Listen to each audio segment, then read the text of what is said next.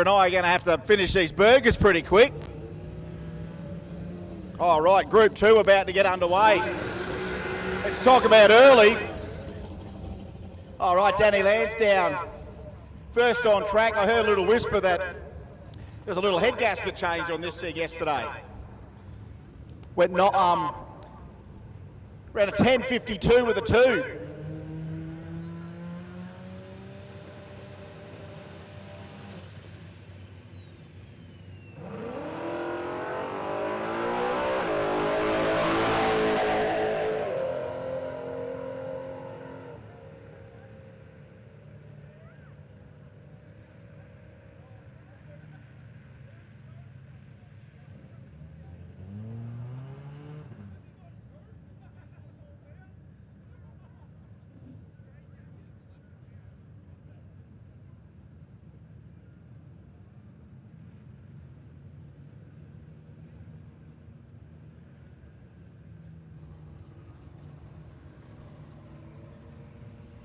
Test, test, test.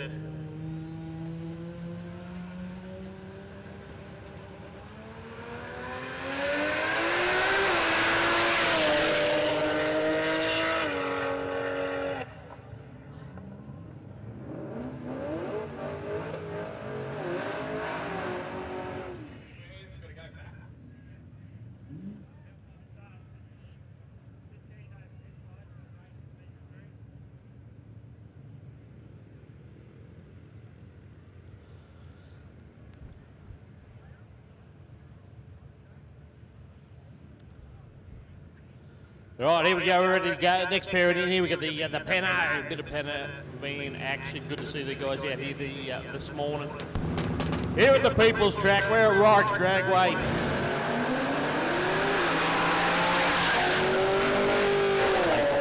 Who are in the lineup to get a bit of breakfast. Can't go wrong. 6:39 with a 9 over here on the left-hand side.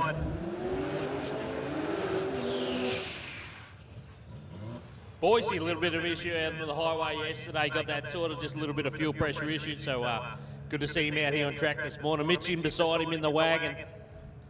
They're less powered.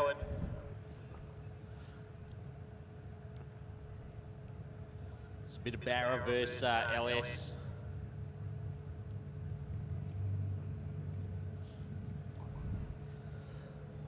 So 8th mile here today at Warwick. Boise bumps are in. Got away nicely too. Good clean run here for Boise. Look at the numbers in the left-hand lane here. Damien goes 665. Looks good. The track looks very good, doesn't it? Track looks really good.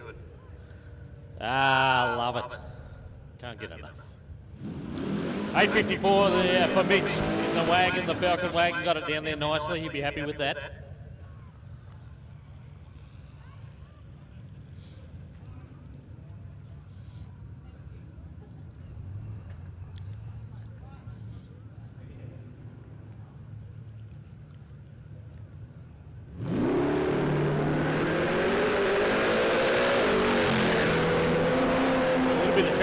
Over there on the right side, had to get a little bit out of it, had a bit of a wiggle there, about 200 feet out.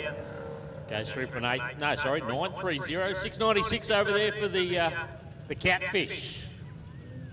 Getting it done. All right, here's one of our class leaders at the moment, right up amongst it.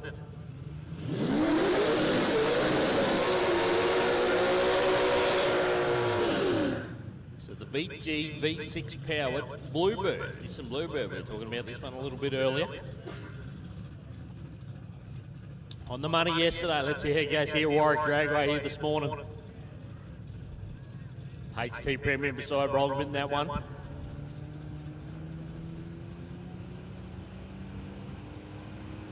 Rob from Wizard, one of our wonderful sponsors as well. Good to see the boys out there having fun as well as supporting the cause. So the Bluebird bumped it in a bit deep, so started giving him the benefit of the doubt, telling him back up, mate, we'll have another crack at it.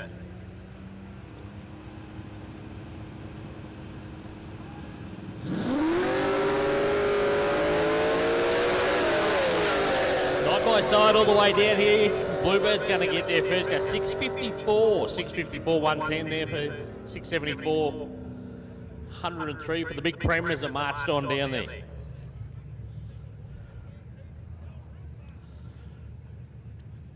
So those guys in our 1050 class over the quarter, that was the Bluebird, went 50 with the 0 yesterday. The other guy that went 50 with the 0 was this guy right here, Jamie Page. Little 1200.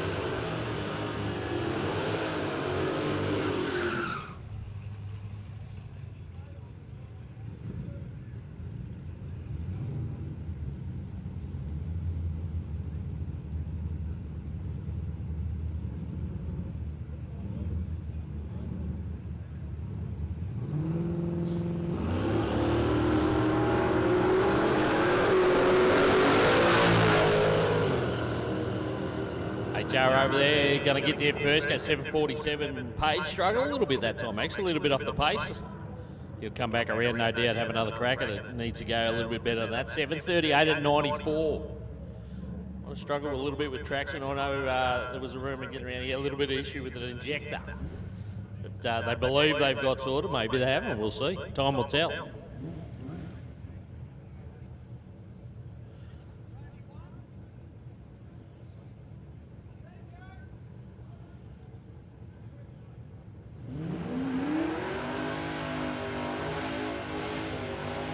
Wade Moran, the great looking Mustang out here in front of us.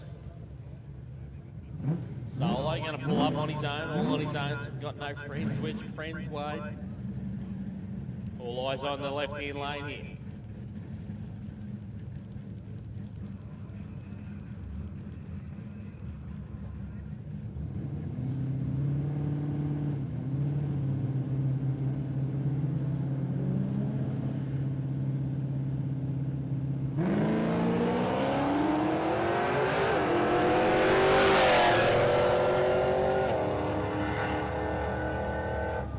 Wade, another one, actually leads 1150/750 class, and he goes 750 with the 0. With the 0. So he can go 750 and he does it with the 0. Wade Moran is on the money. 1150 with a 1 yesterday. And this goes 750 with a 0. On the money. Bullseye.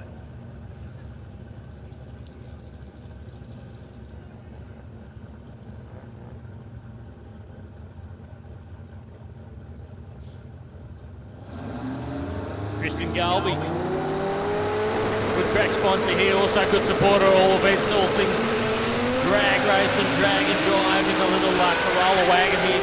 Armstrong episode, Heavy Armstrong's on reaction time, 036. Rob's on, had an extra coffee this morning. He goes 566, 590 there for Galby in the wagon.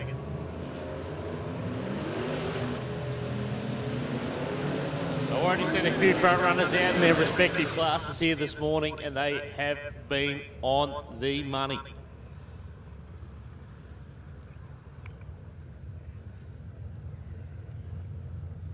Talked about a lot of guys that have travelled here to be here this weekend. Brian Brennan from North Queensland.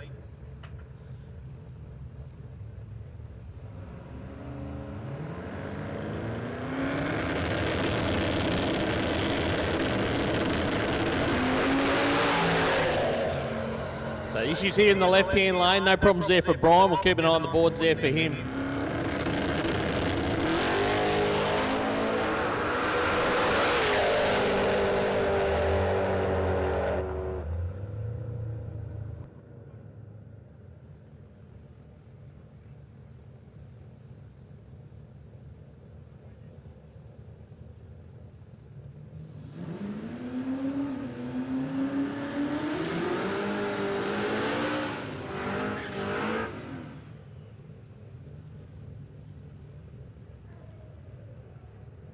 Push on. Dilger, Troy Dilger over there in the Tirana. He's going to pull up there in the right-hand side, on the mount side there with you guys. LSA power, get that little supercharged LS in there. VL in beside him.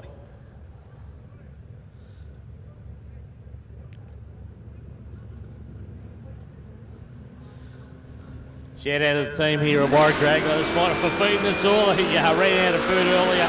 did the rush into town to get the orders and sorting us out. We're getting through breakfast here this morning. It's been fantastic. 6:06 there to Dilger. 5:78 to the VL. The VL was on a nice clean run there. Got it done.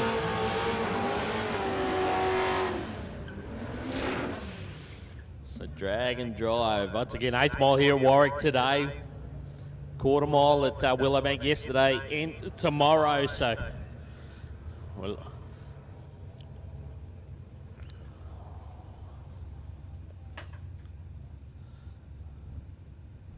Mark Reekin here in the Toronto. Vicious on the number plate. It has been, it's been causing him a little bit of grief this weekend. The test and tune on Thursday night, he was telling me he had a few issues just trying to get that rear suspension. Made some changes to the back of that, trying to make it work. And I was going to say he's on there. Whatever he did, keep doing it. Made the right adjustments. And goes down there for 586. Bless you. 588 in the other lane for the Hilux.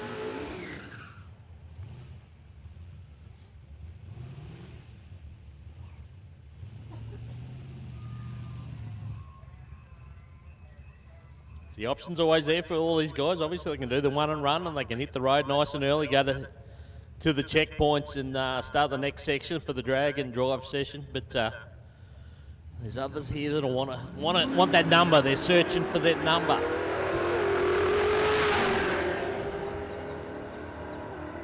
And they'll do whatever it takes to do it.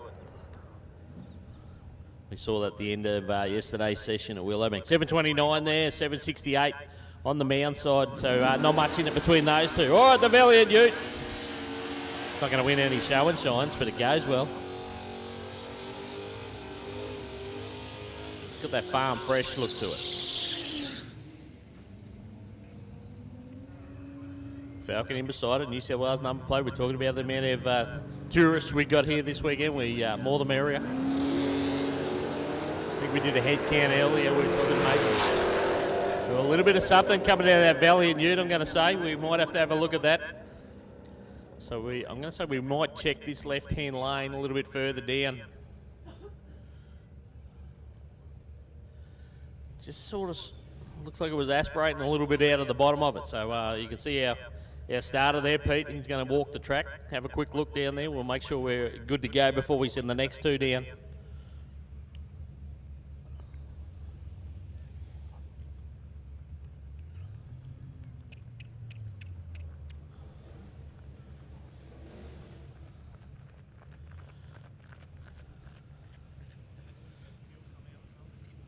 He's going for a little bit of a trot down there, more out of necessity, just to get a bit of warmth in the body. He was a bit cool earlier, stirring me up, and he reckons I wasn't dressed enough. All good, all clear, there you go. That's how we do it, make it happen. Marcus Borg from Mackay, he's going to pull up in the XT Falcon Ute, the big fella.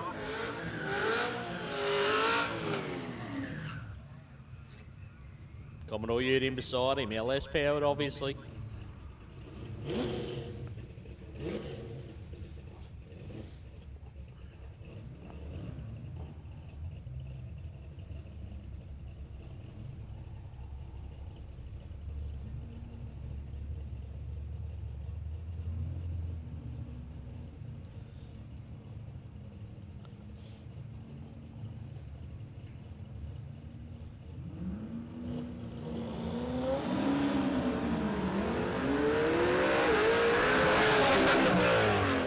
Tag the limit out there, the Commodore Ute. Borgie, we'll keep an eye on him. Go 717. 717 for Borgie and the Falcon. Got it down there, but issues are over there in the other lane. So there you go, another opportunity to Commodore Ute to come back around and crack another one out. All right, Reedy's on to me early. Nice. Got a bit of an update on the merchandise, guys, and always fantastic. The gear looked fantastic again this year, but they're sold out of hoodies.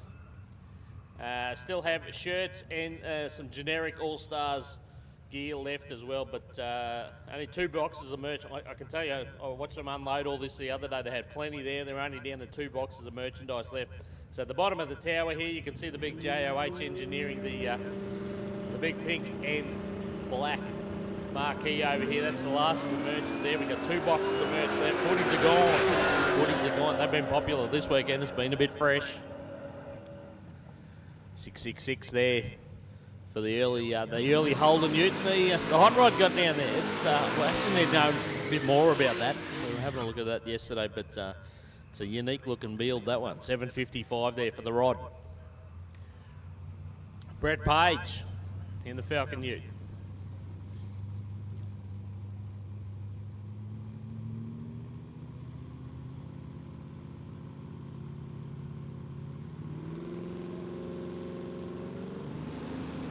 Pagey bumps it in. Got some of these boys are sharp on the tree this morning. Pro Tree always throws the cat amongst the pigeons. Pagey goes down there for a 705, 784 there for the panel van. A couple of panel vans here this weekend. Pano Love.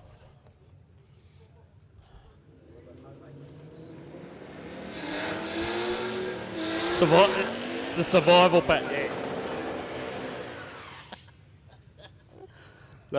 Diggs has got the survival. Oh, look at that. Look at that assortment.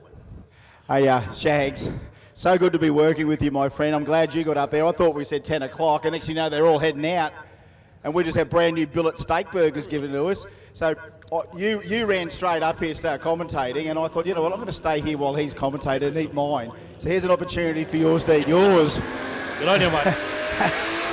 I knew they wouldn't have the full burger up here because you know how many pauses between runs you can get when you're trying to eat a burger and not sound like your mouth's full. So great to be here on day 2 of VPW Allstars Drag and Drive, and we are at it again. Group 2 out first.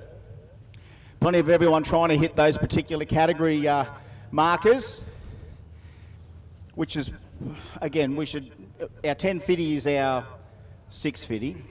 Our 1150 is our 750. Did he? All right. So Wade Moran already hitting the mark on day 2. It's traditionally a day that you either hone in on what you did yesterday and just consolidate, or you get lost. 8th mile tracks from quarter mile tracks historically have shown us on drag and drives when you are trying to get the lowest average over 3 time slips, over 3 tracks, that you can, the 8th mile stuff sometimes just slips away a little bit, but they're all still trying to hit it here. So Maloney in the Camaro, we know, and the HQ. We don't have our names in here today, do we? So you'll know all about them by the next day as well. But we'll just go off what we know and who we see and what we can do. Trying to hit that mark. Let's have a look this time over the 660, 674 and an 814. So we've got an I and a J class car there. So the HQ's trying to hit that 8 class. And 674 beside. God, we got them everywhere. Utilities of every shape and form. I-61, J31. So again, trying to hit what would have been the 1050, 1150, and they're trying to make that the 650, 750. Now, 1 second rule, of course, makes it hard for turbo cars to get out under a second, and there we go. Oh, look, 0.73. That's not too bad. As we said, people paid the price yesterday. Oh, 605, 605. Sometimes you can be right on it. Sometimes you can be a little late on it. We've got to thank all of our great category sponsors from our Group 2, Group 1 guys. If it is the Pro 750 guys, it's Prime Speedworks, Wizard Concreting for the Pro 650, Heavy Maintenance Australia for the Pro 600, and J&M Asphalt for the Pro 550. To Infinity for our Pro Import, and we'll do our other Group 1 category sponsors when they come out. But right now it is the lady that had the most amount of runs yesterday, period.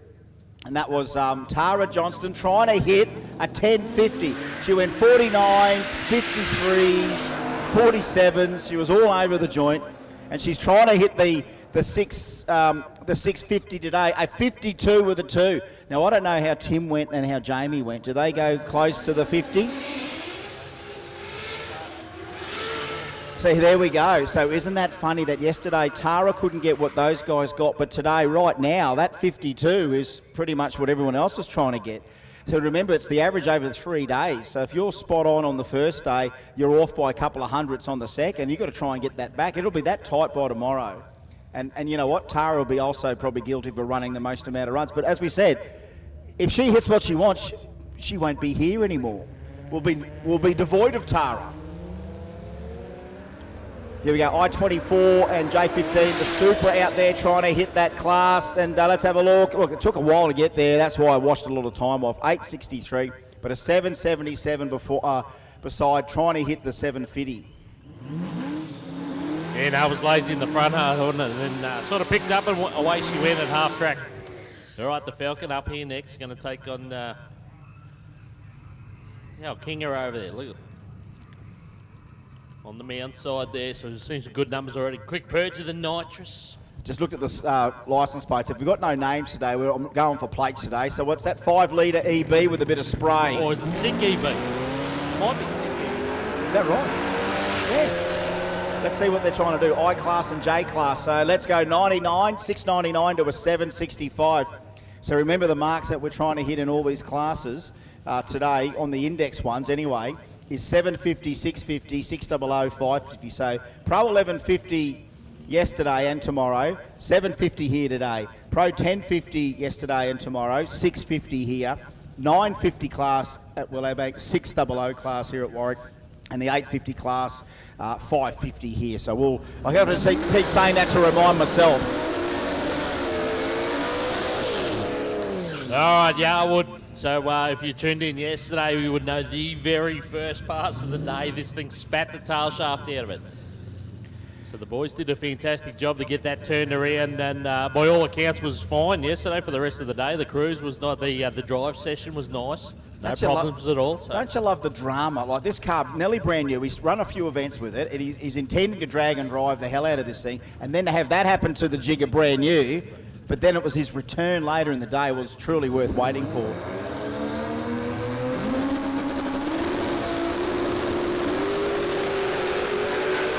Oh, Yarwood goes towards the centre line, has to get out of it. 60 foot, 128. It started to bob the wheel. Got my attention, the left-hand front runner, as it started to load the power into it. And then there it goes towards the centre line. 6.78 beside for Rob Wizard, but Yarwood, excitement machine. Mate, drove straight to the centre line, didn't it? Just hung those fronts out there for about 150 feet. When it come down, he was too close and got the wiggle up. I love that we've got local, suburban, Queensland, New South Welshman, Victorian, South Australian people that just come out with these excitement machines. They build what they want to build and they want to send it. And the drama of a turbo car trying to come in on a bump, knowing what happens as soon as they get that part right, it can be epic. It's that little bit of theatre that I love with a boosted launch. Naomi's got to do something similar with the 2J here, but the 8 speeds, I just noticed that 8-speed boost launching things, I haven't seen it sorted too much. She's getting a handle on the bump here with that.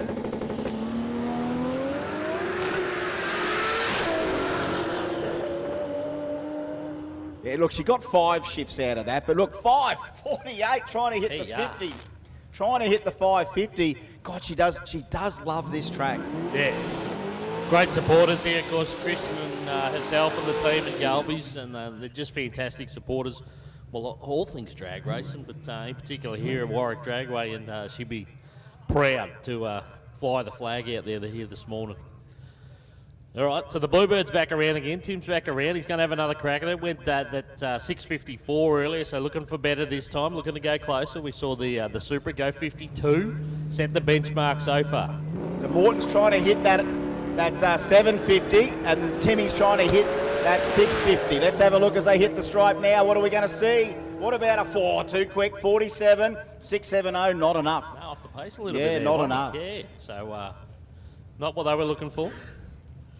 Look, another great shout out to the VPW organisation for sponsoring Allstars up here in Queensland. We've got Jesse down beside us here with the VPW tent. Some of the great products they do. The beautiful wheels. Have a look at the wheels on display here. All the bits and pieces, especially a lot of drag and drivers can do with that. So VPW can get you the parts that you need. You can tell that they're keen on drag and drive, and they love Queensland too. So get up on the VPW next time you need some of those parts, and they'll ship them to you quick.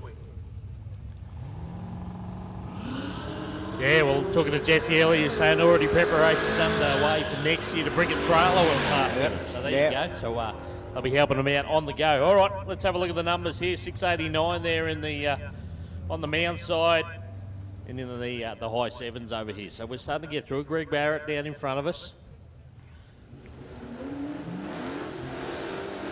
Still in this Group 2 session. I mean, you can almost take it for granted, can't you, mate? Just every pairing. It's just another quality, tough streetcar we have lurking in Brisbane or Australian suburbia. It just stuns me, mate. Especially when we get to a stage like now. We don't have all their names on the screen now, so we've just got to appreciate what we see. And that's just tough presentation from everyone. And we're given this little target to hit, and they drive it. Oh, 56. If he's in the I class trying to hit the 50 and a 56.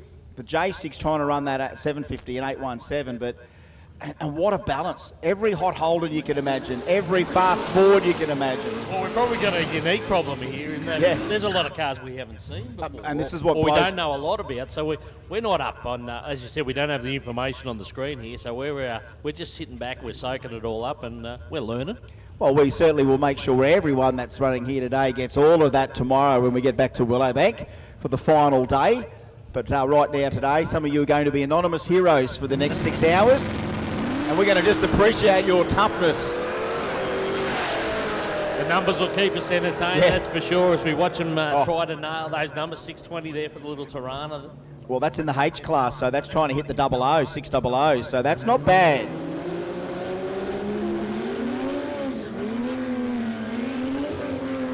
Now, I know these two, right? So one of them here is Chris Tolley in the VL. And over in the far lane, it's a big happy birthday to Michael Sears in the Commodore, the blue Commodore. Happy 44th or double 22nd birthday, Michael Sears. Birthday boy. Where else would you be, mate, but at the track, pointing that Commodore down the right-hand lane there. He's going to go 667 that time down, so he's in I class, so he's not there or thereabouts. They're both a little bit close. 624 on the 600. Happy birthday to Mick. Happy birthday to Mick. Your friend set you up. That makes them a dick. Thank you. Thank you. Thank you. Gold. Yeah, gold. All right, here we go. Now, we know these two guys as well. But that's Jamie Page over there in the far lane. And we're just going to focus on him because he was second in 10.50 yesterday with a 10.50 flat. He's got to try and hit 6.50 flat today. Mate, he struggled in the first one. You might have just missed that one there. He had a bit of a struggle. He's in the sevens, so let's see how it goes. He actually doesn't look like it's on the cleanest pass either, so we'll see here. Oh, no, it is a little bit better. It's better. It's an improvement, but it's not what he's looking for. No, well, isn't it funny that the quarter mile distance, he did a lot of his initial licensing and testing in the car at Willowbank, and then yesterday everything came, as a result of the dozen odd passes he'd had in the car, and he nailed it. But then, as we always talk about, this little distance, when we go to 8th mile, sometimes it's just a different beast to tame. So we got to watch everyone hone in, and we don't always need 2,000 horsepower street cars.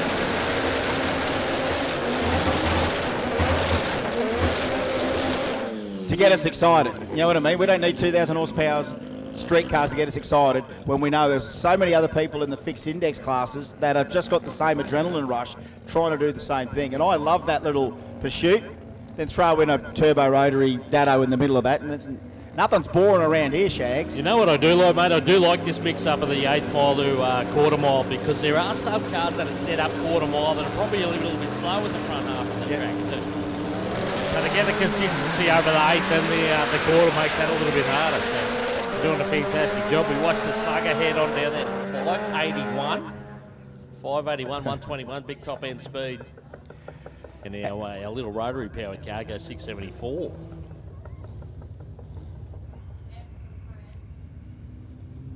Yeah, so just repeating the merch. The hoodies are gone, and no surprise. Already. No surprise. It's been cool enough over the last couple of days, so they were popular. There is still there is still some shirts left.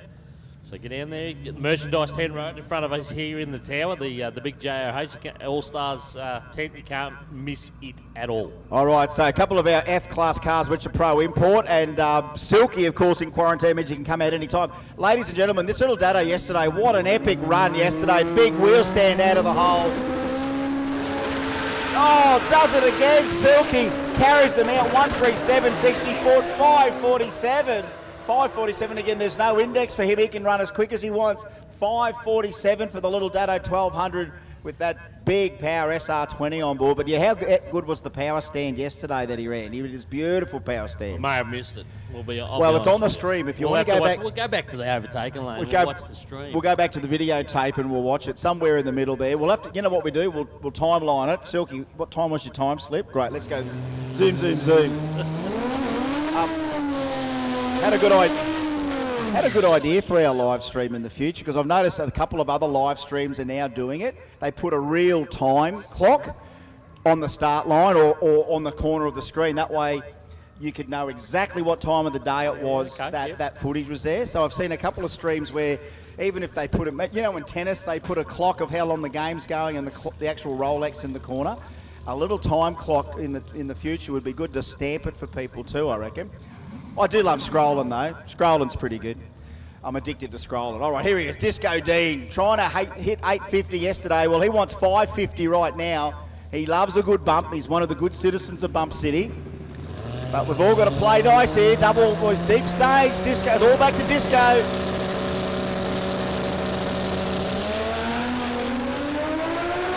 He's got a good reaction time. Let's look for 550. Oh, 51 with a 1. 551 with a 1 and a 627 beside it for the Tirana. But keep an eye out on Disco Dean. He's here to compete. Oh, music to the ears. Music to the ears up here on the downs as we listen to Bruce Henderson lay it down here in the left-hand lane. I'm torn, Shagger. Like, you know, I want to rave on over the top of what we see, and then sometimes you just want to listen. We could just go full ABC Classic FM commentary where we just, and now a sympathy of small block versus 2G supremacy. This is tunes of horsepower with DJ Shagger and DJ Diggs. ABC Classic Engine FM. Let's set this up.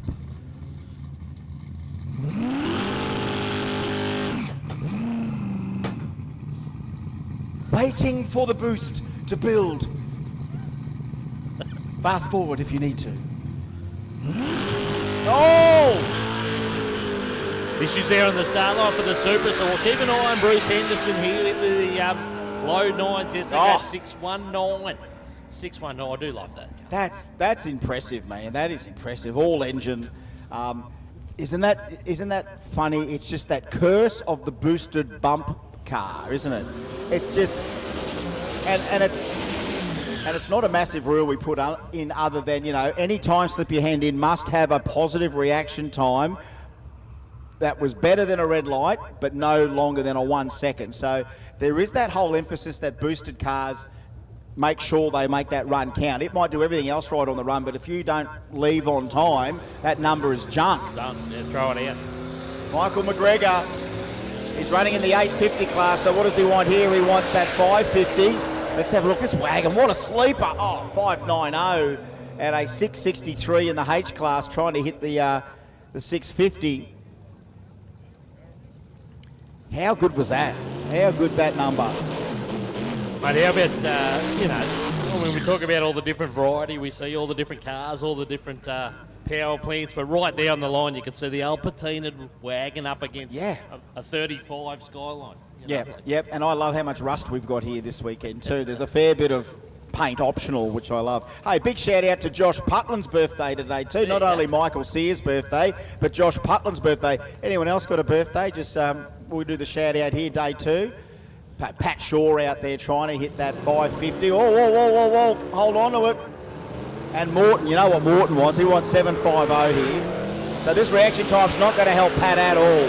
But here goes 747 for Morton chasing the 50, and that 560 you can chuck out, Pat Shaw. You want to know a 550's mint, but 4.45 seconds of reaction time means you've got to tag 3.345 on top of that. Yeah, he had a few issues there on the start, didn't he? Went in deep and sort of sat it there. So, hey, you got the number on the board, but once again, that reaction time, you may as well throw it out and he'll come back. He's got some data for the next one. Well, I do think the logic is, you know what, you can throw a couple of runs, like one half of the run is what you need, and then you just need the other half, which might be just to do the staging and the leaving properly. We did see that yesterday, right at the end with the charity bump in the other lane. Tell you what, isn't the young fella getting the old 2J going here? Russell Weaver beside him. They're trying to hit 850 for the VC. Let's have a look. 568 on the 550, a 652 on the 650 for Russell Weaver. So they're close. Been close, mate. Yeah, we've seen a few through, only a couple of numbers off that magic number at the moment. Here's another one that's trying to hit the 550 today. Timmy Cross in the Blowin' Godzilla Capri Streetcar. What a combo. Like, that's just such a fun, you know, modern slash classic, you know. All the technology and latest stuff under the bonnet, but that classic 68 Capri shape. And what about the S15 beside? You're right, Shags. The variety is the spice of life. As you said, we can have a JDM Aussie muscle, we can have two JDMs, we can have the best Yankee muscle out there, and then throw a whole lot of bunch of tough rusty cars in there. And, everything's always different. It's not too many cookie cutter pairings. Yes, we do run a fair few more than average Commodores, but what a platform, only because Tiranas became so hard to get, isn't it? Yeah. As we went down the old, somewhere in the middle, HK's T's and G's are still nearly barely reachable if you find them in survivor mode, over Commodores even, you know what I mean? Mate, I can tell you, I mean, as I said, I grew up in the Jim Boomba Boat Desert area. We used to search out and we'd find them for like $300 or $400. You'd buy a HK and we'd put a cage in it and we'd take it to the demolition derby at Boat Desert. Don't tell me that. Now when you think about back now, you go, oh no, what were we doing? So, if you ever said the Our Father prayer and you say, forgive us for our trespasses, and it's like, well, that's one of your trespasses, wrecking HKs at the Speedway. That's a trespass. The sinners. That's an automotive trespass. But you know what I mean? As far as Commodores became a choice when Tiranas were hard to get, and now even that, K's, T's and G's you can still find, still a good platform if you can get them. Look at Nicole Willard here now. She's got the whole patina package going on. There's a girl that doesn't fuss for the shiny things. Nicole's version of bling is the engine and mechanical stuff. She's an electrical engineer. She doesn't care for the girly fancy stuff. She does love all of the mechanical gear. As you can tell, paint optional. And here's one of the Barnett boys over there. Look at this left-hand front if it's all hooking up. There we go. Oh, look how that's 100 foot of hubcap dangle. I'm happy. I'm happy man. Bring me more of that. Everything else is a bonus. And a 654 for Burnett. A 654 trying to hit 650, and a 685 trying to do the same mark. That'll do me. That'll do me. I've seen enough. There's plenty more to come. Isn't it fun when you get you feel like you got your money's worth after half an hour? All right, so Jai Ward up here in the VL up. He's going to roll up in the left-hand lane right now. A little bit of prep here going on behind him, but we'll watch the VL, the turbocharged LS. So Jai's in his time here at Warwick Dragway. 6:23 there for him, 6:81 for the Tirana in the other. It's a little bit off the pace for the Tirana, but I think Ward will be pretty happy with that. 6:23 in I class.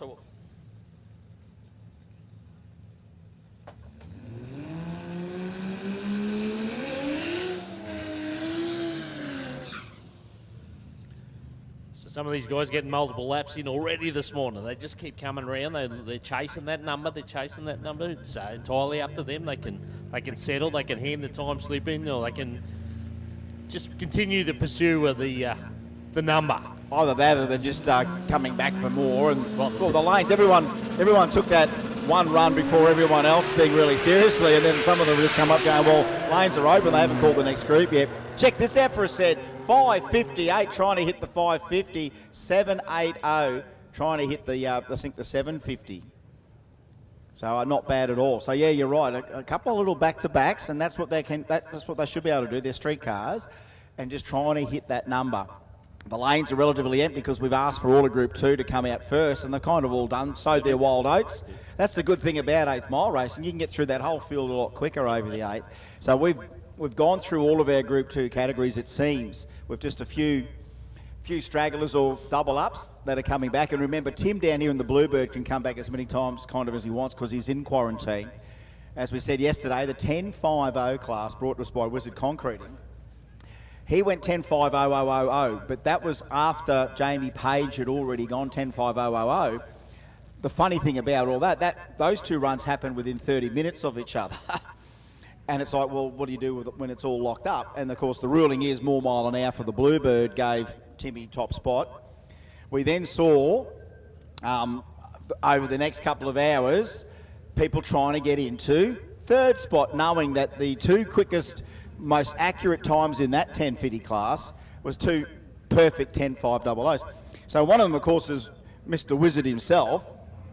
Rob Wizard gets up there and tries to hit the 10.50 mark and goes close. He goes under, he goes over. Tara Johnston then also trying to be in that class, doing the same thing, hot lapping the Supra 17 times to try and run to get near the top three, because she dreamt of a perfect 10.50 herself. So anyway, Rob Wizard finally went 10.501. So that was our closest three in 10.50 was 5 flat twice and a 5.01 as number 3. So that's how tight that category was, sponsored by Wizard Concreting. So it looks like after these cars is going to be our track prep. We're going to do that little bit of track prep, and I guess that means Group 1 are going to be coming to the lane shortly. Travis Beckman and Tim Heimblom. I'm taking a little bit to get it in there. He's in there now. He's going to he's a bit lazy on the launch. I think he wanted a bit more boost than that. Yeah, 696, you can really tell the difference. 688 for Travis Beckman, looked like he had a little bit more sorted. Yeah, it's a trap. Some of these cars, as we said, like Tim's, it is turbo V6. Yes, there's a sweet spot where you've got enough boost up that it's going to get you out of the hole. But how much time can you allow yourself to stay on the line and leave before the 1 second? And it's just that little bit of time everyone kind of needs. Look, you can have one of those, Dave. Go for it. Oh, don't. But, so we've got track prep happening for the next 10 to 15 minutes. So that means that we're not too far away from getting Group 1s down, which is, of course, all of our Force 28s, NA 28s, Force 235. You didn't really lick those, did you? Trying to decide which one. He's not going to tell you. It's a lotto. So there's a message from Dan to say to Rob Wizard, you can't run again until your next session, which will be in about an hour. So Rob's keen as mustard, obviously, to keep trying to run. Isn't it funny? It's like I shouldn't say give it a dog a bone, but you're giving someone an incentive. You're handing the piece of candy out in front, going, go on, run a perfect 650. Like yesterday, go on, run a perfect 1050. Rob got the taste for the candy and wanted to keep coming back to try and hit it. So we've just had to put a little announcement over from Dan to say to Rob, cool it, mate. Cool your jets for a bit. You're not able to run for a little while now. So just wait an hour or so and then you can have another crack at it. So this is the one thing about it. What you'll find out today, folks, is that all of our quick street cars, honestly, if we didn't tell you anything more than that, you probably would have thought, what we've seen there is a pretty decent bunch of quick street cars. What you're about to see is let's ramp it up by let's double the intensity, perhaps triple the intensity. Yeah, well. Is because what we're about to see after we finish this prep is then what we saw yesterday, which was more 7-second quarter mile runs in any drag and drive in Australia on a day one anywhere, and out of that. Because we're looking at the top 6 yesterday, 3 Victorians, a South Australian, and 2 from Warwick. That was the top 6 yesterday, right? So what did we have? We had 5 in the 7s, just in that one category. Now remember, there were more 7s in NA 235. Force 235 with the Celica running 7:35. We also had another 7-second run in there from Yarwood in Pro Import and Hoff. So considering what we saw in Force 28s in the one class, there were 5 7s in there. Then we had a 235 low 730. We had 770, I think, from Hoff, Yarwood in the 7s as well. So we had a bunch of other 7s outside the one category. But what you are going to see shortly, folks, is obviously these cars over the 660 mark, which means we are expecting more 4-second, as we said yesterday, more 7-second runs in one day. Today will be about more 4-second runs than ever in a drag and drive in Australia. Just on sheer, let's just see what they do. I don't want to put the pressure on them, but they don't need it. They already know what they want to do with those cars. I went and had a quick chat to a few of them and said, look, today, not just the one, because yesterday, for those folks that weren't there, watch it on the stream, they all hit it on the first hit. The prep was perfect. Their setups were perfect. There was not any of those Force 28 cars that I can remember did more than one run. No. So Lumper went 7:59 in the Kingswood. Like that's, I said, is that your big PB? He goes, mate, that's a big PB. Everyone on the live stream watching, here we are in the box, Diggs and Shags. And Bubba's working his backside off. Mate, he's a machine, isn't he? Honestly, vodka cranberries. There is now lack of availability. If anyone loves a vodka cranberry cask, there's nothing in the southeast corner. He's been doing the ring around, mate. He has. He was literally on the phone in the back of the Winnebago. Hello, do you sell the vodka cranberry? It's getting knocked back by bottle shops on the phone while we're in there. I mean, that's just some of the tales on the road. All our entrants have got a cruise route. Well, we've got to follow a route to find Bubba's cranberry. Bubba's Bottle-O run. Yeah. That's what it became. Yeah, we've got our own route we've got to follow. I did think about just going live for how many hours we were in the Winnebago after we left yesterday. We had Bubba sitting behind us. We were in the Bago. Shagger rowing through the gears of the Mercedes, whatever thing it was, and having a great old time. Real sort of.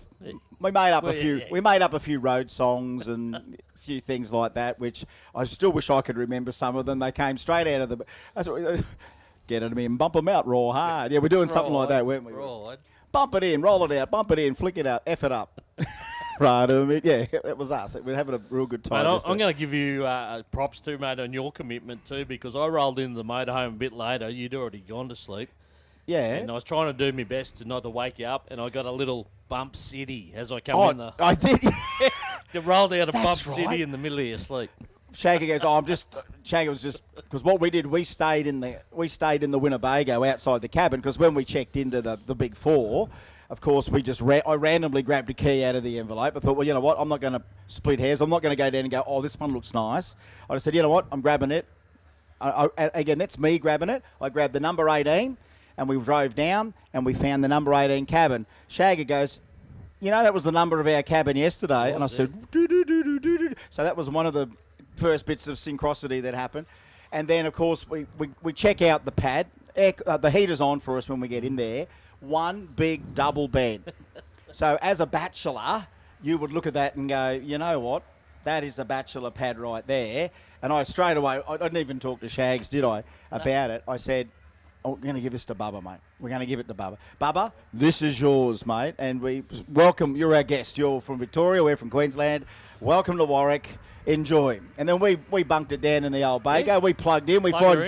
Pop the screen out, run a cord through the window. We found out there was something called a 30 amp to domestic power adapter that was supplied with the camper, wasn't it? Yeah, it was, mate. Yeah. We tried Shagger's lead first, and he goes, I'm not grinding down the earth any more than now. And he goes, you know, when we plug it in, we won't be able to get it out. Everyone else has gone through that story, right? And Shagger's got a fair amount of thrust on him, right? So here's Shagger trying to pump the old plug in, and then we had a bit of a rifle around, and then lo and behold, here's an adapter. Here's the adapter.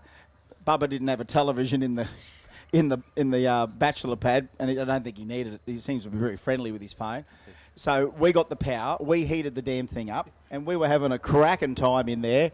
But yeah, when you ducked out, I thought you were going back in just for the toilet or something. So I'm starting to nod off. As I said to you, what I normally watch. Anyone that knows me, what do I watch before I go to bed?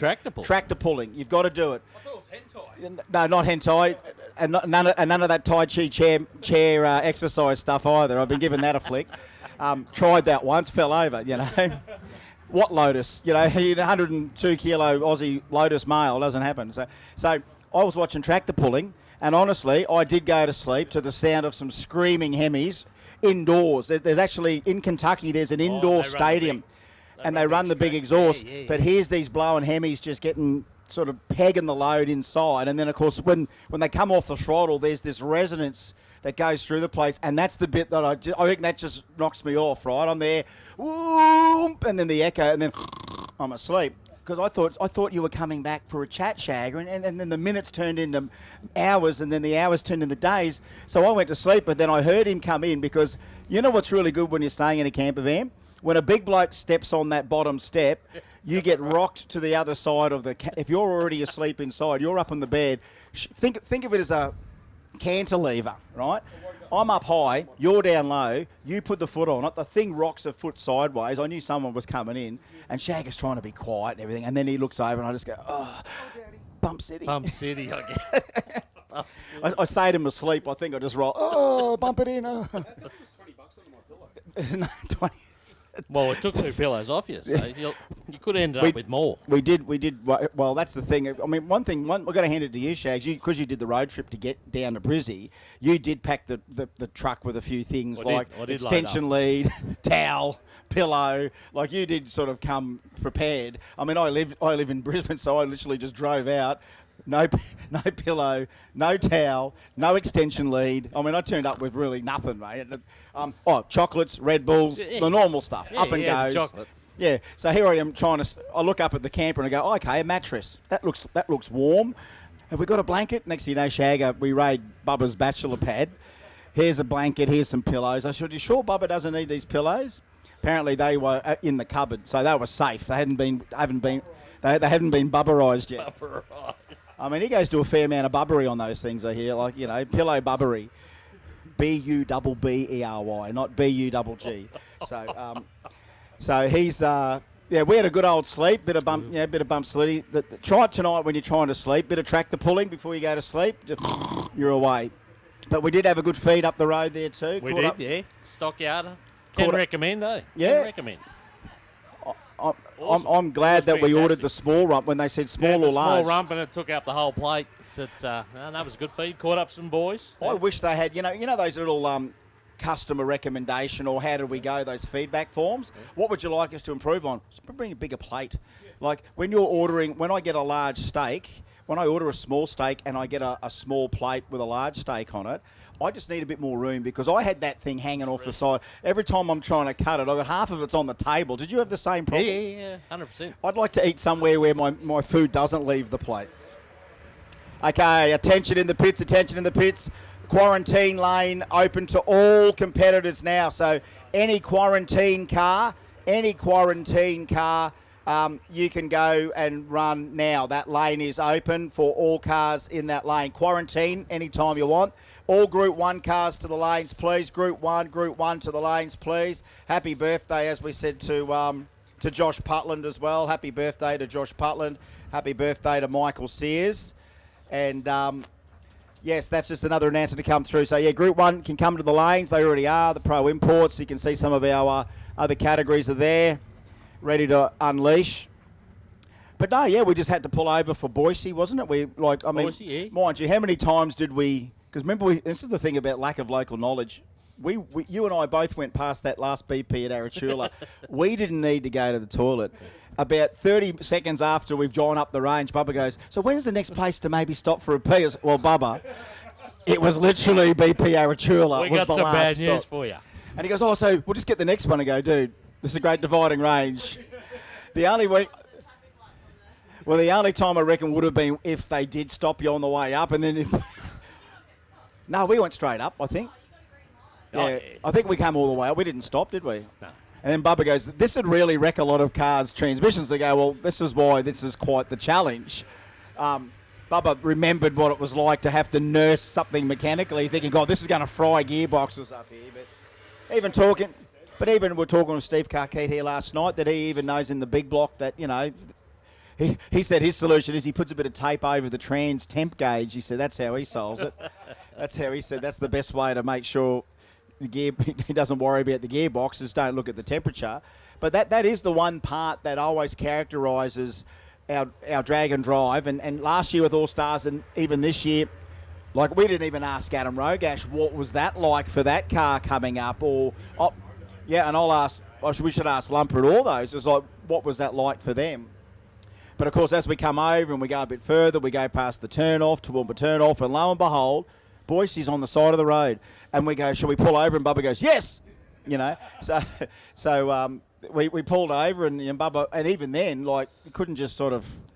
I learnt myself and I thought, I need to go. So there's nowhere I can privately do this. The whole highway's coming up one traffic way. area. If I go to the back of the Winnebago, the whole highway's seeing me. If I stand out the side where we had everyone standing around watching it get fixed, and in my case I'm a gentleman, including ladies, there's no way in the world I'm going to do that. So I was stuck in a bit of a quandary there. So the best thing we could do was literally before you leave, just open the side of the Winnebago, stand inside, and just send it out into the scenic rim. So. I thought you were going to say the sink for a minute. I was No, I know that. Yeah, I'm a plumber, mate. And remember, we made that pact. We did. Nothing down the toilet. I think anyone that gets in a Winnebago, you make that pact. Promise no one goes in there and pees or poos in this toilet. And we pinky promised. So, yeah, that's how we dealt with that, didn't we? Yeah. 100%, mate. Dealt with we that. laid down the rules early. No, it was a gentleman's agreement. We'll call it a gentleman's. It was. And we were gentlemen of our word. And he has incredible bladder control, Bubba. He really does. He had to. He honestly didn't have a does. choice. And you know when they call that, your kidney is the filter to your body. He must be running like a twin element deal or something over here. Like I reckon he's got twin filter elements on there. He really does pretty. Actually, very, very good bladder control, Bubba. Might have a surge tank. He might be storing in the surge tank. We know he's got a surge tank, and it's low on vodka cranberry. That's what it is. All we hear in the background on speakerphone, hello, someone sellers. Oh, hi, look, I'm looking for the vodka cranberry in the goon. I think he even just called it the goon. I think he did. I don't know whether that's an appropriate term we can use anymore. Well, I don't know. I mean, that's the cask. No, we're in the scenic. Cask. No, it's still appropriate in the scenic downs, I'm sure. Oh, well, I mean, then straight away she just knocked you back straight away. You didn't have it. I mean, it's not even asking whether there's a mango vodka or a black currant. It's got to be the cranberry, and that's probably come from his upbringing. He's always had cranberry juice his whole life. Yeah, the eyes. Yeah, and then okay, it's showing some of our age here. I don't know what the average age is between us, but it's going up. But no, you're a national treasure, Bubba. You really are. One day there'll be a brass Bubba somewhere in your hometown. There'll be the brass Bubba, and he'll have his arms out like this, 900 pigeons all on the arms. With no shirt on. Oh, my goodness. And you know what? Isn't it good on day 2 that he's already starting to pre-plan that? That is premeditated nudity. That's what that is. That's called PMN. Premeditated nudity. And we invented the term around Bubba. Another guy that, if he's going to watch on the live stream, the Creswick Sausage, he's another guy that will nude up real quick. Kai McPhee, of course, Dragon Drive legend, the Creswick Sausage. Anyone that knows previous Street Machine drag challenges, Turbo, 7 second, LS, Commodore, would known to do the odd nudie run. And and there's a reason why he got the nickname Creswick Sausage. But we didn't pick up the name. I mean, he's the one that rammed that name down our throats. So, he even made a T-shirt. So I've got a copy of the T-shirt somewhere at home. Wrong photo. No, I don't have. I'm not bringing up a photo of the Creswick Sausage. We're getting text through all the way. Quarantine lane open to all quarantine cars. Just getting that text through. And a big shout out to my mate Pup. Reckons that we're giving out too much information. That's what he reckons we're giving out. Okay. He reckons we're actually oversharing. But you know what? I've learnt that the best time to overshare is during track prep. Yeah, 100%. Or a clean-up. We're all family. We're all family. We're talking about the trip, and this is what it is. And how about that, Lane? We might have missed him this morning. I didn't get him, but remember, we're at the canteen after they'd already run out of food because everyone was so hungry today. As we keep saying, Australia's best track food. It's right here, and now they're back in stock. But we were over there, and then remember the fella come up to us and he goes, "I actually watched the video from last year's Allstars, and he said it was the inspiration for me to want to do that event, and I'm racing at this one."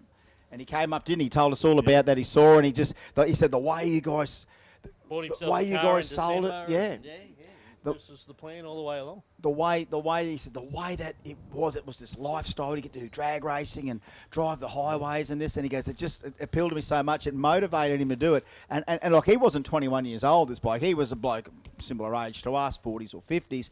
To come in at that age after being inspired and seeing that just goes to show that there's various gateways into hitting the drag strip. And it's not always a junior dragster that you're going to bring them up from a junior dragster to now. You are going to get these people coming in at various times of life and thinking, I want in on the car culture, and I love drag and drive.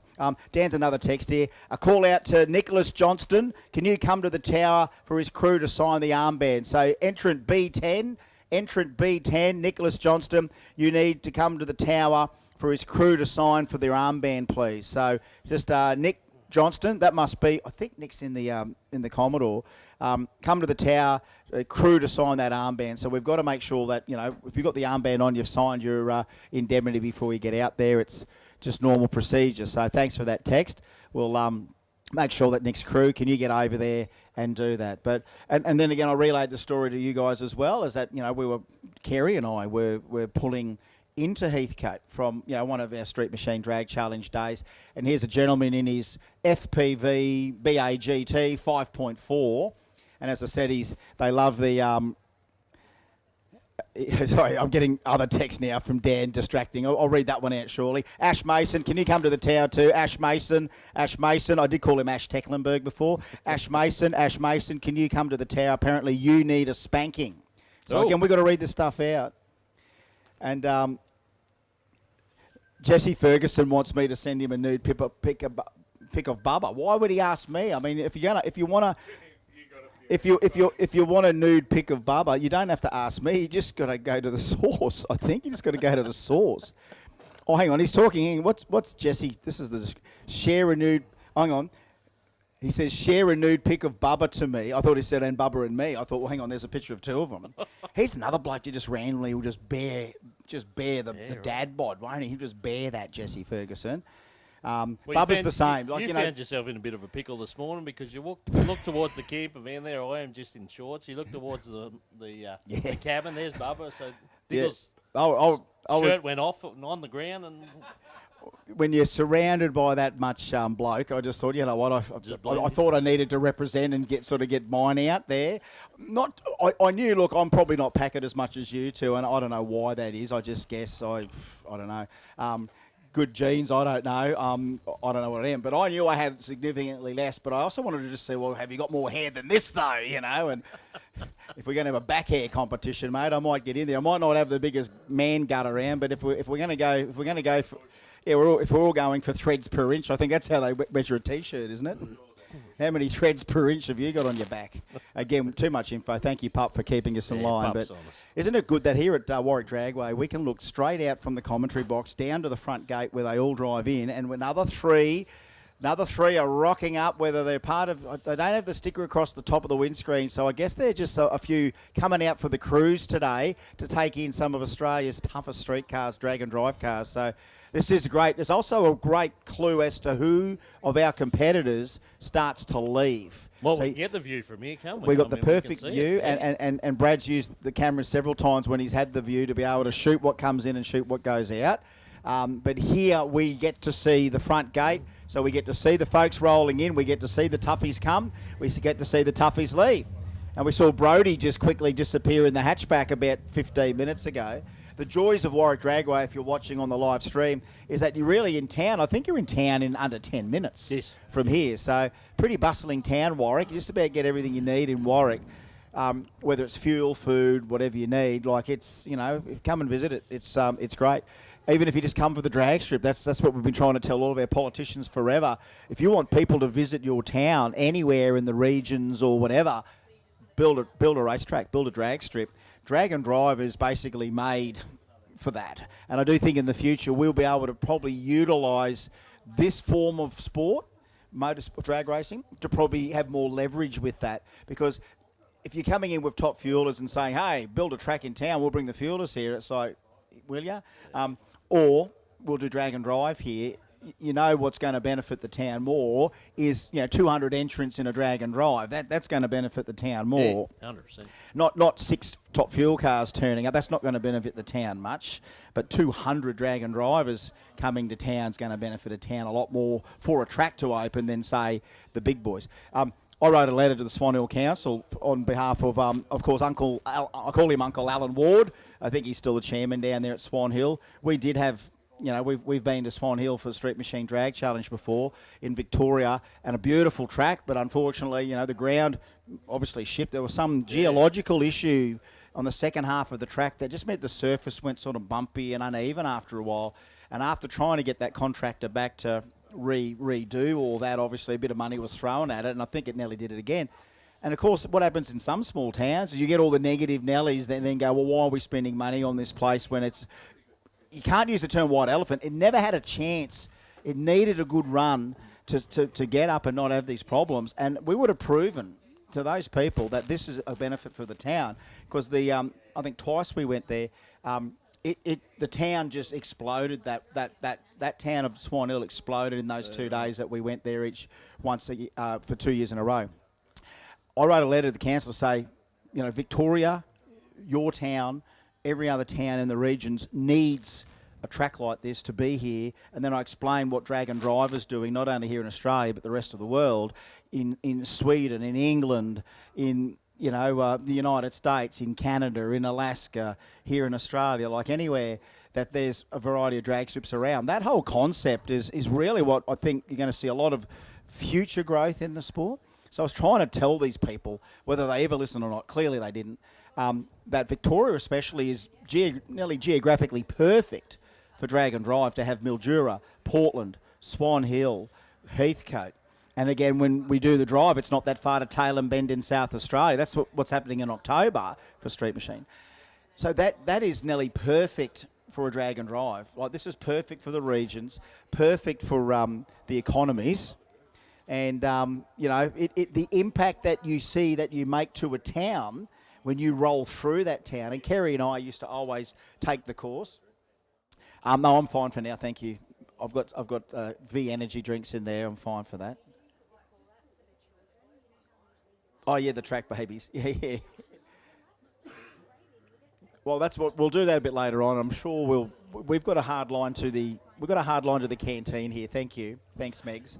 But just what it does to the economy, and as I said before, when you do the course and you roll with these people in the afternoon through some of the most gorgeous regional countryside, track to track, when you roll through a town and you see people out the front of their little houses in town, and they put a chair out, and I bet you at the beginning of the day, and no one tells the towns. The towns, it'll just start flowing. All of a sudden, you'll see one toughie with a trailer, and they go, "What was that, Marge?" And then next thing you know, the second, third, and then they start to cotton on that. Why are they coming through our town? But when we roll up, because we have to stay to the end, we roll up, and they're still on the chairs, and they're still waiting for all these cars to come through. And sometimes when the checkpoint is near a town, and it's in a big open area, that changes that town for the day. Like, you would not believe the buzz you get in these regional areas when you rock up as part of an event that they didn't know about, and you just roll through town. The bakery goes, geez, we had a big spike in sales the last day and a half. Why is that? Oh, Dragon Drive came through town. They can't explain that. They don't know what it is. Would that town, would that business appreciate that to happen a few more times a year for itself? Absolutely. They need that. All these towns are crying out for it. I'm not saying that drag racing could save the Australian economy, but it certainly doesn't hinder it, I can tell you that. Considering what the Australian aftermarket is doing in automotive with the drag racing culture and, roll racing now and drifting forever and time attack, you name whatever we do in Australia with horsepower and machinery, we've always been really good at it. We're still doing it because there's a demand. If it all dried up, if 1 million humans out there decide, you know what, I don't want to have to burn fossil fuel, I don't want to drag race, I don't want to do burnouts, I don't want to do roll racing, I don't want to do that, and we stop that petrol head culture, the economy would just dissolve, like, you know what I mean? There's billions, gazillions of dollars in this game. So you want people to be able to, they're paying to play. They want to be in the car industry. They want to be in the car culture. We've got nearly a century tradition of doing it, and we're going to continue to keep doing it. And as long as you and I have got breath in our lungs, and all you folks out there and your kids coming up, we can keep this going forever. This is probably the only one true form of motorsport that's going to be the time capsule for all of our manufacturing industry. Every other motorsport wants the latest, the greatest, the newest, the greenest. No one else out there is appreciating the heritage of our Australian motoring history more than drag racing. Drag racing is going to continue to do that. Show an XT Falcon in 20 years' time, year 2055 when the 55 Chev's 100 years old, and you can still order a brand new Dan Chook door handle for it, and it'll be packaged in recycled Tesla. That's what's going to happen in the year 2055, mate. You'll be able to buy chrome bar stuff for that in 100 years. All the latest, greatest, cleanest, greenest, they're not going to embrace the history of the sport like this sport does. And as long as, we keep rolling up like we do, and You know, Tiranas will always be cool, and Commodores, nearly all of them are now cool. Hang on, what's the last Commodore to be cool? Probably the last Commodore. But the VBs, like, you know, you could buy them for $400 back in the day. You know, you could get a VB Starfire for nothing, literally get it for nothing, right? VCs, well, they're valuable. You know, VHs, yep, absolutely. VKs, yep, sure. Ls, oh, don't start me on the VLs, right? And honestly, if you did a whole poll for every petrol head out there, Commodore lovers only, what's the best Commodore that Holden made? And, mate, I know that because of our Sydney factor, VLs will win, right? There'll be a bazillion votes on the VL being the coolest Commodore that Holden ever built. But then again, all the Holden fans will just completely disassociate the Nissan involvement in that. And all the Holden fans will still say that engine had Holden on the rocker cover, so that was a Holden. And every other Nissan fan after that go, well, it wasn't for Nissan, the VL would be nothing. You know what I mean? We wouldn't have a turbo black motor in there. I know that for a fact. But some guys out there will be the old VT or the VNs. I mean, VNs you'd buy one with a C's camshaft for nothing. You know, like, and now VNs are getting their time in the spotlight. But then look at Falcons. There's still a few Falcons less cooler than the others. Don't even start me on the AU Falcon argument, because if we start bagging the AU, we know how many people out there love the AU. Yeah. The BA, like, honestly, I bought a BA RTV just the other week. I've now got myself a bit of green top as my daily. And honestly, that's still one of the more affordable vehicles that you could buy for anyone, yourself, for your kids or whatever. If you wanted to even get into something like this right now, that's the only car that I can think is still relatively cheap enough that you can hot rod, modify, make a 1,000 horsepower car if you want. Everything else is just a little bit too dear. And don't get us started on things like Geminis and Corollas, because that horse bolted a long time ago as well. And I'm not whinging about it. I just want to tell people, as you already know, if you want to get into the cool car market, it's like trying to buy a house, mate. You almost missed your opportunity. You don't start with the $400 project anymore. I want to do a nice Gemini. I want to do a nice Corolla. All right, well, the dollars start at 10, you know, before you do anything. So, you know, the future, this sport especially, will be the place where we'll still be able to showcase that, because there'll be people in suburban garages, in suburban houses somewhere in Australia that will get motivated enough to want to come and join all of you cool cats that are here now and watching on the live stream to be a part of it. I mean, Street Week Sweden is going off its head because people are finding the car scene. You should see the crowds they get on a daily basis in Sweden for their drag and drive, and it only just happened last week over there. Nuts. I mean, we're lucky. We've got 2 killer tracks we're setting our cars on. They're running on virtual glorified airstrips. Like, they don't get a killer. I think they do go to Tierp Arena, which is a killer track. But the one I saw them on, Mantorp, yeah, that might as well be, you know, the front straight at Lakeside, pretty much. Is that about right? Pretty much. But that's, you know, I know I've got the Aussie blinkers on, and I wear the Aussie flag with pride, and I'm so proud of the Aussie car culture. But when you look around the world and realise that we're pretty much at the pointy end of all that cool stuff, and the rest of the world, bar USA, are catching up. But they'll never quite be as good as us. No. And I think we're also a little bit better than the US people in what we do. And I can't believe now, and I'm sure back in the day when the late, great Howard Marsden from Tickford, who used to work for Nissan, got headhunted by Ford to develop a new engine for their new BA Falcon, and then Howard Marsden developed the 24-valve head called the Project Barra, and now the United States of America, anyone that wants to hot stuff. I heard about this Barra engine. No one in America ever said, I heard you got that 308. No one wanted to know about the 308. But now the Yanks are just, wow, you got this RC Barra. The only place in the world that they made this engine, there's Barra. And just to know that our culture has infused into theirs, and that there's respect coming back just through that channel. Not the quickest fuel car, not the quickest this, but just, God, you guys do a Barra? Mate, we deserve to be proud, and as you said, we wear it proudly. We'll all line up for an Aussie drag and drive tattoo. I'd go for that, but an Aussie flag and drag and drive in it, I'd get that tattoo. I don't have many tats, not like you. I mean, you don't have many. All right, here we go. Oh, listen to that thing. That's a sweet way to start it off. That VN. We just talked about the VN Commodore, mate. Here we go. We've got one Yeah. right here in front of us. I think this is Mitch. So he's in the C class, so that's 28 Aspo. Aspo, yeah. And Naomi's in the F class being pro import. So they can go as quick as they want here. Boosted 2J in the Sylvia and one stout, I think, angry LS in this thing. Let's have a listen. I don't think it's Holden. Oh, is it? I'm pretty sure it's a Holden engine. That's the rumour getting around. We'll have to find out more.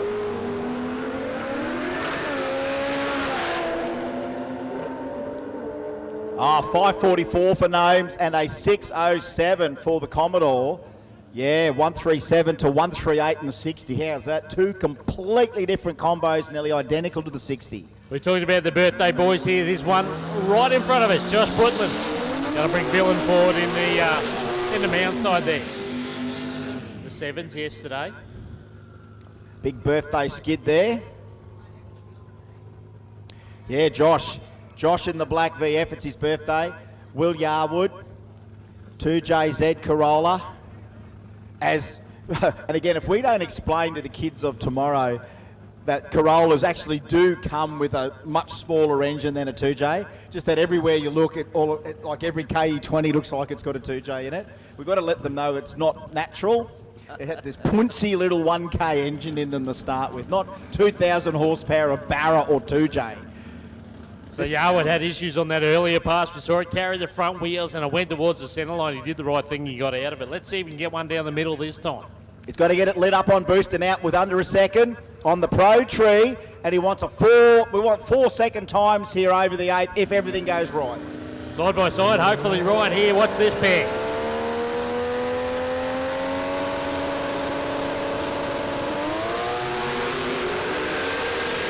Oh, it's good both sides of the racetrack. It's a 511 to a 507. First hit out today. 131 to the 60, 125 for the Commodore, and bobbing the wheel up and down there, Yarwood. Does get the adrenaline up in no time flat, doesn't it? They're just idling up to the lines, one bowl, then they go into that boost battle and the bump city, and it just gets me pumping, boy, gets me pumping. Because we know these people, these are real people. 126. Yeah, that's for a VF. I mean, for a VF. I mean, that's a whole lot of car to get moving. That's impressive, isn't it? That's not mucking around. That's impressive.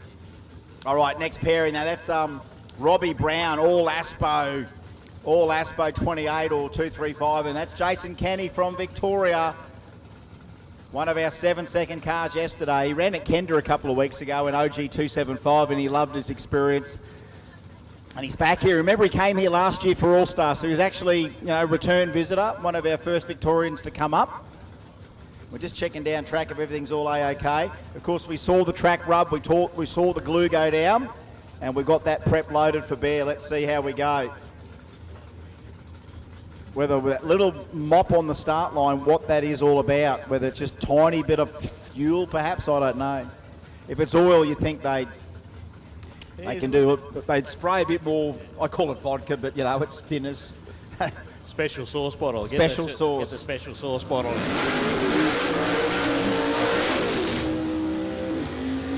All right, now this is a run that, look, we got boosted LS behind us, beside us, and all Aspo goodness with Kevy Brown. Now we're just checking. Has he got a little leak there? Mate, What's I'm he going to got? say, I'm going to almost say I spotted something just at the start of the burnout there at the front of the car. A little bit of fluid come out of it, and the guy spotted it at the end of the burnout. So they pushed him back. Oh, well, that's a shame because I'm looking forward to the RPM that Kevy gets out of that thing. So, Made 880s yesterday, so he was pretty happy with that over the quarter. So it would have been good to watch. But anyway, Kenny's all on his own from here. We get to watch this one.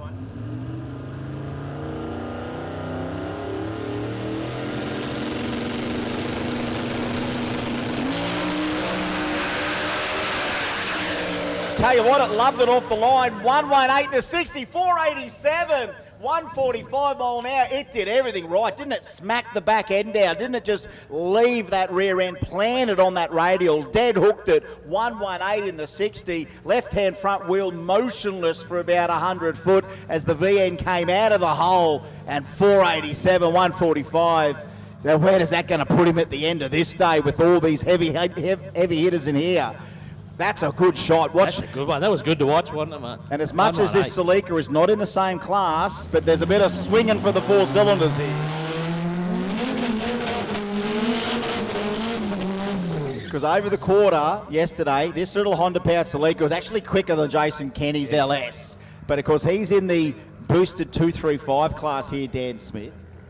So he's got to make the little tyre hook up. First run yesterday, 7:35, 190 odd mile an hour. 193 at big numbers, mate. Big numbers. That little K series working its heart out. So Dilger in beside him, Troy Dilger in the Tirana. And you know what? Again, this is truly an Aussie drag and drive build. You know, you don't hear of Honda-powered Celicas in American drag and drive or anywhere running these numbers. All right, it's going to be plenty of RPM in the Honda's corner, plenty of torque converter.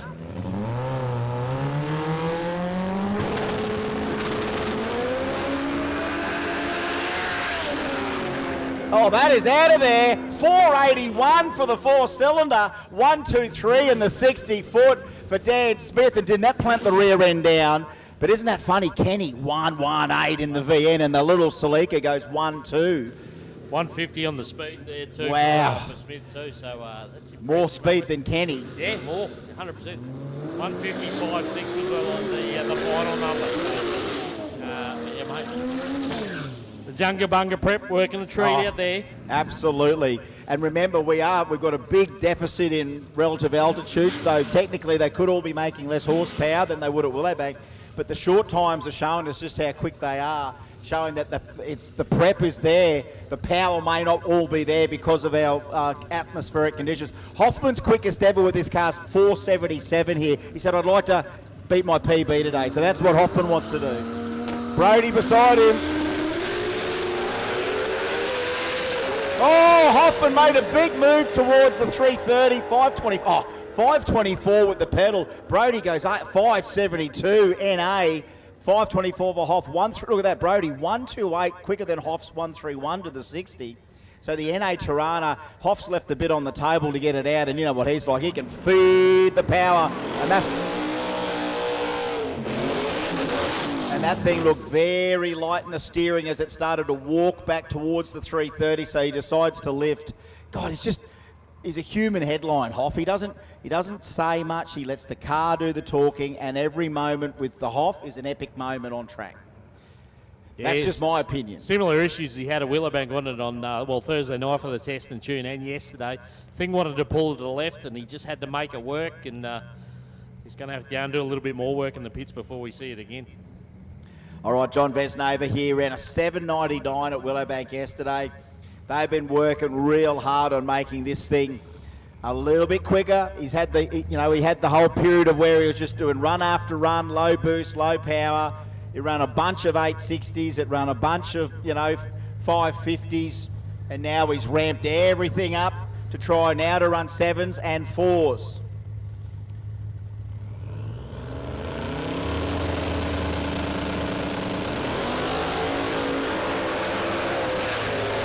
Gets that thing hooked up, 1, 2, 3 to the 60. Oh, 509. 509 to a 617. 509 to a 617 beside him. That 7-second Honda just idling behind us here, just as the Vesnova goes into stage. All right. We know that's Juan Kudnik over there in the D class. So boosted 235, I think. That's what he's in. D class. Hang on, let me check that. Unlimited NA, Force 28, NA 28s, Force 35, I think. I think you're right. So 4,000 plus pound of I think T out there for Juan. And how's the HQ coupe? Rolling superannuation, that thing. Kudnik out nicely, goes 133 to the 60-foot. It starts to march on the top end now. It's got big top end speed. About 516, 143 on the speed. Oh, he loves the sand, doesn't he, Juan? He's really loving it. 133 on the big car, small tyre. 133 on the 60-foot. So again, 4,000 pound, 133. Little tyre, 516. You certainly brought some on the back there, Juan, didn't he?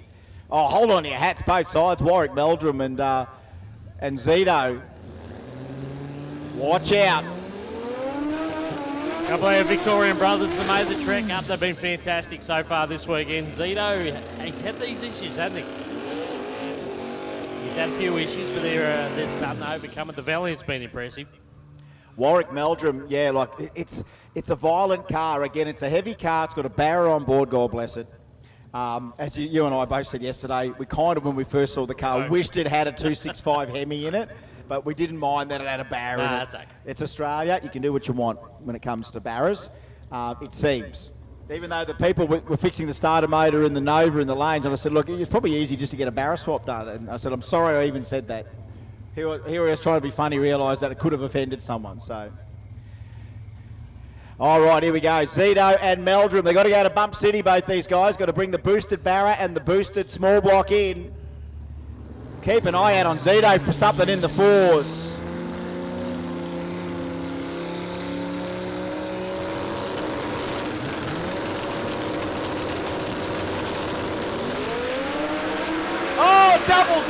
Double dangle, Zito out there, 474, take that. 474, 156, 125 in the 60 for Zito, 474, double dangle there. Chags, did you see Zito a little bit up in the air? And then I'm looking at Zito. Okay, the wheels down, look over. Meldrum still got it in the air. Oh, love those moments, mate. Serving it up here today, aren't they? Serving it up, and Warwick looks splendid out there today. It's good to look out the window here and just have a look what's happening.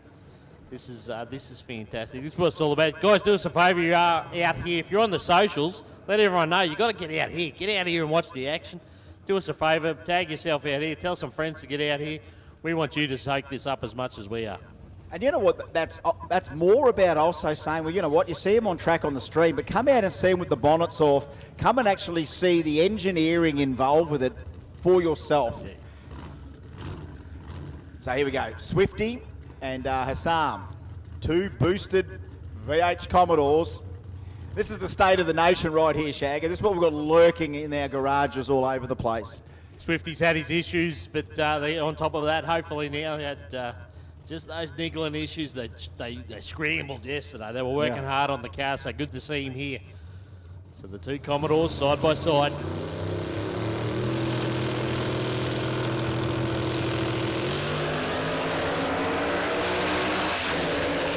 Oh, both boys after it. Oh, 509, 548. Great run both sides of the track. 127 and 128 in the 60-foot. Two boosted VH Commodores go hurtling down very close to each other in the short times, and they both stuck. And one thing about Hassam, good reaction time. Everything worked on that run. Yesterday he had a bunch of trouble just like Swifty. I think we heard that Swifty might have pushed the torque converter seal out. Remember that run, he got stuff under his tyres. Rear main, apparently. Rear main, that's what it was. It wasn't the converter, no, it was the rear main. Yeah, so the boys had to scramble to get that sorted, but they've done well. And as you said, 5-0s. It's in the top handful of what we've seen here so far today. And then when you think about what we saw with Yarwood breaking the drive shaft first launch out, and then the thrash they had to do to get there by the end of the day or a couple of hours in, and then what these guys did, especially the blue Commodore, they went to the line lots of times trying to get it all sorted. Sometimes it would come out under power and then lose power. Other times it was a good run, but the reaction time was 2 seconds. And then, of course, I think the brother come in the VX and threw him a charity stage to allow him to do what he needed to do. You know what? Sometimes I think that 1 second rule for boosted cars isn't a problem when two of them are running together, if they've got the bump right, because it goes faultlessly. That part goes faultlessly when two sorted boosted cars go in together. They both know each other, what their problems or what their idiosyncrasies are. And sometimes when it's one that's got the problem, hasn't quite dialed in the bump properly, they're the ones that kind of have to go in first and hope you've got a sympathetic opponent beside you. I shouldn't say opponent, co-competitor. That's the term, mate. It's not an opponent. There's no negative, it's not a battle like that. We're not punching anyone. We're all hitting the same bag, if you know what I mean. Coexisting out here. But, track crew straight on. Something out there in the right-hand lane. We just saw Hassan go down there, but we're calling for the tractor. So it's a little bit of something that's going to need some dragging up. Bear with us while we get that sorted. Shout out once again to all our wonderful volunteers at all the venues. I mean, we can't do without all our volunteers. It's not just what you see here at the track, it's what you don't see that happens in between, behind the scenes. But hey guys, thank you. We thank you for everything you do. So the track, going to run the sled up there a couple of times to the satisfaction of the track crew. We'll get back underway shortly. But so far, mate, it's been impressive. Oh, look, as we knew, like, yes, it was a little bit too cold to start at 9, so we figured, start nearly quarter to 10, 10 to 10 is when we started. The sun's on it now, and we're going to get some decent temp into this place by the end of the session, being 3 o'clock. We're going to be wrapping it up. As to, I reckon there'll be more staying longer here today, especially because, we can't get into Willowbank until tomorrow morning. So, really, you can nearly, you rundle through and we all toddle off then and do the course and go from there. But the course today, I think we're out near Bow Desert and everything, so you come out of here and get to Bow Desert. So, I think Bubba will be heading there earlier than us. So it'll just be you and me in the old Bago this time. Bubbleless in the Bago. Bubbleless in the Bago as we head to all the courses. But whether or not, we have to pick, maybe that's what we do. We've got to pick him up at Bow Desert, and that's after he's been to every liquor barn trying to find. I just don't think out at Bow Desert. I mean, I've got a lot of faith in this country that a man, fish out of water, can find himself in a regional town and gets what he wants, his vodka cranberry goon, if he can get it. He'll be a happy little bubba. He'd be half sauce by the time we got there too, probably. Well, I'm going to tell you, back in my car culture days, I went, as I said, I grew up in that area. I went into high school in Bow Desert, mate, and that's where the car culture started for me. We'd get 15 cars together and we'd go for a cruise down the Gold Coast. So I had the Monaro back in the day, and we had Tiranas and all sorts of stuff. And we may have I'll show you some sneaky spots as we head through to Bow Desert where we might have tested our cars from time to time back in the day. Not that I condone that sort of stuff. Well, you know what? I think we need to stop near those spots, and we'll do a little live today when we get there.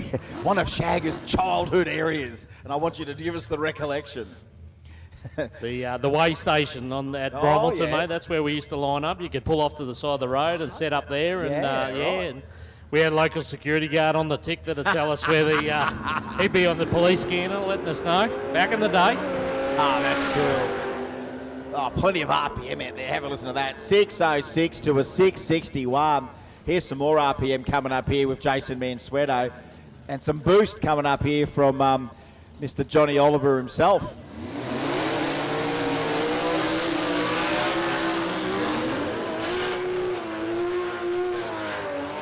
Yes, I believe there's a barra in this Commodore. There is a barra. Wow, yeah. God bless it. We might have seen some evolution in the story that is John Oliver this weekend with a boosted car. Priceless moments captured in random times, and that's what happened. We got a bit of that. Just as I said, life's so random. Some of these moments, you just got to look at each other and go, "Did you see that?" And that was one of those. Did you see that? Except that we went live. So if you went back to my live yesterday, there's a Johnny Oliver moment. Mansueto, all engine. Here we go. Low sixes, here we go.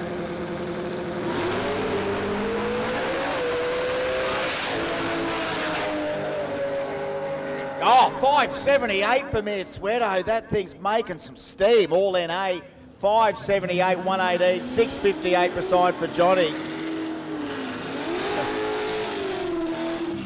I can hear Brandy on the gate then. Did you hear that? He was on the gate. Brandy on the gate. Mate, good to see him out there having a crack, get a chance to jump in the car. I mean, the young fella does a lot for the community, so we shout out to him as well. But he sure does. He was definitely on the gate there, wasn't he? And he's on the. Has he got the front? He has got the front tyres in. I thought he had them on the back tyres there for a sec, but that tree is a little closer up here than it is at Willowbank. But yeah, look, just when you think, what level do you go to cover car culture? One is to film it. Two is to actually be in the event and run as well. And I love that he does it all. And this will be all in his video a bit later on. Simon O'Candles reckons Star Liquor in Bow Desert has everything. Thank you very much for watching the live stream. Great info. You just can't get some. So that's great. Oh, 629 there. And 629s both sides of the track. Double 629s. There we go, previous ones. 29.6, 29.4. Look at that. Two different classes though, so merely a coincidence. Yes, Adrian will go from here. We got road trip in Mackay next weekend. We got another Dragon Drive event, and then he'll drive through to Northern Nats at Springmount for the following weekend. what I love is he doesn't wait 2 weeks to put it on YouTube. It's up a day after he's there. So you think about how much midnight oil he burns to get that on. Oh, good work from the Kiwi out of the hole. Just through, it's almost just through the pipes. 571, and here comes the RX-7. Just not a happy camper. 836. You know, Brandy does get that up, so that's that car culture 10 ES to 78. He's got it all, and as you said, so how many enter next? Probably 200 next weekend. Is it be about We're right? up there. Yeah. Yep. How good is this country within 2 consecutive weekends, 2 Dragon Drives in this part of the world? I would be, and you'll be right on it next weekend up there, Shags. Mate, I'll leave here Monday. I'll drive home and I'll see the wife for a couple of days, and then I'll head to Mackay. So it's a good time. And I'd just love to know if you find one out of any of these there next weekend, double legend status to those people, mate. So we've got our memory banks on, Shags. If any of these guys turn up next weekend, it'll be, dude, you are a lunatic legend, all right? We're going to have to start giving out some lunatic legend things. I mean, legend gets, the word gets thrown around everywhere, but we need lunatic legends. Like, dude, you are over the top of what a legend is, especially if you're keen, you're enthusiastic, and it's like, dude, you never give up. Brandy's already one of my lunatic legends already, so I mean, you just don't stop. You love it so much, and if there's that much to show, you got good on him. Heaven forbid if he just picked and chose what he wanted to do, but whether he feels like he's compelled to do it or just because it's on. But that is a gift for everyone else. Get onto YouTube and watch all of that. Blows me away when I watch it. Go, man, how many cars have we got? Yeah. Here's Baker. Oh, dangles the wheels out there. 127, 64. Yeah, 506. 506 for Bakes at 141 for the Iron Line. 669 beside. Yeah, no, that's crazy to think that we'll have 400 within 7 days of each other. Oh, yeah. And as I said, Shags, look, as much as I'd love to know that we've got some that'll do next weekend, it'll also make me just as happy to know that we have 200 new, completely different groups. Yeah. You know what I mean? To be able to know that it's like, man, they're just everywhere. Horsepower's growing out of the ground everywhere. I mean, you know, like Mackay's 12 hours from here, so we'll get guys come down from up north, even further north of that. So it's going to be fantastic. Looking forward to that one as well. So. Well, I know Buddha will be there, Gary Brett, because he was watching our stream Andrew, yesterday. they'll be all watching. They'll They're all all be tuned there. in today as well. They sure will. 656 and a 698 up on the boards there, hoiking that up. Awesome stuff to see everyone back on board after day one. And just keen for their shot at the track. Still a few in the lanes there coming through, rolling in. As we said, I don't know, normally we don't get an update on attrition. We didn't see any real visual attrition on the track. You know, sometimes you break your stuff on the track, but odds are, most times Dragon Drives, you see no breakage on track and it all happens on the side of the road, 20 Ks out or 20 Ks before somewhere.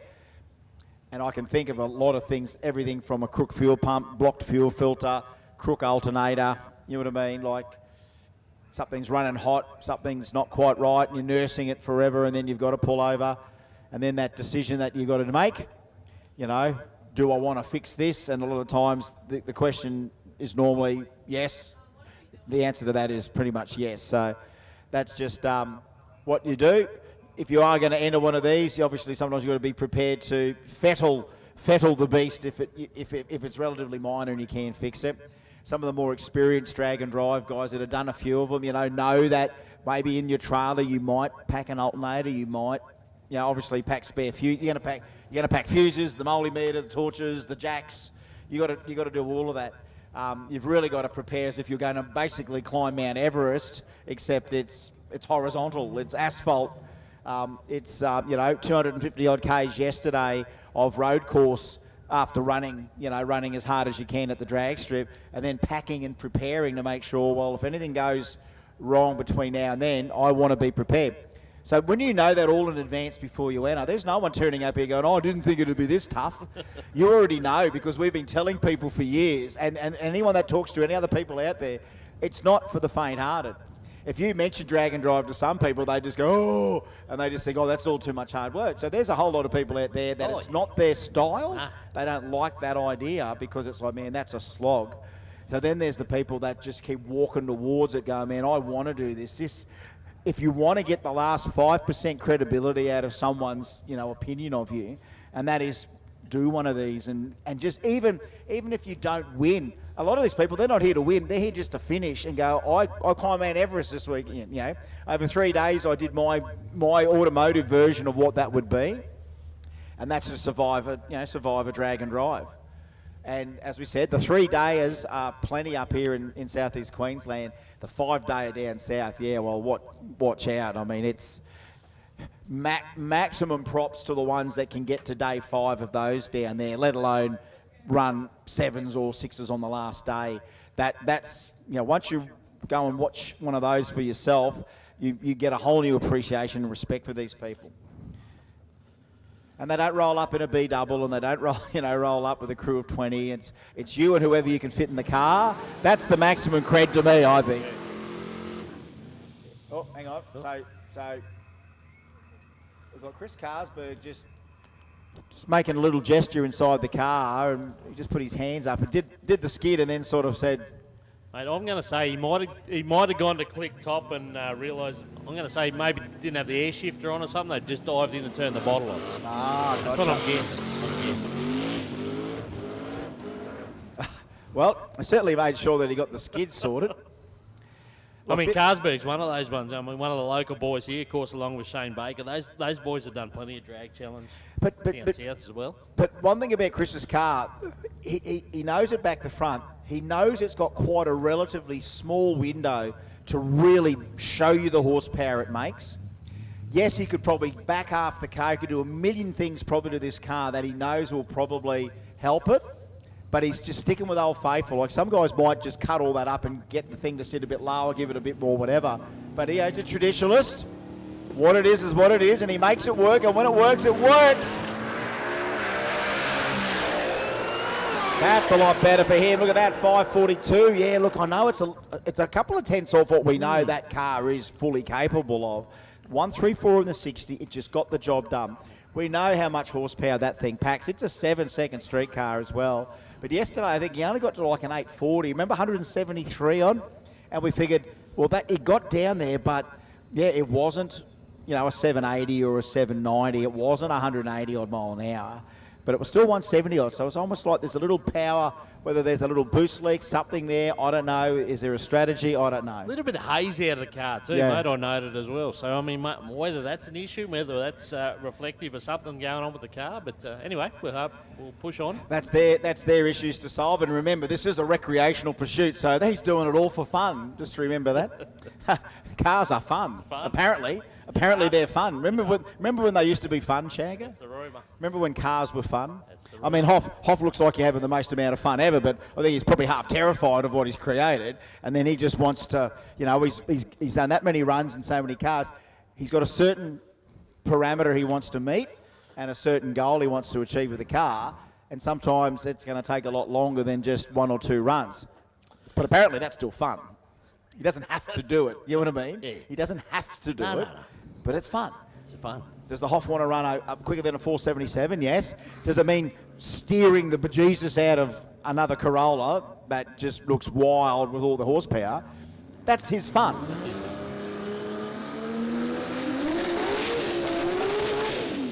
All right, here we go. Trent Brimble and, of course, Scott Hoffman. Hoff in the F class, being pro import.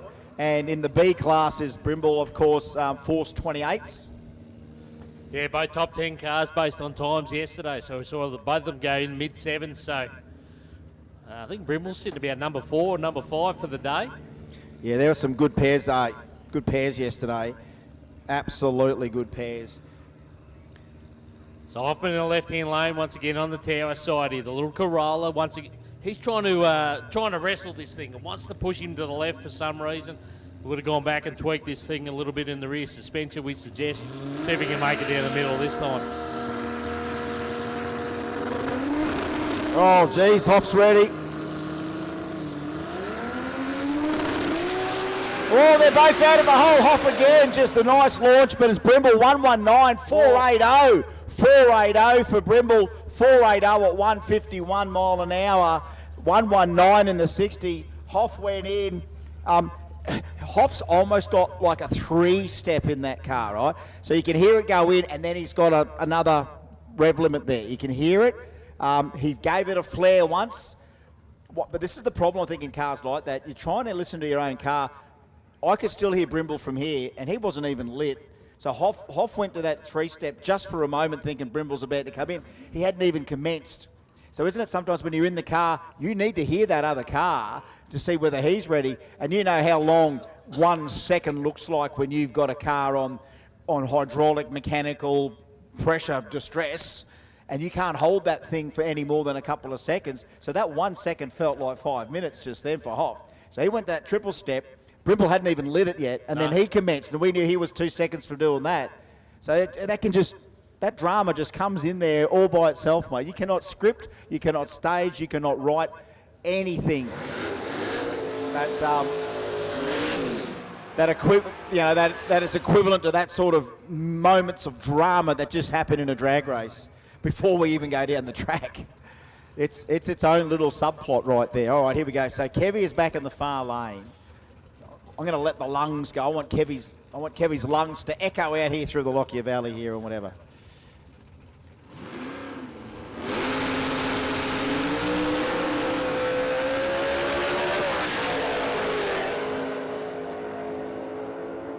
And I wish he could go all the way down there. 570, 120 mile an hour, 131 in the 60 for him. All engines, 693 for the Valiant at 99 mile an hour. But it's definitely making some steam, that thing, isn't it? Love a good stout set of lungs, mate. Sweet to listen. Just sit back and listen, isn't it? You got to do that from time to time. You just got to soak it all in.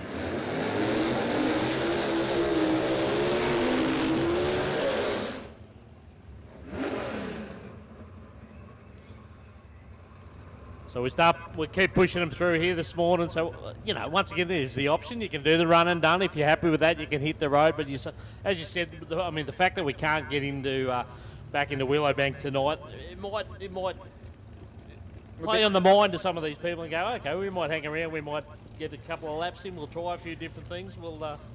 I do think the bigger cars will have a few more just before they go. And then I think all the index cars will run all the way to 3 because that 8th mile just sharp. It's just cleared the decks. Everyone's got to try again. Here's the other Zito here. He's, I think, leading the pack in his class. He's in the C class, which must be Aspo 28s. Yeah. Have a listen to the lungs on this thing too. This is pretty stout, this. So good to have the Zitos up here from Victoria.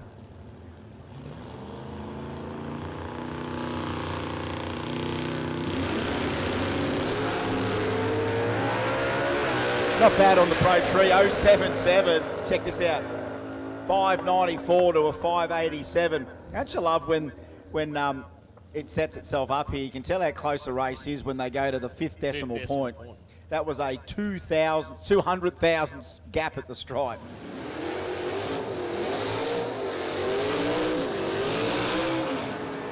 We're going to keep dishing up the Aspo action. Mick Joyce over there in the Falcon Big Cube Cleaver. This thing swings hard. Another C-Class car over here in the other lane as well. Yeah, Nightingale. So, all lungs, let them eat. Let's listen to RPM again, echoing through the downs. ABC Classic engines. Sympathy of Clevo.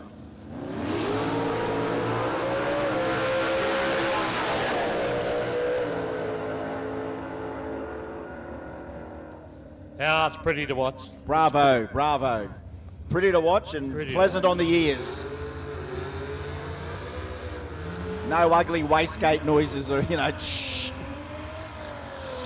One of the worst sounds I ever hear is an LS turbo on the gate coming out of the hole. It's just got dumping its wastegates to atmosphere. It's not pleasant. That's why I love a nice sculpted NA engine. All right, entrant D18 and C9. So, of course, Jono McDade, 2JZ. Where else in the world do you get two 2JZ Sylvias roll up at a drag and drive? And, of course, the XE in NA28.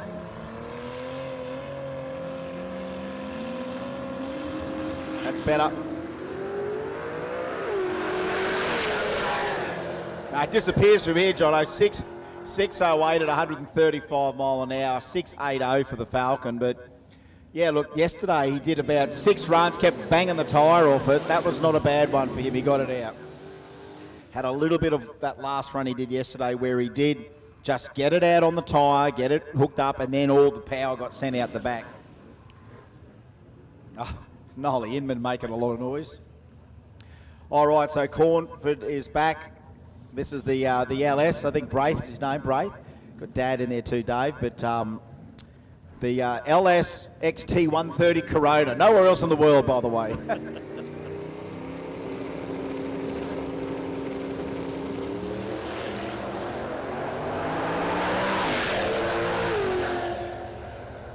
I don't know whether it's completely its happy self. 630 at 112 mile an hour, 723 on the other side at 95. But yeah, you don't get too many Corona liftbacks with boosted LSs anywhere.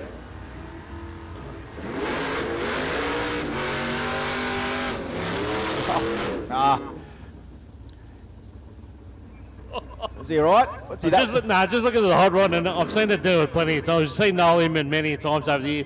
Had the fronts just locked up, and that thing wasn't pulling up. It was just sliding. Oh, I remember when he do dry hops, the thing had just locked the front wheels up. So he's got pretty good brakes on it. 1922 Ford Sentinel for Noel Inman from Sunshine in Victoria. 104-year-old car. Some of it still is. Got a nice Windsor on board. Mate, we had a good chat yesterday about the heyday and nostalgia drags. Remember, he used to drive this thing up from Sunshine to the 10 metres. Well, I think by all indications he drove that thing up here again to be here. Oh, he did. I think he did. We'll have to check. That's lunatic legend. 675 and Finale a 711. And of course, actually mentioned it to us yesterday, but he was telling you this morning he believes he's working with a broken foot on top of that. Oh, we forgot to mention his broken foot. He reckons he can't nail it as hard as he normally does. He's broken his foot. So he put 6 weeks ago, mind you, but just been putting off to go to the doctor. This is our guy we're talking about in the Holden. Saw the Allstars last year, decides to come on out and do it for real. 879 at 79, living the dream. 682 beside him. So just attention in the pits. Group two. We're going to do a quick drag of the lanes before 11:45. So we're going to do a quick drag before 11:45, but then we're going to ask Group 2 back to the lanes for 11:45. That's what's that, 8 minutes? We're going to drag it just before we bring Group 2 back. So just attention in the pits, Group 2. We're going to drag the track just near 11:45, but we want Group 2 to come in there close to 11:45. All right, here's Lumper and Anthony Burns. Now, Bear Burns, he won run yesterday. He's got a few cars down there in Victoria, Burns. He's got, this is Barra powered. He had a Skyline with a boosted LS and a stick shift as well. He's a bit of a lunatic. And speaking of legend lunatics, Matty Lumpard from Warrnambool, going to Bump City. He helped me coin the phrase. Oh, Lumper on the send today. 498 for the Lumper. 498, 122 in the 60, 609 beside. Great 609 beside, but how is that for Burnsy and Lumper? Victorians getting what they want.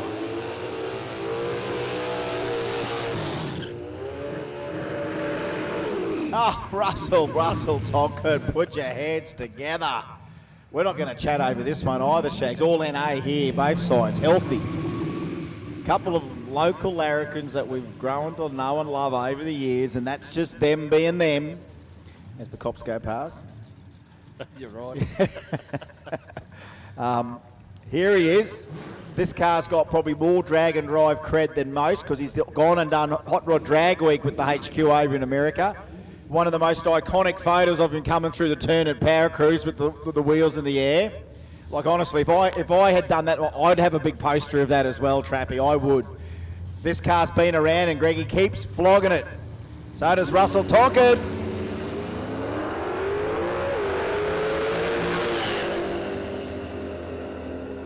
There we go, 626 and a 618, 626 and a 618. They're both in those ASPO 28 class, so they all fighting amongst each other in that ASPO 28 class.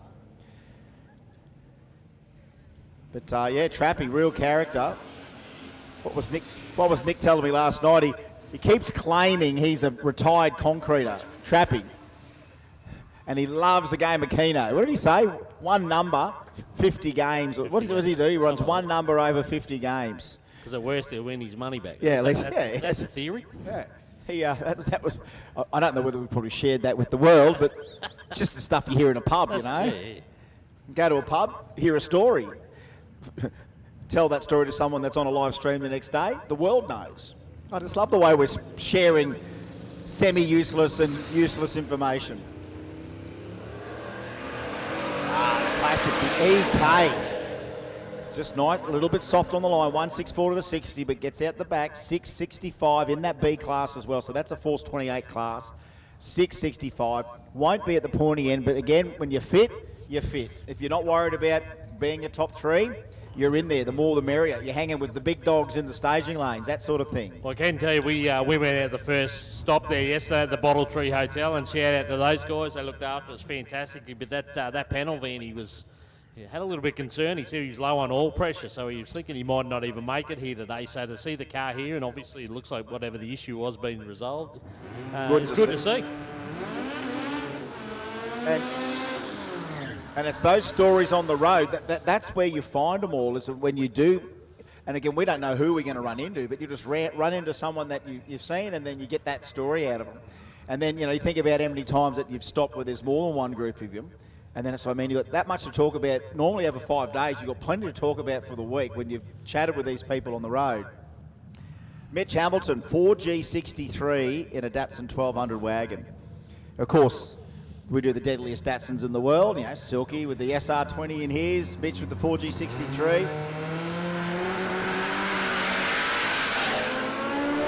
He's going to have to take that 2.74 reaction time and just forget about it for the moment. 5:58 shows a good part of the car. That whole 5:58 is good. The 2.74 reaction time is just going to be what Mitch will need to sharpen up. But like yesterday, he needed a couple of runs, get everything dialed in, and then just get the right guy to bump in against, and you'll get that light. Let's not rule out the teammate / charity bump opponent that will help you. We should have one person nominate. I'll be your guide dog. You can be the guide dog beam guy. If someone needs, you know what I mean? You're up. If someone just needs me to do what you want me to do next to you, I'll come up. $5 a go. Just to help the boosted guys get in and get that number. It's not a bad idea. Cheap at $5. Yeah, that's true. Know your market. Hey, folks, if you get a chance, this is another one of our great visitors from down south. Jason Way from South Australia. Barra-powered Fox body Mustang. Immaculate car inside and out. Of course, if you ever heard of the company Tough Mounts, well, that's the man. Mr. Tough Mounts himself. Loves his drag and drive. It ran a 7 yesterday at Willowbank, and it was on its way to a 5 easy then, but a bit of zinging of the tyres off the line. 614 at 134. His first trip to Warwick as well. Very, very impressed. And Mr. Tough Mounts, let me tell you, that's the sort of guy that you want in your corner, someone that's got skin in the industry and is out there. Not only does he sell the gear, he's out there actually racing amongst everyone with his creations. And he's always had good cars, and right now, I even think at one stage that was, for a small amount of time, actually up for sale, that thing. And mate, again, if you had the coin, that's the sort of thing you'd grab. Honestly, folks, follow him back. If you see him come back to the pits, go and have a look at it. Do yourself a favour, wander over and have a look at that Mustang. Inside's mega 1980s plush. Like, honestly, I can't believe that you could option them up like that, but it's a stout thing. The old Fox body, mate. We've got a fair few in this country already, haven't we? Like, they're coming through thick and fast in various capacities, and yes, the old Coyote will come up the next. Now, mind you, our quickest Coyote in this country is in a Commodore. That's so Australian. If you ask the Americans, what vehicle is your quickest Coyote? Oh, it's a Commodore. It's in a Commodore. Shag is asking if you know where the microphones are. Hey? Bubba's asking where the microphones are. Shag is on it. All right. Well, that's good. I don't even know where. I'm just looking at these two that we've got here, mate. That's enough for us, but you're talking about the other, maybe for the videos, of course. Bubba's out doing the content.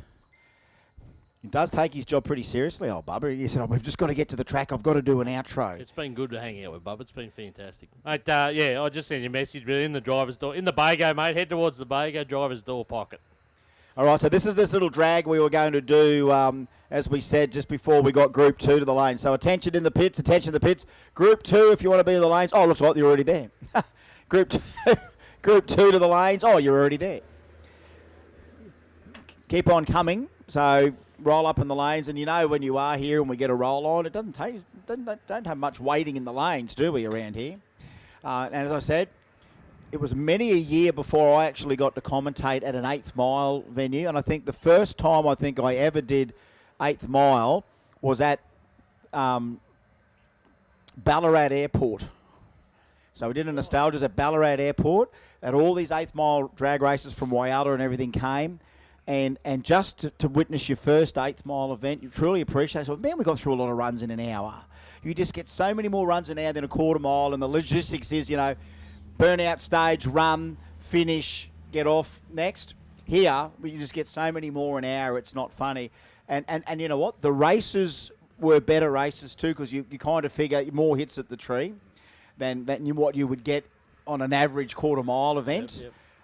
So got a whole new respect for 8th mile racing. And look, I was never against the distance. I was never against it. I appreciate any distance we can race, any distance that you can hit that tree is enough for me. Whether it's dirt drags for 100 metres or sand drags for 330 foot or whatever, whichever distance you want to go. If you get to do that part, which is put them bulbs on and leave on the tree, I'm up for any distance. But some people just don't.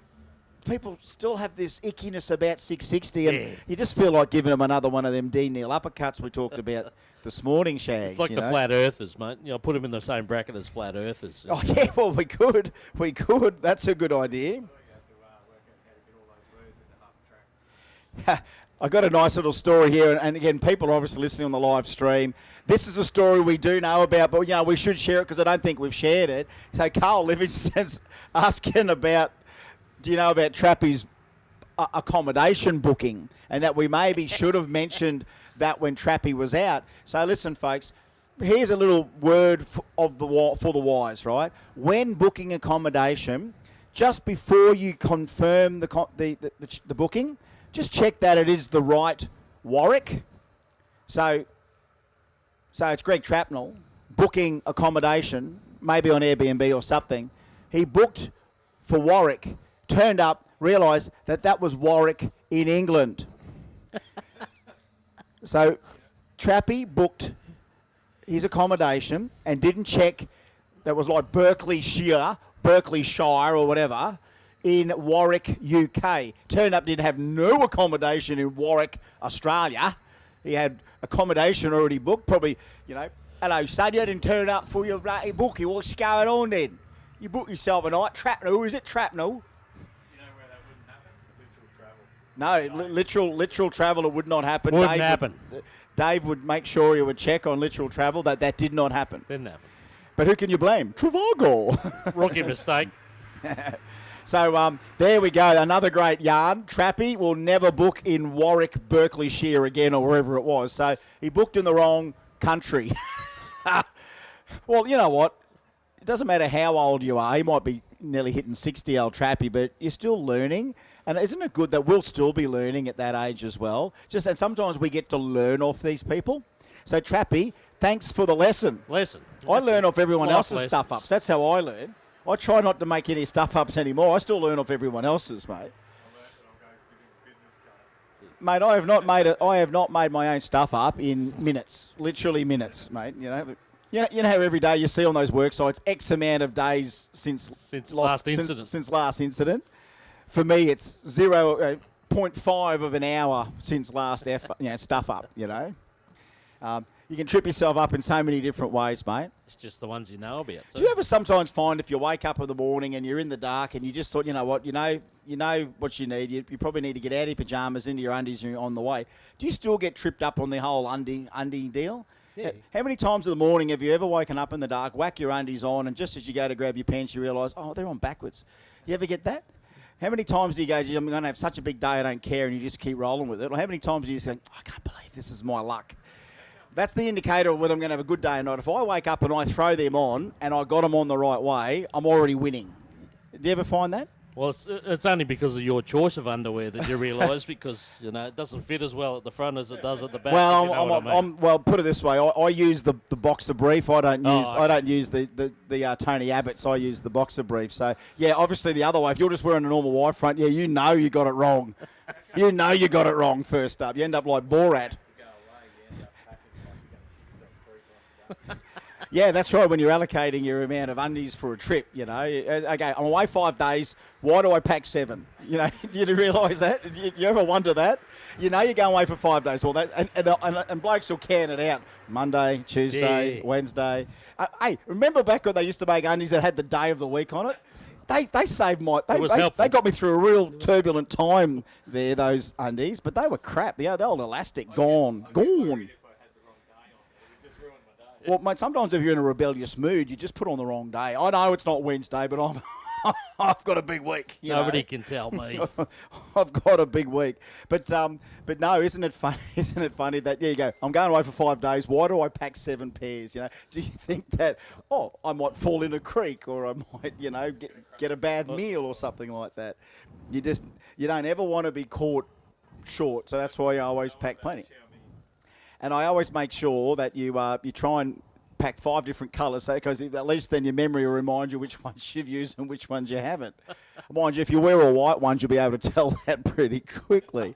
But we're not going down that path at all. No, lucky we didn't. No. Pup's already telling me we've got to reel it in. He's just going, Pup's too much sharing. If Pup's telling us to reel it in, we're in trouble. Here's a big shout out, actually. So nice little little thing that's just come in here right now.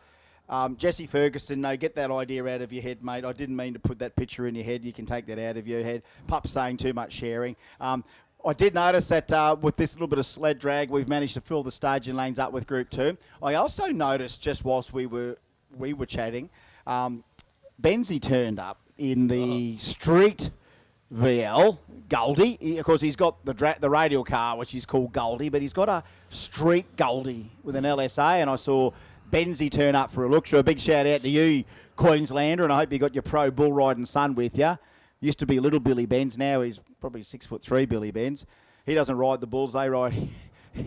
He doesn't ride them, they ride him. I don't know how it works, but anyway, he's a pretty dominant bull rider already, Billy Benz, and that's what he's been up to.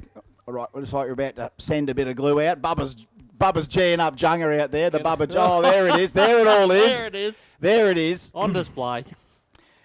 Where's an Elon Musk satellite when you need it? We get to see that from the satellite. But here's a big shout out, and he's watching on the live stream. I was talking to Justin this morning.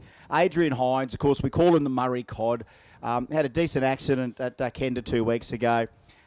He broke his back, the poor bugger. He goes, forgot to give you the update. They flew home, had the operation, flew home to WA. He's going really well and recovering mint. He's got to walk 30 minutes a day, which he's doing. Pain's good. Everyone's happy. He's stoked with the outcome and the progress. So good. He sampled the Queensland health system first and foremost. The rehab starts on Monday. Physio, can't wait to start smashing it. He goes, thanks again for everything that you guys do and everyone that's out there. Best wishes. Bunch of absolute legends. Enjoy Allstars Dragon Drive. We're watching the live feed. That's a shout out to you, the Cod, and thanks for the love back, mate.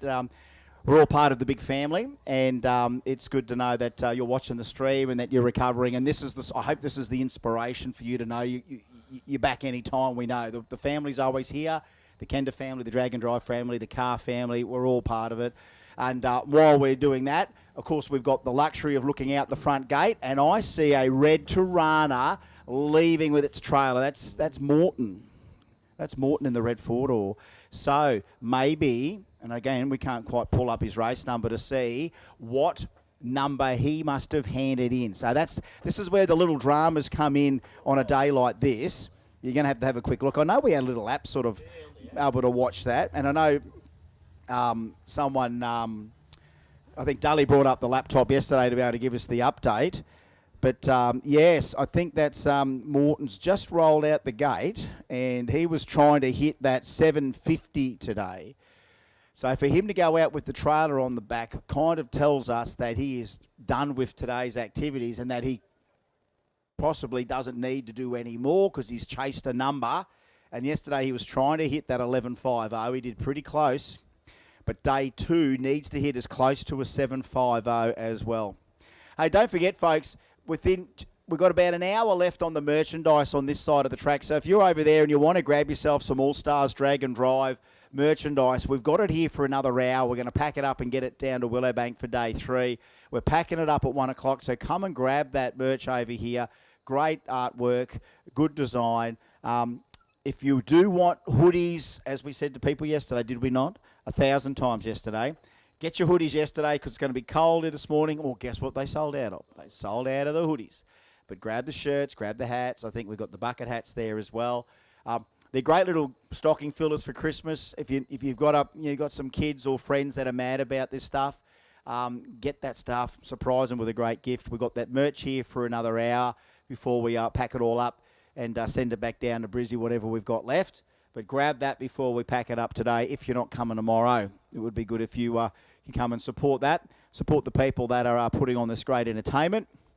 And at the end of the day, they are promoters, but they are not in this well, they'd love to make money, but really at the end of the day, they love to engage in the industry and just see just what's out there. And we already know that, look what we got. So there is a need for it. So as much as, we need our great sponsors to help us all the way through, and we do. RDW, VPW, To Infinity, ESA, Iconic, all these great sponsors, JM Asphalt, JJ Contractors, they all help towards this great event. But at the end of the day, they're loving the scene. They want to be a part of it, and it's great that they've built these successful businesses that's fueled their love for car culture and giving it back to the promoters that want to keep encouraging it. So we thank all of our great sponsors for helping us out with that. It is really, really good to see our sponsors doing that for us on so many levels. And, I mean, some of them in their own categories kind of thing, So it's, I suppose, when you're successful in your business and it's like, well, of course my business will sponsor that category. I'm in that category. Of course, it's almost a natural transaction for a lot of our car nuts with successful businesses do. And I think that's why we've got such a good growth in this area, because we've got so many of these successful business people that, yes, if you think about it, probably have the funds and the resources to go and build a door slammer or a pro mod or have a supercharged Outlaws car or a variety of different other drag racing machinery that we know we can see. But just to pick something that, use more than down the drag strip and put a couple of friends in it, do a drag and drive, run a kender, if you can be eligible, Jambo, something you can use at nearly every event that you like. That's the new car that people are building. So, yes, maybe there is a couple of generations out there that could have run supercharged Outlaws or had dragsters or had something but chose to build tough street cars instead. And right now, that's where all the growth in the game is. It's not like we've got a million chassis shops out there saying, we can't keep up with the demands for dragsters. We've got too many dragsters. No. It's about tough street cars of all different types. And again, some people, when they're coming in fresh, like we've already met, or people that have just been dancing around the edges and then go, I'm one car away from the one I want. And a lot of people are right on that stage now where they're either considering or already half got built. They're in that process, that build process of getting something that they want that they are going to use. Because they see a need. They see events like this and go, I want in here. I can see myself doing this. Just, you know what it's like. Time, money, sacrifice. And somewhere along the lines, fun, and we love cars. Mate, I mean, you just talk around the pits. I mean, you catch up with there's long-time drag racers that decided to park the race car or move the race car on and go this street car route. And I mean, that's an option and get the family more involved. You can, I can think of a few here this weekend that, long-time, like I said, long-time racers, but they got, Greg Barrett's one of them. He got the daughter alongside him this weekend in the car, just to enjoy those experiences. And, I mean, that's the option, and many of them are taking it up. Well, here's a guy that I'm just thinking about the top of my head when you talk about mainstream drag race or drag racers that have already succeeded in their own careers or competed. Got Juan Kudnik here. Yeah. Now, Juan was a multi-time national super street. I think he became a super sedan national champion as well. So one was a national champion in Australian drag racing in classes Super Street and Super Sedan. Now, of course, he doesn't really dabble in there anymore. He's done that. He's got these national championships there on the mantelpiece. But what's given him what challenges a guy like that to come and keep playing? And then, of course, he found the forced induction and the engine management, and he had that street car ended up as a compound turbo blowing beast, which was just defies belief. But here is the man himself coming in and doing the drag and drive, and again still having fun, still something that keeps the fire lit and keeps burning. What are they doing here, Shagger? I'm going to be a diabetic before the end of the weekend. I've got biscuits, I've got slices, we've got energy drinks. I mean, it's unbelievable. It's good times. No, yeah, 100%. I mean, like I said, there's a traditional, those that have been involved in the sport for a long time that know the history. Mm-hmm. But other guys, other people wouldn't know the history of some of those races. As you said, one in particular, and go, well, that's a cool street car. And then you go, well, no, this guy's been doing it for a long time, and this is where he decided to go with. This is the path he's decided to travel in the last few years. So. It's also funny that, when we talk about what the traditional forms of the sport weren't really embracing modern technology in any way. I mean, yes, there wasn't as many turbo cars as there are now. Blowing cars had black belts on them and hats on the top, and there's a lot of NA and nitrous stuff. But then the EFI turbo era, late 80s, early 90s, all over the world, like everyone was trying to see how you could embrace that newer boosted technology into mainstream drag racing, and there was massive pushback. There still was, considering only a little while ago EFI was allowed in the NHRA Pro stock. Oh, we better go EFI. So, dude, it's been around forever. And isn't it amazing that the counterculture happened during that time? So when we had the traditional forms of make and power, traditional rule book, traditional categories, nowhere was inviting the new tech in, anywhere that they could really be allowed. So then, of course, and again, pushback from the establishment to say, well, we don't know what this is, so we're not going to allow it. Force that counterculture. Lucky enough at that time, as we were talking about before, a man called Ray Box and Dave Butler, the V-Dub Club, started Jamboree at Willowbank, and then that became almost the outlet. So if you didn't fit in the mainstream, you started to fit here more. And of course, Ray embraced the auto industry, the technology. He embraced all of that. The racers were embracing that technology as well. And as we talked about the other day, where would guys like Talk and Pack and Gas and all these guys be if it wasn't for outlets like Jambo and the way that the counterculture was able to be introduced to the Australian drag racing culture, separate to what we already had as the establishment. So, look, honestly, if the establishment had buckled and allowed and incorporated all of that back in the day, we would have one beast of a mainstream scene with every format accommodated for. However, we do know how that works, is that there's not enough room for everyone to be stars in a deal like that. No. At least this way with the counterculture, they were able to be their own stars on their own days at their own events where they felt the love. And this is the same here. They all here because they feel the love, they feel they belong. And again, look at what we've done at the same time. We've brought that traditional older school car culture being a chrome bumper legend, but you can then pack it with as much high-tech horsepower as you want and still come out the other side and go, man, this is everything. It's current technology, but it's old school values and old school knowledge and an old school shape. And we embraced it better than most parts of the world did, mate. 100%. So we are just really, in 2026, we're on the cusp of what's cool still. And as having said that, here comes the big, it's almost like we G'd this up. Here comes the big Aussie flag. Here comes the big Australian flag on the back. As our 6-second guy from yesterday, he's here now, Adam Rogash, yesterday, comes and goes, goes to Willowbank, 670 at 673, 218 mile an hour, and then, 5 hours of valve train and stuff like that. And here he is, back here at Warwick for day 2.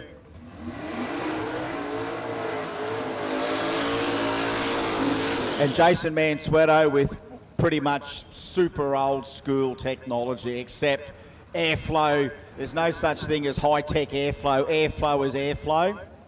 And Mansueto with his very, very healthy aspirated Cleve beside him. It's all eyes on Adam Rogash. 600 cubic inches, twin turbo, big block. What does that transpire into over the Warwick 660? Well, it's going to have to be something in the low fours, you would assume.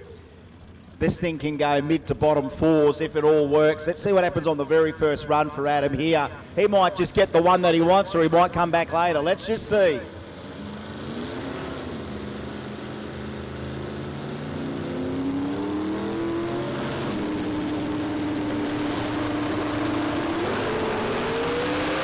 Tell you what, Rogash, 125 in the 60. Oh, 450.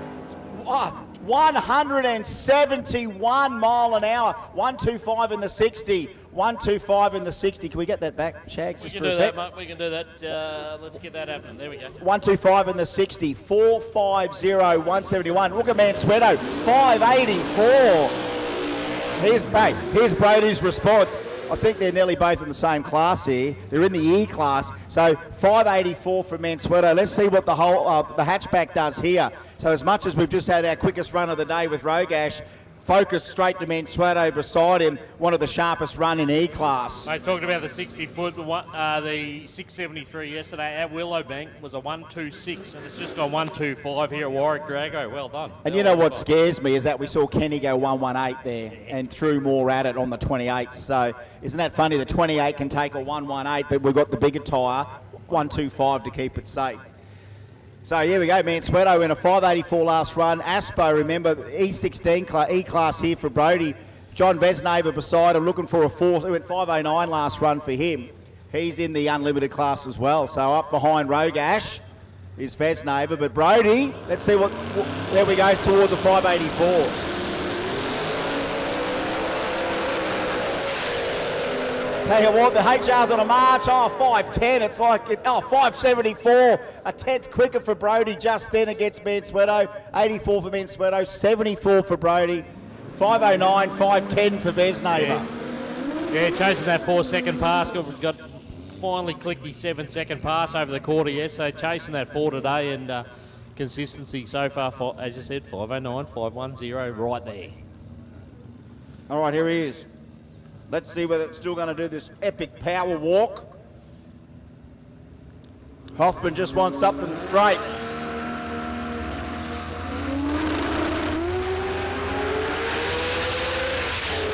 Oh, Hoffman, point A to point B, 495. 495, 151 mile an hour. Left a little bit on the table, 130.60. No big power stand. Little dangle, little bump. More power to come, 495, 151. Wow. Yeah, nice run there for the Hoff. Yeah, just the dangle. I like the dangle. Just hangs those front wheels out there past the 60-foot timers. Lays them down nicely and run it down there. In the fours already, got a little bit of refinement. Whether he comes out for another one, we'll see. But Rob Armstrong over there in the hatchback. That one's been around for a long time, mate. He's got to get this bump right, hasn't he? He's got to get this bump right and leave under 1 second. There we go. Oh, was that a lot of fuel out of the back of Armstrong's end? Might have been a whole bunch of fuel on the leave coming out behind the chute. 554 though. Keep an eye out on our 550 reaction. Oh, 098. Remember he had a good run yesterday, but he red lit. Yeah. 660 beside, but... Mate, the cap actually come off. It is, eh? Wow. You must still have the traditional Tirana with the behind the number plate. And the cap, they just picked up the cap there out there now. So streetcar, mate. Streetcar. Still, there you go. Streetcar life. Hey. Yeah, well, I mean, how many had it behind the... Did the HQs have it behind the Falcon? XD's had them before. The early, those Falcons had them behind the license plate. Yeah, 100%. Tirana's behind the license. Tirana behind the plate. Good idea at the time when you think about hoodless. it. Rob Wizard trying to hit that 650 today.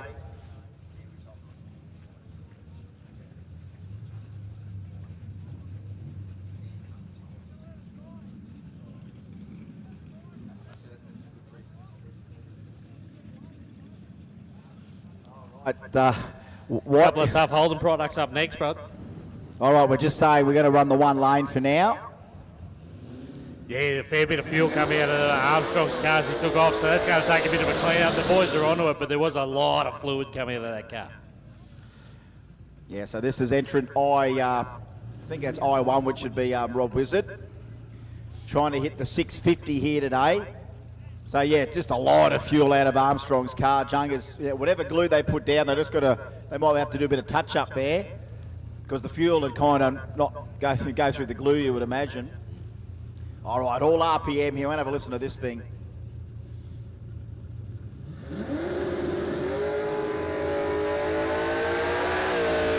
Geez, reaction time 107. That's not going to like that, especially when it's a 658.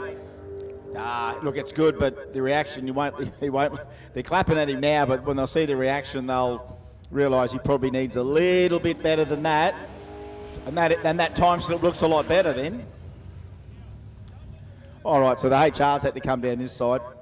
I'm trying to remember. We've got 5 HRs here. I'm sure it's nearly really? 5 HRs. Yeah, right. Vesneva, this one. There's a green one there.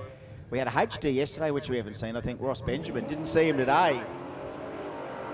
That name just popped up then. It's like, well, I remember the car, but I haven't seen it yet here today. So maybe one of our day one casualties. 740 at 89 mile an hour. Running in that J class, trying to hit the, I think the 750. That's the problem with some of these cars, is that they are a little bit overdone for the class and they need to slow them down. And that was another one of there where we're trying to hit 750, go 740. So yeah, this will be all about sharpening it up in the next couple of hours. As we said, what are we up to now time-wise, as we are approaching, well, we've got 2 hours and 49 minutes left of today. We did start an hour later.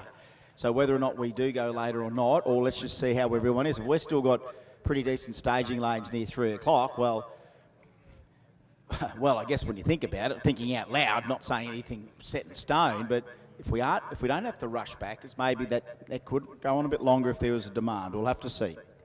We just know that yesterday at 9 o'clock we were right to start because, it wasn't really cold down there and the track is decent temp and we were able to start. Today we just had to let it just get up a little bit to temp, a little bit of sun on it really helped in that first hour, getting the cars down at 9:45 to start the day. Okay, Group 2, a great opportunity to sort of have a crack. So let's just see where we are at the end of the day in the next 2 hours and 48 minutes or so, whether or not there's need for us to continue pumping. Yeah, quite spectacular when you leave the line with a whole lot of fuel blowing out of your cap. I hope it wasn't one of those temporary orange ones. I used to sell them in the auto parts store back in the day. I used to be able to buy a CPC emergency fuel cap, and it was just this thing with a couple of little splines on it, wasn't it? I didn't even know that. Just used to push in. Yeah, the plastic thing. I hope that just wasn't what I meant. Mate, as a teenager, I used to work at a service station. That's what I did for my weekend dollars, and I used to collect caps back. Yeah, they did. We had full service even on the horse and buggies. Yeah. In Jim Boomba. We did full service. I used to stand out there and serve everyone. Put the fuel in for you, do your windscreen. Yeah. The run over the... Yeah, no, we weren't that Good old memories. We'll talk about it in a sec, but Bubba's going to do some work down here, so we'll go to a bit of radio silence while Bubba gets his stuff done right now. Just thumbs me down when you're ready to cut it. Yeah, you're on. All right. Hey, look, hello. We're down at Warwick. Allstars Drag and Drive, day 2. We've had Adam Rogash. He's in the fours, very low fours. I can't remember exactly what. That car is moving. The track is turned up. The crowd's going wild. I'm glad everyone's watching on the live feed. We love you because you've got to get down here and enjoy it. It's about the atmosphere and the canteen. Oh my God, the egg and bacon rolls are amazing. So guys, we're at Warwick. These guys are going to race a bit more. And then we're on our way to Willowbank tomorrow. So guys, stay tuned on the live feed. Come out if you can. We'll see you guys later. On you, Bubba. We didn't, and Junga and Bubba. We should do a Junga and Bubba. A Junga and Bubba man up. He's running around, Junga. He's flat Bicky. What's he going for? Going for the tractor now. So what have we got? We got the just dragging that area. So again, just understand it, folks. If you did or did not see it from your side of the track, when Rob left the line with the hatchback, quite a bit of fuel came out from behind the parachute. Of course, behind the parachute's where the license plate is. Parachute's not normally on there permanently, but obviously for here, you need it. And as we just talked about, be able to get a temporary fuel cap. The traditional fuel tank caps did sort of, click and turn and engage. Clearly that didn't happen. That didn't happen. On that one. But I remember selling a whole lot of CPC. Lockable. So back then, manufacturers were giving you the fuel cap, but they weren't even lockable. So, of course, fuel siphoning was on the rampage. I mean, I used to get 20 litres out of this XD every Tuesday night, Gaythorne RSL. Honestly, it was great. I mean, times were tough, It was, and then he bought a lockable one, and I can see why there was a demand for it. The old lockable fuel cap. All those people, there'll be a lot of old stages out there to remember that. Mm-hmm.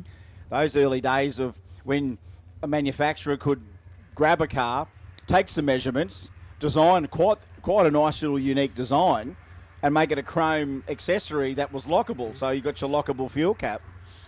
Because clearly people couldn't be trusted. A few more cars, though, just the odd one going out the gate here with the trailers on, just to indicate that perhaps they've done what they need to do, got their slip, handed it in, and are choosing to roll out. I mean, you can do two things. I suppose if you're ducking in town for lunch, you could perhaps leave the trailer here and do that, or if you're done, kind of pop on out. It would be good if we had some sort of hot info about how many slips have been handed in and how many outstanding. It'd say slips handed 28, outstanding 172. Well, no, we don't have to, Dave. But yeah, you can tell us. Not implying, but we're not implying. It's like that thing that we weren't implying to say in future we should have a timestamp on every stream so we can any time you log in, oh look, it's 8:54 a.m. Or it's 10 past 1 on a Saturday arvo. Saw that once and I thought, man, that's wild to know what time it is and flick through a stream, and especially when you're scrolling through and you may not look at the time bar on your YouTube, what you're watching on YouTube, but then when you click back you go, wow, that was 2 hours.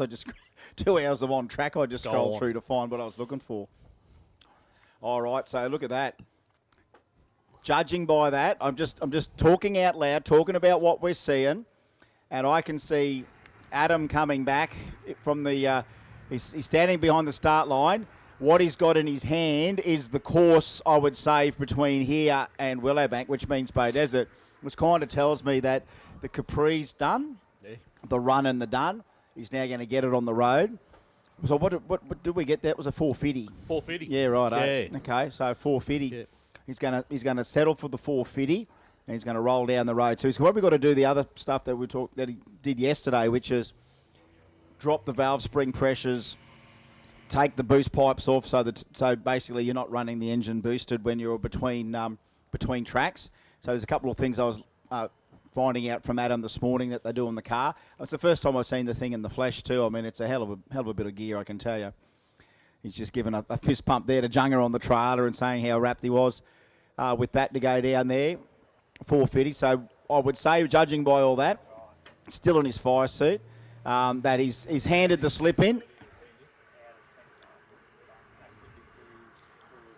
So it looks like Ads will be back to doing that between track maintenance, which will be dropping the valve spring pressure and making the engine run aspirated between here and Willowbank, plus the checkpoints at Bow Desert. That would be the prep before he gets to the next track. So yeah, you won't see him rolling out of the pits here in that car in the next 10 minutes, but you can go down and have a look at him. That's another bit of entertainment you might be able to do today, is just watch what Adam does to get the car ready for the road. It's quite the thing. Because I mean, he did put the shout out this morning. He was chasing some rockers, and I know Junga for one. Like they got quite a collection between them, the boys. Yeah. Couldn't help him out. So whatever he's done to sort that out's fantastic. So it will be interesting to follow up on that and see what he had to do to make it work. So Dave was just saying we've had 30 handing their tickets already. Okay. That's not bad out of nearly 200, only 30, so there's a fair few want to have a crack. He was also saying we're down 40 from yesterday. And I'm surprised at that, but there you go. That is wild to think down from 40. Here's another thing that I also think about. If you are down 40 from yesterday, do we pick any of those up tomorrow if they could fix today and decide, you know what, I'm not going to make today, but I might turn up tomorrow. You watch, there might be the odd one, just come tomorrow. They know they're out of the running. It doesn't mean you're not allowed to run. I mean, if you've withdrawn, you're withdrawn. If you've officially withdrawn, or if you're just a no-show and you haven't handed anything in, we assume you're withdrawn. It's nice if you let us know. But I also like to think that if I was in that situation and my thrash was so bad, there's no way I'm getting up the hill for day 2, that whether you could spend the day fixing stuff and just say, you know what, day 3, let me finish day 3. It just means more runs for you and your car. You're not going to be in contention for anything because you just can't win a 3-day drag and drive by not coming on the second day. But let's hope some of that 40 fix whatever they needed and come out tomorrow and have a bit more of a run, sow their wild oats a little bit more, because this is the unfortunate thing about events like this. We're not going to give you your money back.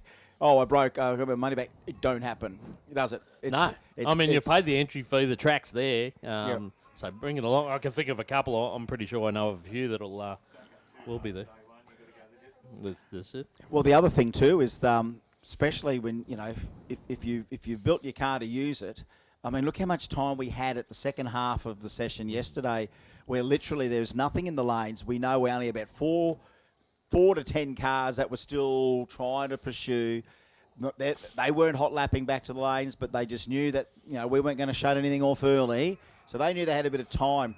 And then you know how much you pay. If you want a private test day and you want that sort of service where the track is waiting for you, not you waiting for the track, then you're paying mega dollars. But here you are within an event going, wow, this is almost like a test day. I've got 2 hours to put more runs on the track, and I'm not waiting for the track. The track is waiting for me. Here's some excitement. Here's some excitement right now. The villain is back. What can you do as an encore already? Trent Brimble is back. We've done that drag in that lane. We've got, I think, back to 2 lanes, Nelly, now.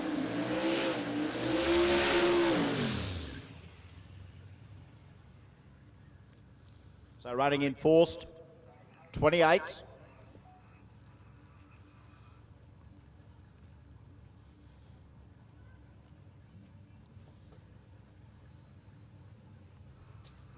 Of course, forced 28s brought to us by R.D. Williams Excavator Parts. Yeah, number 3 in the class yesterday, so with a 7:45, a little bit.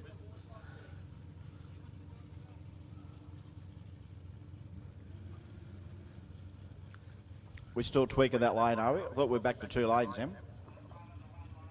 Nah, still running the 1. All right, all by himself on a solo.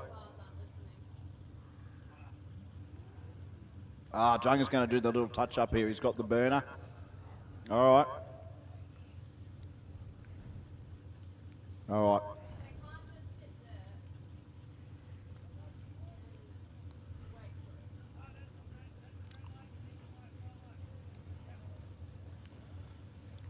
Oh, I'm going to send Brim on a solo. Junga's just got to do a bit of prep on that other lane.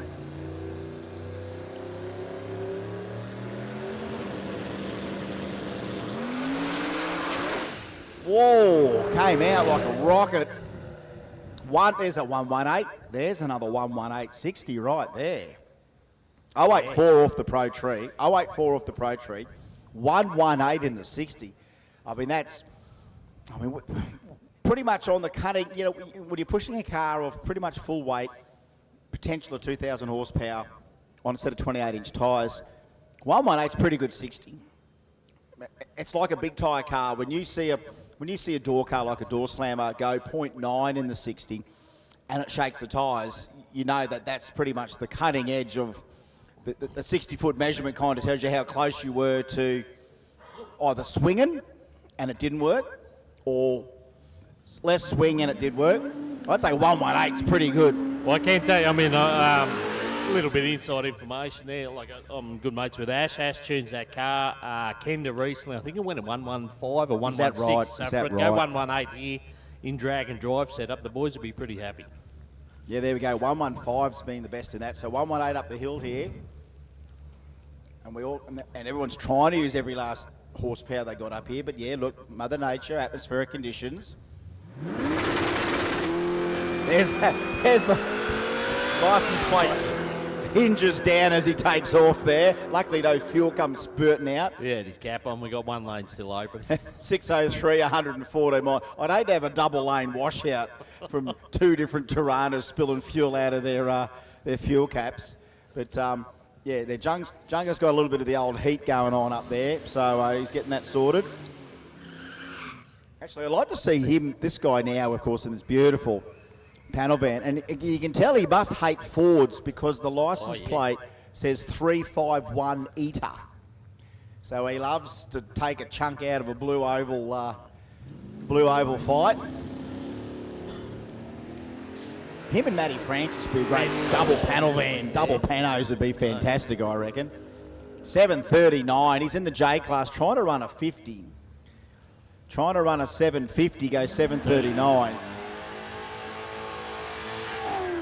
Just down to the one lane while Junga applies a bit of the heat on the... has he got the heat on or just the scrape on? I don't know what he's got there. He must have the... It's hard to tell, isn't it? It's quite a funny thing to watch a bloke driving something so slow, and you know Junga would much rather be going a lot faster than that. But oh, nice wheelie. Again, another pivoting license plate, another Tirana. Dancing with death, 580. I tell you what, 587 is booking, 117 miles an hour. We look at 1-2 60-foots now out of street cars, and that's just normal here. All of our street cars leave 1-2 in the 60. Okay, heat on, no scraper. Okay, that's what he's got, righto. Here's another one, look at this. Greg Barrett. VC LSA I can work out from that license plate. Got to do a little bit of changing your phonetical perception, and yeah, did that say LX LSA? It is. It did say that. That's yeah, 100% LSA. what it is. Nice run there. Shout out to Carla. I know you'll be watching at home, and she's already pointed out that it won't happen again. That she'll be out here. She'll be here for the next one. Absolutely. All right. So as we get this lane back to scratch, I don't know. Obviously, he's still not quite happy with his time slip today. Tim Heiblom in the V6 Bluebird, chasing a 6.50. Wouldn't it be nuts if he went 6.500 to match his 10.500 from yesterday? The 6.50 class, thanks to Wizard Concreting. Just another one, you can hear the difference between boost and no boost. Yep, just that little tiny bump. It's all right, he's away. Looks good from here. Let's have a look. Oh, 56. We're in the ballpark. 6.56 trying to chase a 6.50. Where's that going to stand? Because I don't think we've drawn too many closer. You went Very 54. close. You went 54 earlier. You went 50. That's 256s now. So okay. He's there or thereabouts. But we've seen a 52 from memory. About the best we've seen. Was that Tara, I think, was it? No, someone went close. Tara did Someone go did go 52. close. No, 100% Tara went 52. How the tables have turned. And as we said, if Tara had found the number she wanted earlier, she would have been there for 18 runs, just about. It's like Tim and Jamie, they didn't need any more runs. It's like if you've already done what you need in the class, you're out of there. Or you're there forever. Carla is listening in. Love you long time. Check out the dart out there. I've never seen the dart Yeah, no, run. I saw it getting around yesterday, yeah. It might be in the cruise. He's in the cruise crew, but you could be fooled into thinking he's doing the whole drag and drive. He's still got the trad, or he's got the swags and the marquees there. So that's a nice setup. Soaking it all up. Looks like a Plymouth Scamp or a Duster or something. She's all sign written in that, like an old like a gas gasser. style. Yeah. Yeah, that was another nice one on the cruise crew. The cruise crew actually is quite a nice concept to have there as well, where you get to hang around. Thanks to Iconic Constructions for that. The cruise crew coming out. Oh, that's actually one of our other competitors just finished. Yeah. The VL's finished. So as we said, what do we have handed in? 30 odd slips. 30 odd. 30 odd. Yeah. All right. So we've still got a few to play with. Back to 2 lanes now, and just a couple of our entrants, obviously thinking after lunch. I'd stay here after lunch. A couple of runs, handed it in. It's a marathon, not a sprint.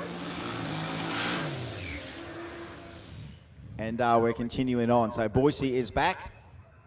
It's amazing how much better this thing runs when it doesn't have a whole fuel filter full of crap in it. Didn't it? He was like the little boy in the finger in the dike. He had his finger in the Dash 8 last night while they're cleaning the filter. He's laying under there holding it because obviously that's the suction side. On the side of the highway at Ellery. Roof racks, barrow, you name it. He's got it all. Trying to hit. He's in the I class. We got one trying to hit 750 to HQ. Trying to hit a 650 in the Falcon. 660 to an 801.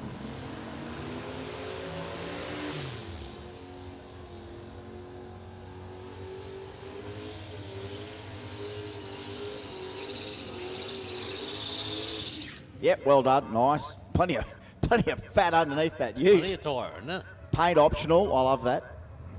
Just got some fatness about the whole thing. Just got some presence on it. Aussies and utes, mate. Aussies and utes. Brian Brennan in beside him from Airlie Beach. Brian lives that part of town. He's living the life up there, Brian. Well, 582 is not bad, except the 2.34 second reaction time. So an ET you cannot use unless you want to cop a deficit, but actually good chance Brian will be one of those lunatic legends in Mackay next weekend. Well, there you go. You've already got him earmarked for next weekend. Let's see how he goes. Still be running by the look of it. His Bubba's doing a bit more down there. Yeah, look, I didn't quite get under the hood of what the S15's got, but it ain't an SR20 anymore. I'm speculating if you're a purist, it'll be an RB. Well, the number plate says 2J. Okay, it's a 2J. Thank you. Thank you, Shag. Got any more info on the car for us, Shag? We'll go with that. Yeah, well, the licence plate says 2J. Thanks, Shag. That's all we need. Sometimes, please put everything about the car on the plate. That really helps us for the rest of it. It's more than we got on the screen. Yeah, that's right. And we can't profess to know everything on everything, especially in this country. Nothing surprises us. 700 for the S15, 744 beside. There we go. Dave Reed told me it was a 2J. Okay, she's back. So we've got trying to hit 750 in the ute, stick shift. And here's Tara trying to hit the 650. You don't see too many Supras with the big tow hitch on the back. Well, could you even buy it? It'd have to be a custom job. Surely. You couldn't work in the Hayman Reese and go, I need one for me Supra. I wouldn't think. I wouldn't think so. And she's got to get in and get out in under a second here. She's out. Okay.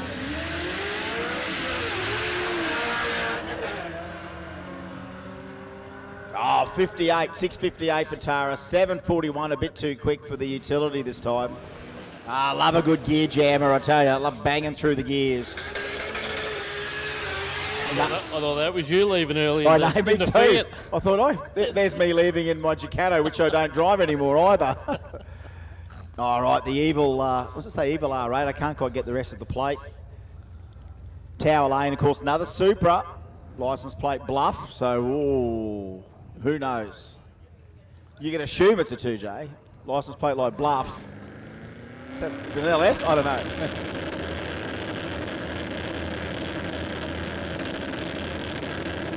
No, it's Matt. No, that'll be Matt Kelly in the 2J. That'll be Matt Kelly. So it's 2J. I tell you, look, 553 in the G class. Hang on. 553 in the G class. 638 for the 650 class. A bit too quick for Matty. It worked a little bit too good for him that time in the Supra. But hey, that's not a bad run in the 550 class. Going to be a few sneaking through here. Here's another one trying to do that. 2J on board for the Commodore in the Tower Lane. The what? The Doppelganger. Oh, mate, don't they? They're like twins. I'd love to see the Barrador up against Where this is one. the Barrador? It's criminal that thing's sitting at home with no driver. We've got to get a gun driver in there. Oh, the bump infringement. It's going to cost him reaction time there too. Yeah, just that. Just got to send him away. Just because we've got everyone deep in the burnout box here, so we've got to send him away. Got to have another crack at it. Geez, the bump burden is heavy for some, isn't it? Sometimes it just makes you wish you could get in first, and hopefully your opponent's going to put the second bulb on real quick. Yeah, 643 in the VL for Jai Ward in the other lane. So here we go, Jamie Page. Let's see what he got. So one of those guys that went right on the number yesterday. 5-0 with a 0. Been a little bit off the pace here today at Warwick. This looks a bit sharper on the start line. A little less powered. Have you had a look at that thing? That's Beautiful thing. Tidy, so tidy. 673, yeah, he's off the pace a little. 673 to a 713. So, yeah, day 2.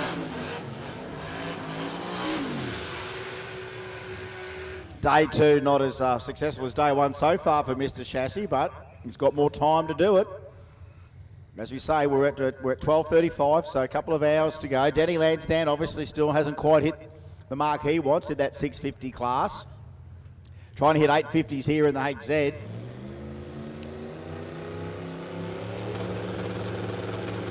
Oh, Danny. It's not the first time he's had that little bump issue on the lines. He's going to get no ET. 575 beside him. Not a bad lick for the Kinger, but yeah, Danny, like, you see him in the green wags. Like, the race car, I think, is more of a tamed beast than the street car. He's trying to tame the street car.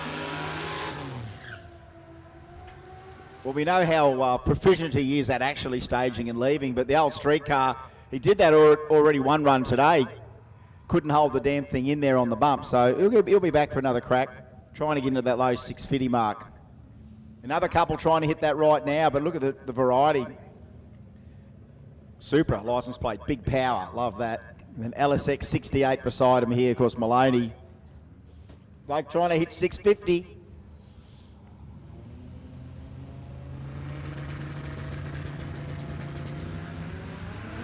Kamara gets away nicely, pretty sharp on the start there. Some of these boys really starting to get the eye in on the Pro Tree. It's not easy to do, but there we go, 632 there for the Supra. Oh, what have we got? Thanks, guys. There could be moments of radio silence happening here as Australia's best track food gets delivered. The best. Spoke about Matty Francis earlier. Here he is in the HQ panel van. Harris Cantolian in beside him, the Camaro. Another one there that's in the top 3 in his class in quarantine. So Harris looking for a, 650 on this one as well.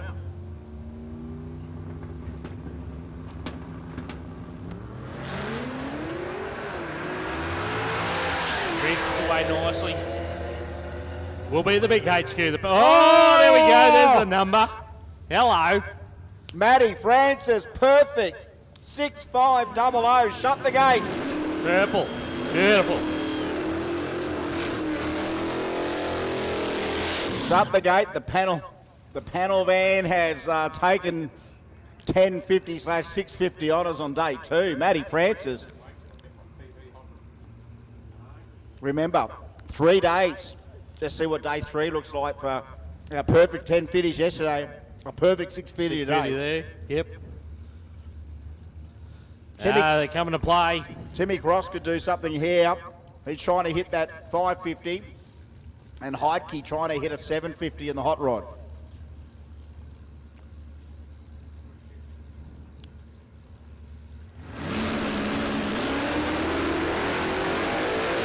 They cross-spun the tyres about, actually got out of it again about half track, so still hasn't got a clean Heidke. pass in. 52 with a 0, Hey. 752 with a 0 for Heidke. Yeah, Timmy, that was out like a rocket, but then, yeah, just thundered its way down and then off the throttle.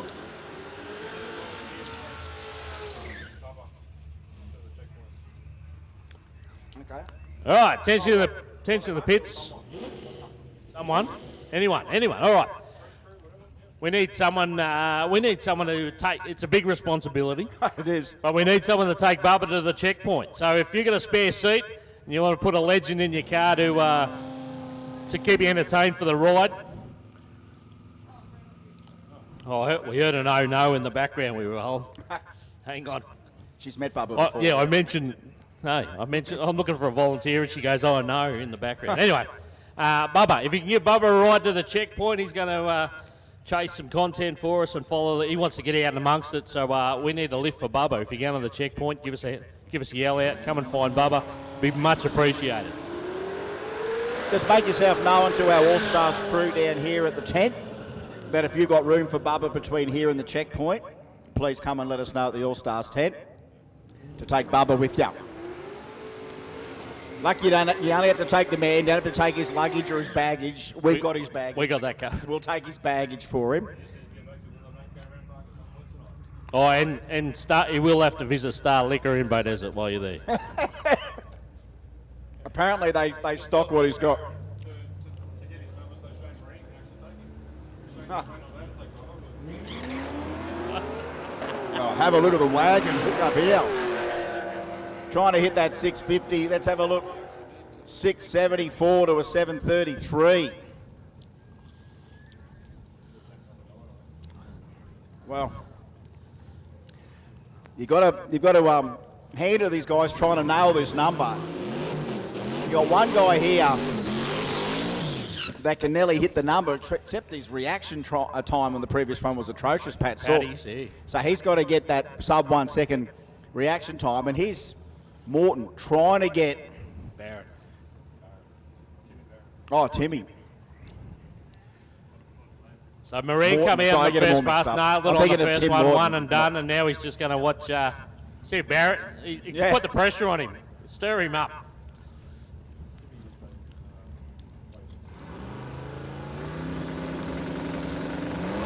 Oh. Wait, you're going to have to wait a bit longer. Watch this. 750. Oh, no. 49 with a 6. Chuck it out. Chuck it out.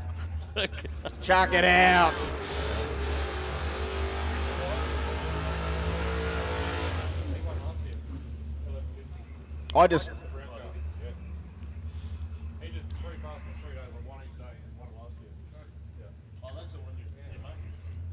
All right, Nicole out here in the Petita Kingswood, trying to hit that 1050/650. So White in the other lane, so we were told, won the event last year in the class, one and done each day, got the job done and took out the class last year. Followed up there, 802 there for him. Attention in the pits. The lanes are open to all of our competitors now. No, don't worry about your class.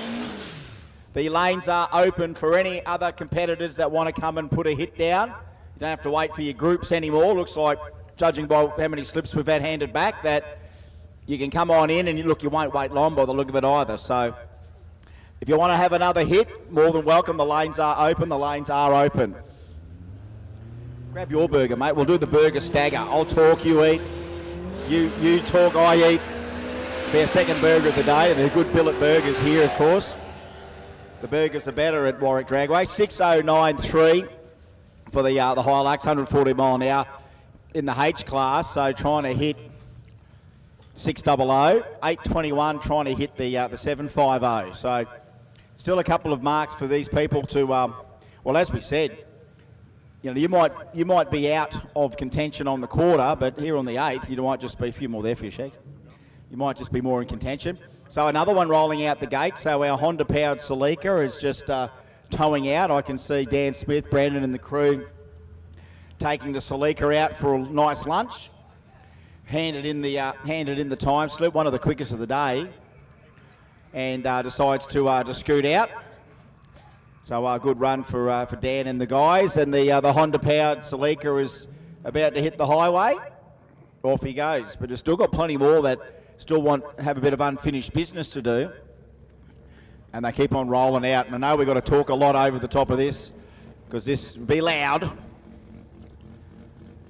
Don't have many rotaries in drag and drive, but we always tend to turn up with one or two in the quota.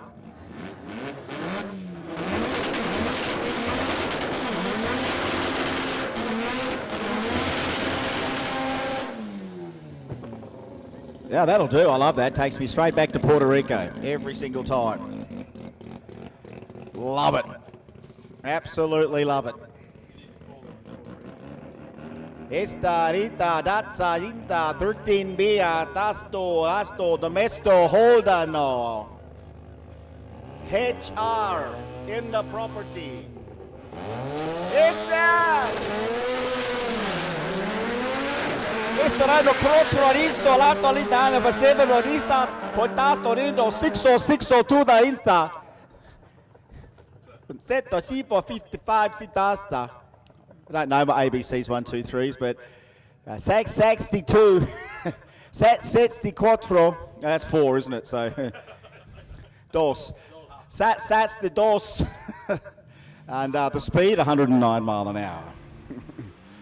Yes, SBS of drag racing before too long. They keep on rolling through now. I know our BMW didn't have a lot of fun on day one, trying to hit 1150 and get a good reaction time at the same, in the same pass. Sometimes we've seen people hit the ET, but then not have the reaction time, and then need to come back and do the beginning of the run and the end of the run the same. And just took a bit for some to do that. Here we go. Look, a red light's not going to help in this case. It could be a 750, and it's not going to help. 8:05 anyway. 7:40 beside him there, trying to run a little bit quicker than that, obviously, in this particular class. I hope you're watching on the live stream there, young Etho. He goes, "How's drag and drive?" I said, "Mate, it's great." Allstars drag and drive, thanks to VPW. Rob Armstrong's just texted me to say it was a real fuel cap. He wasn't using the plastic servo special. Okay, thanks, Rob. I mean, we didn't accuse you of that. We just said, remember those. You know when you get the memory of fuel gushing out everywhere, then you have the flashback to the plastic cap. The plastic cap. He sent me the picture of the real cap. He's got the legit picture of the real cap. That's all right, Rob. No infractions from the tech department here for that, mate. Oh, I already know, Rob, which team booked Warwick in the UK. We already talked about Trappy and the... Hey, Gov, where's your car? Where's your motor? All right, lighting up the Dicey utility. You can hear it spooling from here. Could have the fastest set of Torno straps here in Australia today. Tell you what, the Mustang's out and gone. We're both in the I class trying to run 650, 669 and 692. Nice to get the facts, nice to be fact checked when we can.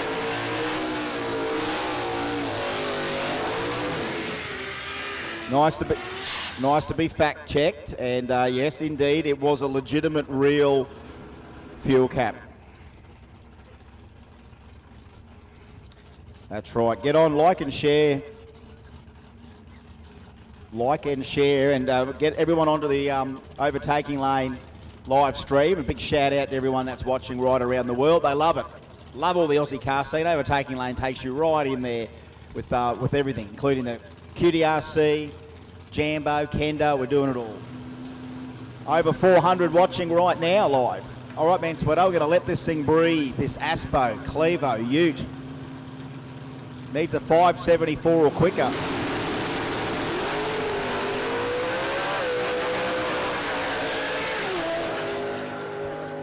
I tell you what, 576. He's in that Aspo 235 class. 576. I think Brody's in there too. I think he went 74, Brody, last run. There's a 76 for Mansueto. He is only a couple of hundredths away from Brody in that class. That is so good to see the competition so tight on day two. In every class, be it fixed index or be it, you know, our NA classes or our forced classes as well.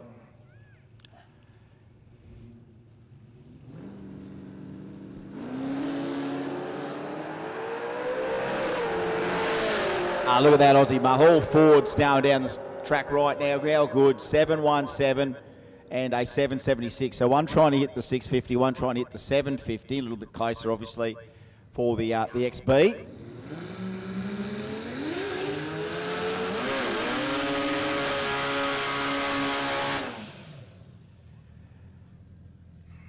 All right. Look at the amount of tyre on the back of our Lexus here. It's got a fair whack of rubber under it. Trying to hit that 550/850 class. And Travis Beckman in the I class trying to hit a 650.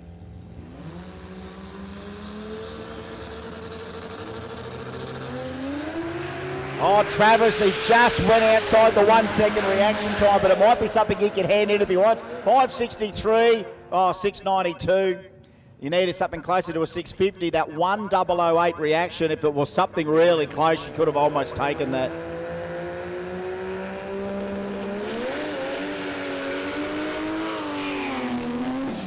Right, he's back again. He had to hot lap it around. Well, didn't have to, but he's doing it.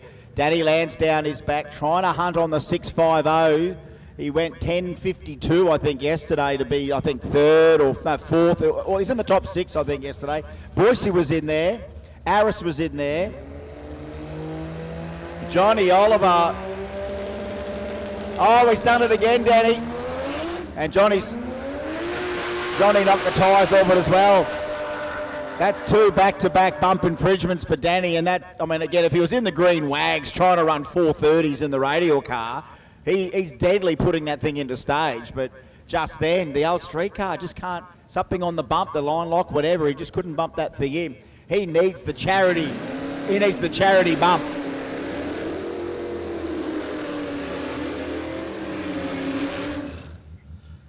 And so welcome back to Shagger after devouring a famous billet. Was it a hamburger or a steak burger? Hamburger, that one, mate. Good. Can recommend.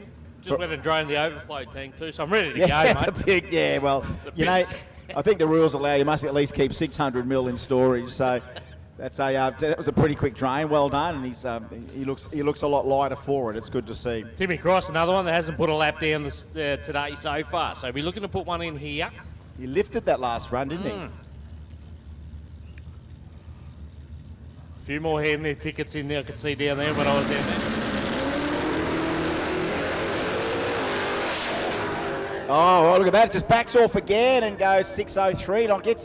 That's a freaky thing. Whatever's happening, it did it twice, 2 runs in a row. It comes out, it's under power. You can hear that big Godzilla. It's not needing to rev too hard. But the thing just shuts off, whether it hits a safety or I'm going to say whatever. it did similar maybe at the first Kenda. Yeah, right. Okay. I'm going to say he had issues. It was shutting off on him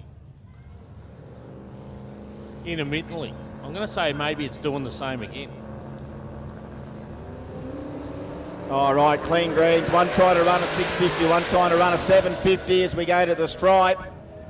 Jesse Ferguson wants to know about this charity bump. He thought, what was the charity bump for? It was a joke. It was about needing someone beside you. If you were having trouble bumping, that if you could someone stage beside you to give you the control, a charity bump we called it. Wasn't any bumping of him for charity. Sounds like Jesse, whatever we can come up with, Jesse's in by the sound of it. Sign him up. Sounds like he's in whatever we come up with. But no, I use the term as when you need someone beside you, as I said, call it an assistance dog or something, just someone that can help you get the time slip you want, and you just got to take that bump element out of it, that mystery. Like let you put one bulb on, you put one bulb, knowing that you're coming in confidence once you've got your stuff lit, you'd come in straight after it and let him do it.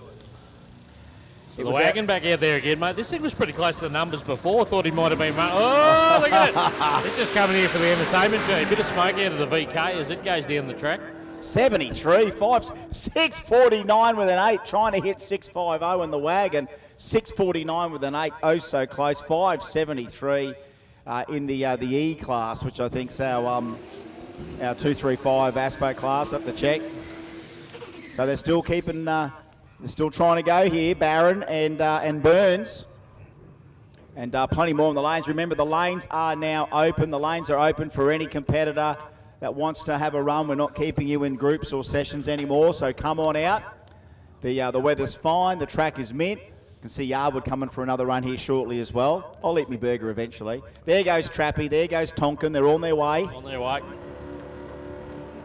So Barron, clean one this time. We, of course, threw that red light on the tree last time. This is a clean pass. He's going to be on his own. We're going to watch him go all the way through. 48 with a 6. I've never seen so much heartache in a team trying to run 750s here. I've never seen so much heartache. I mean, drag racing's a cruel sport. We can even kill. We can make it crueler. We can make the cars slower and just as cruel. That's where you're upset because it went too quick. Too quick. Yeah. The old too quick. All right, here we go. I'll eat me burger after this one, I think. Get a bit of Yarwood into you before you get a burger in you. Bit of Yarwood. And Russell Weaver trying to run 650. Yarwood can run as quick as he wants. Wants something with a 4 on it.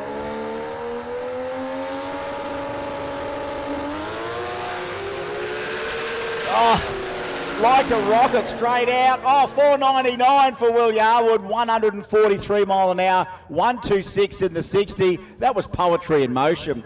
Came out, it did a nice hang of the wheels, beautiful launch, and a great combo all the way down there. Great one from Yarwood. All right, here's our S15 back around again, a little Tirana in beside him. So I class for the S15, H class for the Tirana, the Savage Tirana.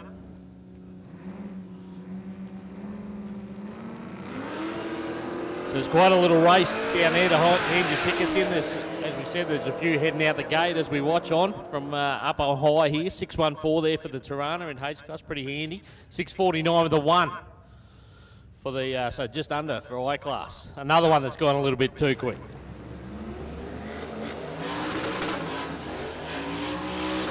Here's Brownie. Adrian Brown, as we said, make sure you get on and follow the Car Culture's YouTube and Facebook pages. Get all the, anything that's on. This bloke's there. He's doing a fantastic job for the industry. The King are in beside him. Bumps in now, we're just about ready to go. Car settles. Anyway, nicely. 618, 580 in the other lane. Tara's back. Tara's back, looking for another one. So she's looking to close in a little bit close to 658 from memory on the last one. Looking for that 650 or something very close. But went 52 earlier on this morning, so she wants better than that. She wants better than 52. History shows us from yesterday she just loves getting out there. So the HR in beside her, J-class car.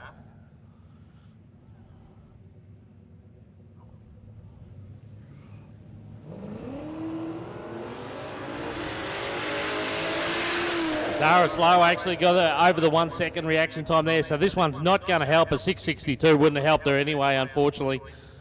So that's not what she was looking for. So, I mean, we probably could have penciled her in already, though she's going to come back around, but she's definitely going to come around now.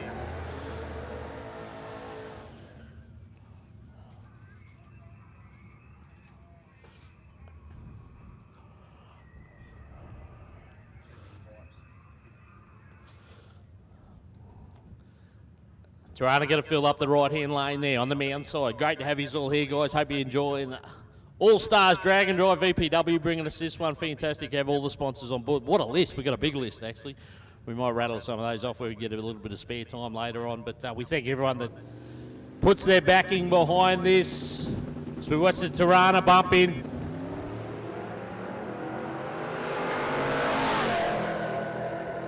Pretty handy lap here too. 617. 617, 116. Andy Felsom, I don't know if we've seen it. Did we see Andy? I don't know if he got a clean pass in, so good to see Andy out there in the Tirana. Paddy Shaw in beside him.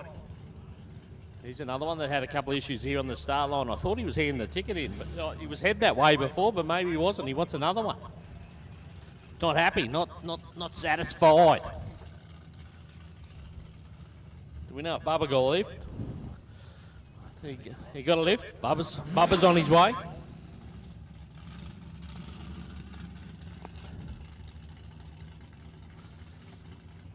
So the Hilux, the LS powered Hilux for Paddy Shaw.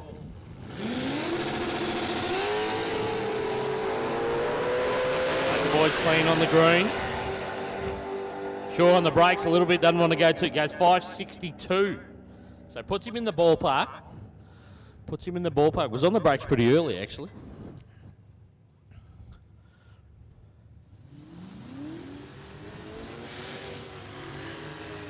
Greg Barrett brings the Commodore to the line again. Maloney in the, so LS is, turbocharged LS takes on supercharged LS. LSA here in the calf here for Barrett. Another one looking for 650. Big class, 650. Our biggest class, I believe, this weekend. He's out there in front. 649 with an 8. 649 with an 8. Meets it by 2,000 of a second, too quick. Won't count. Needs that 650 and above. Danny Lansdowne, our man from Spot On again, rolls around for another lap. Has been struggling a little bit here on the bumping. See if he can hold it here for this one.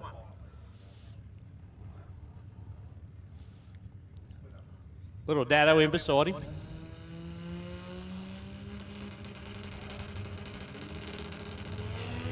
Oh, Lenny, got to get a pass here. Got to get a clean pass. We're looking for the numbers here for the Commodore. 6:44.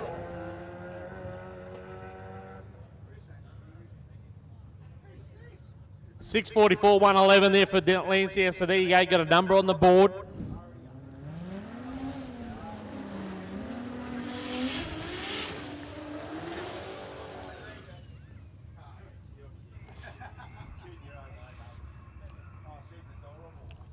Is that guy from earlier, like we said, Chris was saying, this gentleman come up to us this morning, had to share the story, and we're glad he did. This is what we love to hear.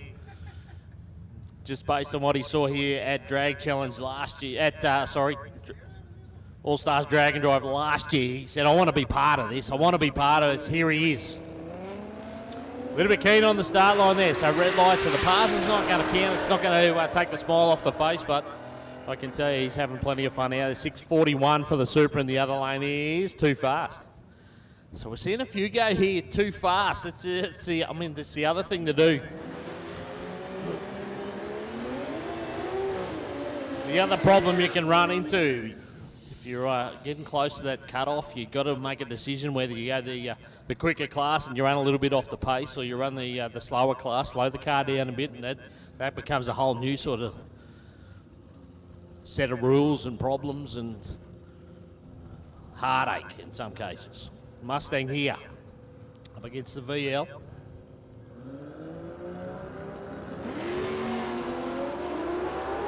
Take the boys away cleanly. VL got the big top end speed, 6:42 in H class, so he's okay. 6:42, 1:15. Probably not what he was looking for, but a clean pass. All eyes on the track, and we're good to go. 8th mile, nothing wrong with 8th mile. We just keep pumping them through. Johnny Oliver, and don't sook. That's the VS Commodore.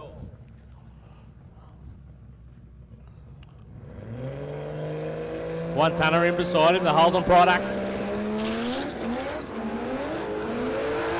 Oliver having issues on the start line there. Just fried the tyres, decided to get out of it. Just past the 60 foot, just going to cruise on through. And have a think about what he needs to do to try and get that car down the track to run a representative time. Still plenty in the lanes. Still plenty of opportunities. We've got a couple of hours to go, no doubt.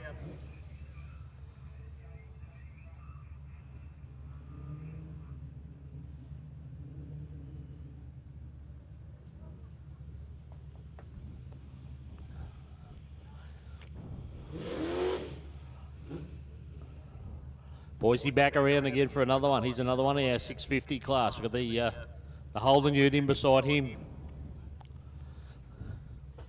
We talked about it all day. We've got the vantage point up here in the tower that we can see everyone leaving out the gate there. There's a the big procession. Actually, Carsberg, one of those. Pete Barasowski, I can see out of Mackay, heading out.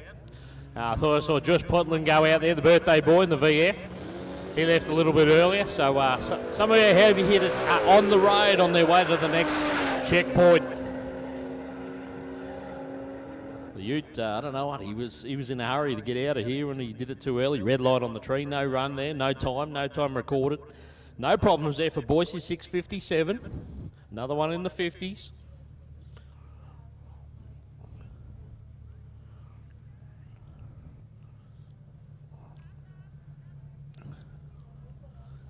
So there's about half a dozen cars out there just hit the road out there. You can see them. So we believe our next checkpoint will be in Bow Desert at Oztalk.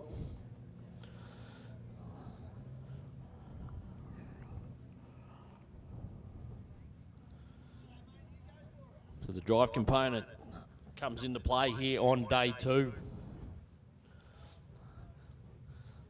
little bit of track prep out there, a little bit of something. The mops are out. And the Junga is on the spray in the right-hand lane.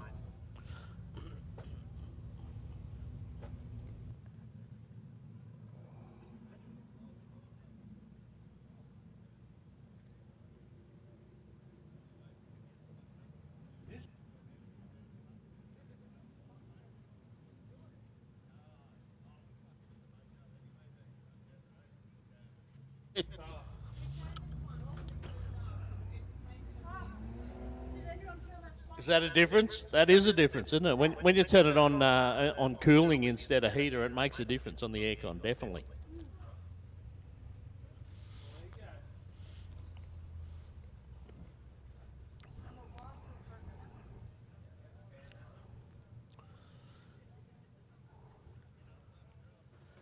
All right, so a little bit of spray went down here on the start line. We're just waiting for that to settle in a little bit before we get underway here. The next pair of races in the water. That's the signal we like.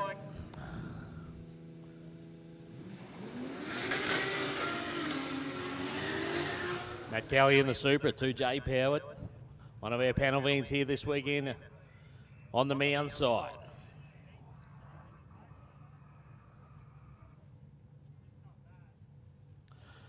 So pit starting to thin out a bit, which is good to see. Means a lot of them are out on the road on to their next adventure.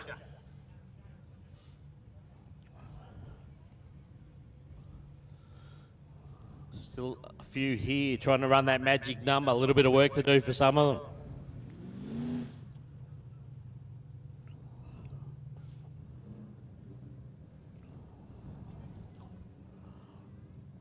He's starting to bring the boost up now. We got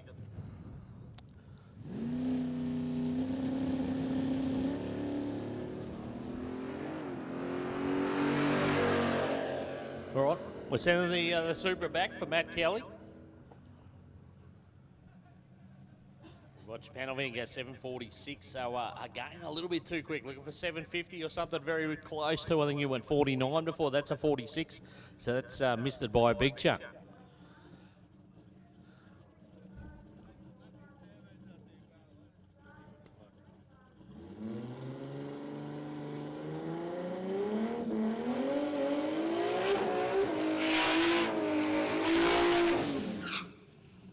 Well, hey, our man from Tough Mounts all the way from South Australia, this Barra-powered Fox body. Great to have him here. Fantastic looking car. Make sure you get over the pits if you haven't already. Have a look around. Obviously, as I said, a lot of them have hit the road already, so you've missed that opportunity, but there is still plenty to have a look at. This is one of those cars you really need to get up close and have a good look at, inside and outside. So Adam Rogash, our man to beat. Helping Jason out there, good mate of his. Single here for him.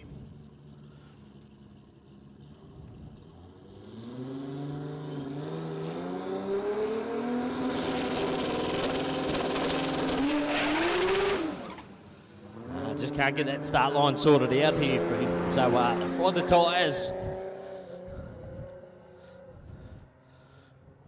So the Brains Trust will go back to the pits and have a bit of a think about it.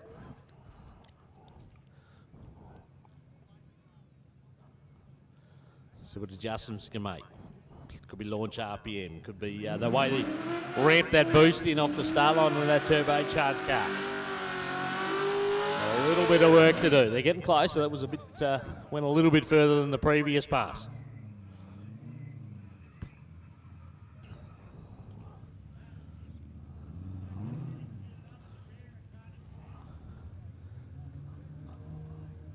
So 650 the number we want, looking for here in the left-hand lane. Our right-hand lane, the Commodore Ute, we're looking for 750 or something thereabouts.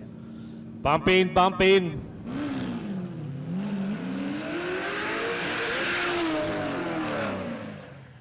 Oh, maybe some issues over there for the Commodore. It looks like he went to grab a gear and it did not want to play the game. 659 with the 6 and the 50s there for the S15, but the Ute, he's got all sorts of dramas down. It looks like it's still moving, which is a good start.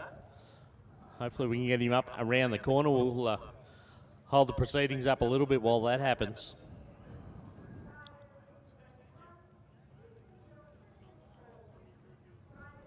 That's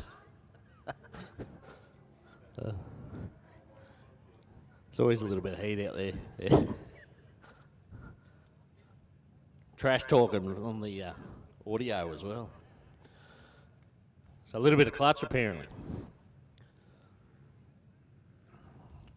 So just about to clear the end of the circuit there. Good. We got the vantage point here at Warwick, and it's the uphill braking area. You can see those cars, and you can see exactly when we're Got all clear up to the top end. Is he going to make it? He's just going to make it around the corner.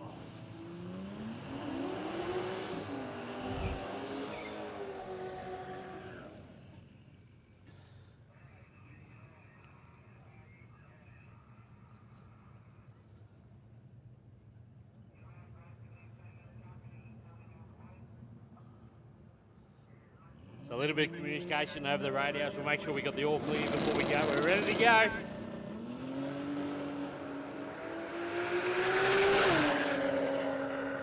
Well, the Holden Ute was 6:49 with the 5, so 500's too early. 6:49 with the 5 on that 650 cut-off. 49 with the 5's too quick, and that one won't count. Not going to do him any favours. RX-7, that one's not going to count at all. 650 class still hotly contested. Once again, 1050 over the quarter at Willowbank, 650 here over the 8th mile. So this is one of the cars that was on the money yesterday. In 5-0-0 for the Bluebird.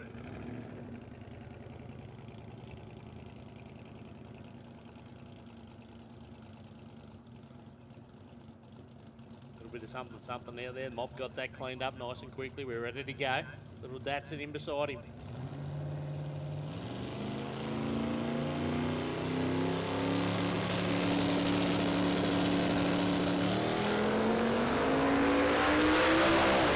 Right, all eyes on the right hand lane. We see a 550, 550 there, 135 there for the little Datsun, a 663 over here. Won't help the cause for Timmy in the Bluebird. We've seen him go quicker than that. That one won't help.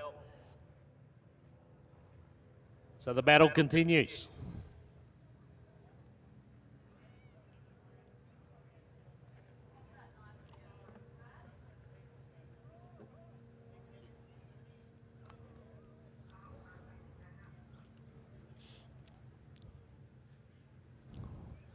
Yeah, help yourself, mate. It's you're doing us a favour, honestly.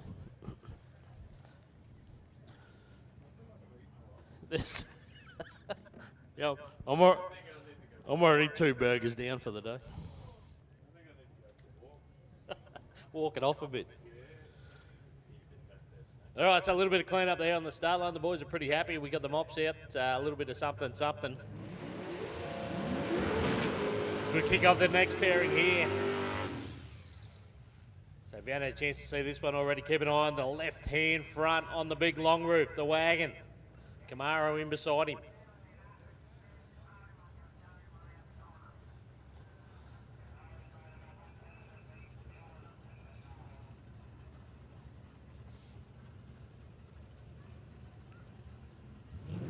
Oh, there she goes. That's nice to watch. Lays it down nicely, goes 654. 654 with a 639 in the other lane. For the Camaro. Mansueto, Jason Mansueto up next. They're just going to shut this pair down because I think they're going to retrieve. Oh no, look, they got it moving. You can see from the top end there that that stranded ute that they had just around the corner in the braking area, they've hooked him up and they got him on the toe.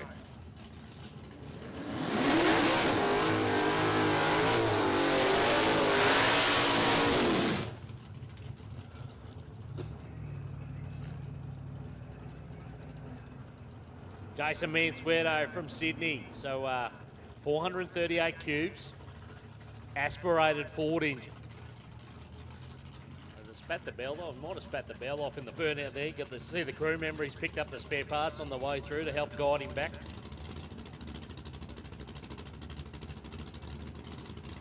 Mansueto a bit animated in the car, calling out to his crew member. Premier in beside him, waiting to turn, ready to go.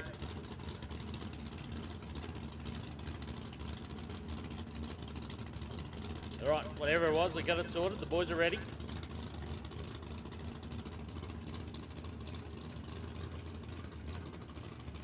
The eyes aren't what it used to be. That looks like a tyre gauge. I call it a belt, but it looks like a tyre gauge for the crew member. All right, the Utes up here. He's ready to go. Mansueto. Listen to this thing sing. No issues there for Mansueto. Quite animated in the car here on the start line. Got the crew member to pop the head in and have a look around, but whatever it was.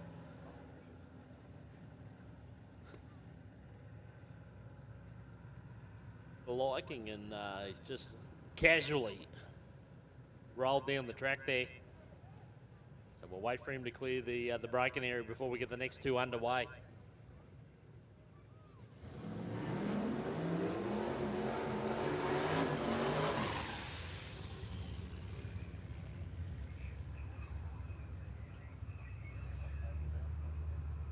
Harris Cantolian brings his Camaro to the line, another one of our front runners in 1050 class.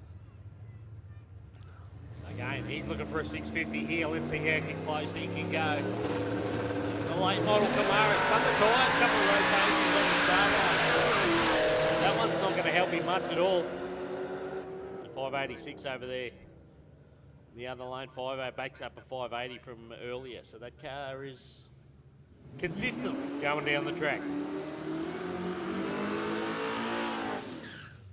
Tim Barron back in the Tirana. Is this the number? He's gone two very close numbers, quick. Well, one was with a red light, but could this be the one? We've seen the frustration, we've seen the animation from the crew members.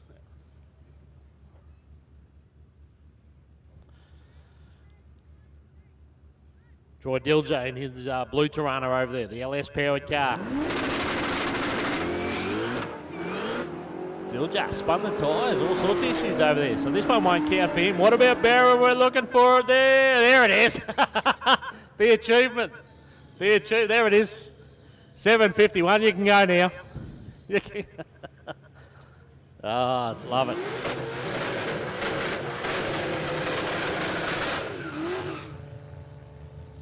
Very good. That's what it's all about. That's what it's all about. We've seen it. All the emotions down there on the start line. The frustration of running too quick to running close to that number, enough to sign off, hand the ticket in, they'll hit the road.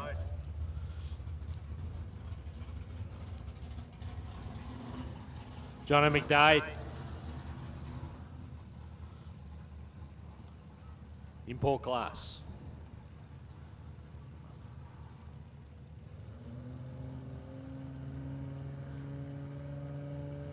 Starts to bring the boost up. We'll watch the car bump in here on the tower side.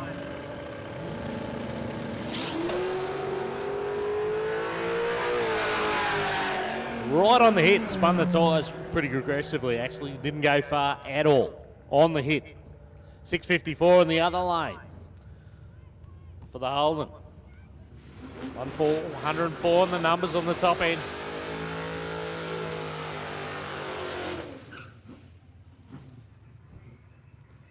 Shout out all the volunteers, all the officials here. We're pumping them through here this afternoon.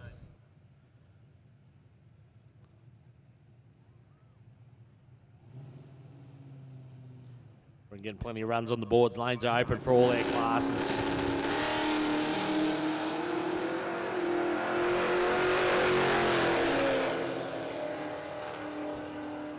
So 1150/750 class, the other lane 811 that time for the Falcon. 850 for the BMW. Is that on the money? J class. Let me have a quick thing. I think it is.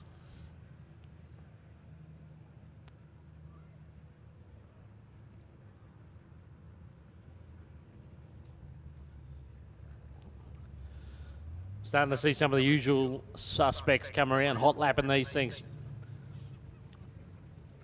Getting plenty of track time.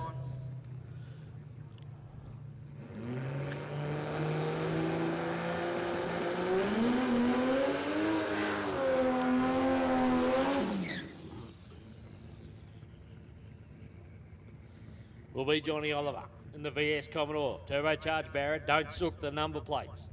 Been a bit frustrating for him. He's turning the tyres a little bit here on the start line. See if he can lay one down here. This is a bit slow off the start line, but it did get off the start line, which is a good start. We'll look at the numbers on the top end. 6:58.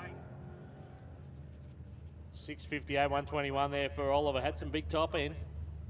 Once again, a little bit slow to get away from the start line, but they tamed it down a little bit to make it happen.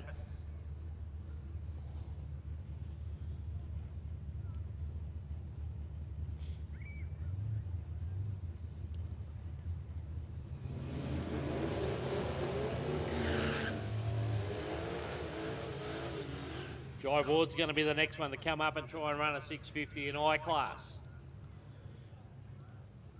Turbocharged LS VL. Good looking car.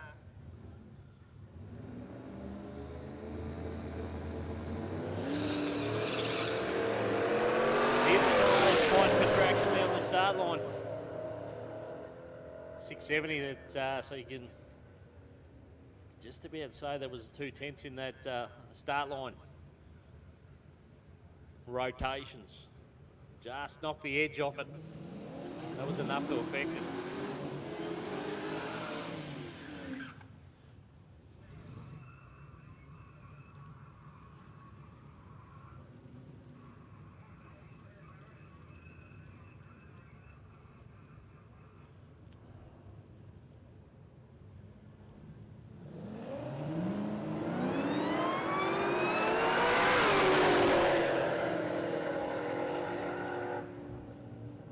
Tirana back around again for another lap. 6:59. These guys are starting to really get themselves a real collection of tickets.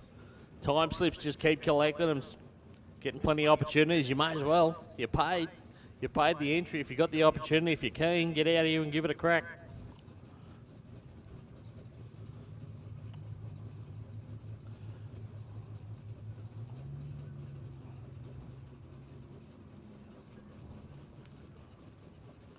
Rob Wizard up next, the HT Prem, ready to go, sitting in the water, wait for Al Hurley to come forward. Another one of our turbocharged VH Commodores.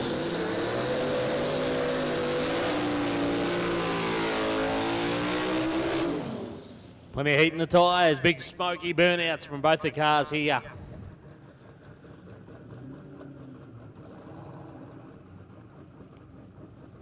So Hurley runs it out. Fairway, yeah, got a little bit of work to do to get it back here in the burnout. Junga doing a bit of clean up, bit of prep back here with the sweeper.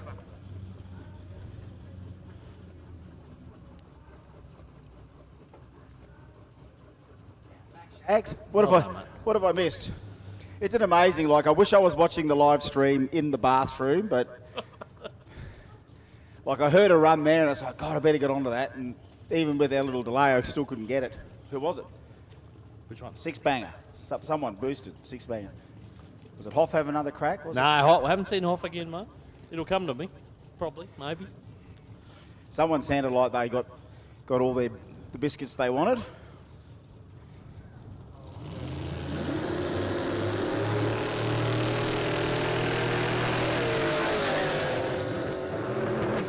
Oh, this problem's creeping up again here for Mason. It happened yesterday. Same deal. It just had the same little gremlin kick in. Took him a couple of runs yesterday to get the hang of it, and then here it is. This gremlin's here again, and was making all the right noises. 6:57 beside him there, also trying to hit that 6:50 number, but here they are. A bit of Groundhog Day from yesterday. They just had one run where it nailed it, and the reaction time was the deficit, and then that last run they got with the I think the 8:06 yesterday. Oh, there you go. Probably the highlight was Timmy Barron got his 750 pass. 751. They got it. They didn't. He did. I heard that. I heard that one blow up. Actually, I thought, wow, there we go. They finally hit the mark. Now they can hit the road. But yeah, no. Look, it's just sitting there talking. I was talking to Drewy, right? So Mark Drew, and then Dallas. Isn't it amazing the people you meet on the way to the Loos here at Warwick Dragway? I mean, it's you know, there's either legends leaving or legends on their way. You know what I mean? I had quite the mistake. I went to get up and lost my phone into the next stall. So that was a pretty desperate bit of situation there, mate. Well, it was a desperate situation. We were at that stage there. Here I am, caught with my pants down. Phone's been flung into the second cubicle, and And then someone must have hit the run at the same time. I heard in the background, I heard about the 3 different things going on at once there. It was all happening. Well, I tell you what, we are into this stage of the day, still plenty in the staging lanes. I thought no one's really told us when we wrap up today. Yesterday it was 9 o'clock till 3 o'clock. Today we started at 9:45. Do we go to 3 o'clock? Do we go later? It'll depend on what's in the staging lanes behind us. If we get to that 3 o'clock mark thinking, do people still want to go? Do we get a little extension? That'll be up to basically other decision makers more than us. But today, as we knew, there was going to be more demand at this time of the day than yesterday. Everyone on day one, especially after running the quarter mile, want to get that road trip in to get to the second destination. And that's why we lost, I shouldn't say lost, off they went. Over half of our entrants sort of in the first 3 hours decided to go, and then the last half of our entrants tried to still obviously stay and run the number they want, trying to compete. Not mentioning any names, some people harder than others. Tara Johnson. Oh, there she is in the lanes there now. Head of the lanes. The lady in the white Supra. You might see her more than once in the next Even whatever. Wave. Look, even getting a wave. She's nearly going to be the first lady of Queensland Drag and Drive with activities like that. I mean, remember, we do know, of course, Alicia Teal had quite the reputation, of course, her HQ down in Sydney at our, Victorian Drag and Drive, Street Machine Drag and Drive, Street Machine Drag Challenge. I want to say we're talking about we, the community. Different promoters, different events, still the same vibe. She would run the Dial Your Own class back then, which would be an ET that she needed to hit to be able to hand in. We've got a slightly different version of that. We have fixed index targets that we all know what people are hitting. But in Dial Your Own, in the other format, you don't quite know what they're hitting because they don't tell you what they're trying to get. And we used to always say, listen, if you could tell us, write it on your window so we know when you get it. So, Alicia, we could never guess. Like Kerry and I would be going, what does she want this time? She's not happy with an 11:42. She's not happy with an 11:46. What does she really want? And she goes, I want 11:44. And then every time she'd come out, you'd be there thinking, you just want them to get what they want. You know what I mean? Because it's like, good, then you can go away. No. Well, you can stop wearing out the car, like beating up on the car. Especially when you saw run after run after run. You get this little micro frustration. She would blow up large. And then you've got to keep remembering that 3-letter word. Fun, Alicia, fun. Remember, it's fun with cars. Don't get all fired up about it because you're not hitting the number. And then, especially when they say, silly car, they blame the car. It's like, well, you built it, you love it, you pay for all its bills. Stop blaming it. And then you always call their bluff. Well, if you don't like it, if you hate it so much, maybe you should get out of it. And no one's getting out of it, Shagger. I haven't seen too many guys that say, I've given it away. They've got stuff in the shed, hopes and dreams are plenty, knowing that you can take a car these days and do so many things with it. Do your drag and drives, cruise, rock up to a variety of different cruises, no matter what state of the nation you're in. Just bragging to our Victorian friends down there, Shagger, just how good we've got it in Queensland and especially the southeast corner. We're a little bit blessed. Look at this beautiful racetrack here. Got Junga doing a little bit of prep on it this afternoon. Beautiful Warwick, beautiful drag strip, and a community that continues to swarm around this place every time they open the gates for this exact reason. People come here for fun, for freedom, and really to send the weapons they've paid and stressed over. And you've seen some of the rides we've seen today, mate. Wild gear. 4 second stuff driven on the street. Carload of friends on the way out. I mean, you can see why people get sucked in. Well, I shouldn't say sucked into, lured into how attractive that is as a lifestyle choice. The equivalent might be spend the same amount of money in a big damn boat. Every time we want to take that thing out, probably costs you $1,000 to $1,500 to fill, and out you go into Mother Nature where there's sharks. And you bring 3 fish back, and You fish for 6 hours. 2 of your mates will get crook. I'm only guessing the average Aussie fishing trip. 3 blokes will get on. The other blokes won't catch anything. There'll always be 2 blokes crook and 1 bloke drunk the whole time. They've never fished. Exactly. That's exactly what happens. And I just don't see the I don't see the pleasure in that. I don't like leaving my land for the ocean. I don't like the ocean too much. I mean, you get out on a boat, you get out on a tugboat every morning in Gladstone, and you go out and you bring in tankers. That's your job. So you love the ocean. No, I stick to the harbour. I don't go to the ocean. As long as I can see the land, I'm good. So your job means that you never have to lose sight of the light. Okay, it's in the harbour. Yeah. So, look, I could probably cope with that. But, don't send me out in the middle of nowhere trying to catch a fish. If you run your numbers, if you want a really nice, beautiful piece of fish eaten because you've caught it, and then you realise you're paying probably $800 a kilo, just go and buy the nice fish, $50, $60 a kilo, and don't go out on the boat where some of your mates aren't going to get the same enjoyment that you thought they would. But I'd say the equivalent of that, the landlubber version of that, is drag and drive. Don't you reckon? Yeah, 100%. Just nice car, good cruiser. The tougher you want to go, there's a million workshops now in Australia that will give you that. We've got so many good businesses, even right here today. Go and see VPW. I mean, they get you on the road of whatever you need. This is why VPW's around. That's why a lot of workshops are busy. Building cars for these people that want to just, I want to enjoy this. I need the car I can share with my friends, my mates, my family. In the future, you'll realise that not everyone's going to own a Lamborghini in their time, and maybe no one wants that. But if you've got a tough streeter of no matter what description, and you roll down any piece of modern civilization between now and the rest of your life, that stuff's eternally cool, man. It never gets... people will never turn their noses up at your car. If you come down the street with one of these things, even in the next 30 minutes here, you're going to blow someone away and impress them. We don't deliberately go out of our way to impress people with our car choices. It just happens by itself because promoters like what we have here with Allstars and VPW and doing our 3-day drag and drive here shows that there's a need for people to do that. People have felt the need to want to compete with these. You can cruise the rest of the day, compete for a few hours. So there's that high of the race day, pit lane.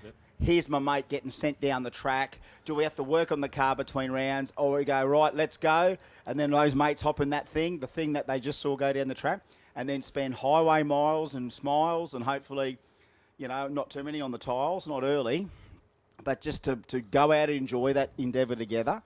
There's always still going to be one bloke in the car that's drunk, but look, can't get away from what happens on the fishing trip. Can't say that there won't be a smell of fish. There'll be a smell of E85 and BO, I reckon, by day 3 in these drag and drive starting cars. to get a bit rich. I mean, I just did a quick little random check this morning. I'm walking through the pits and I'm looking inside all of our drag and drive cars, right?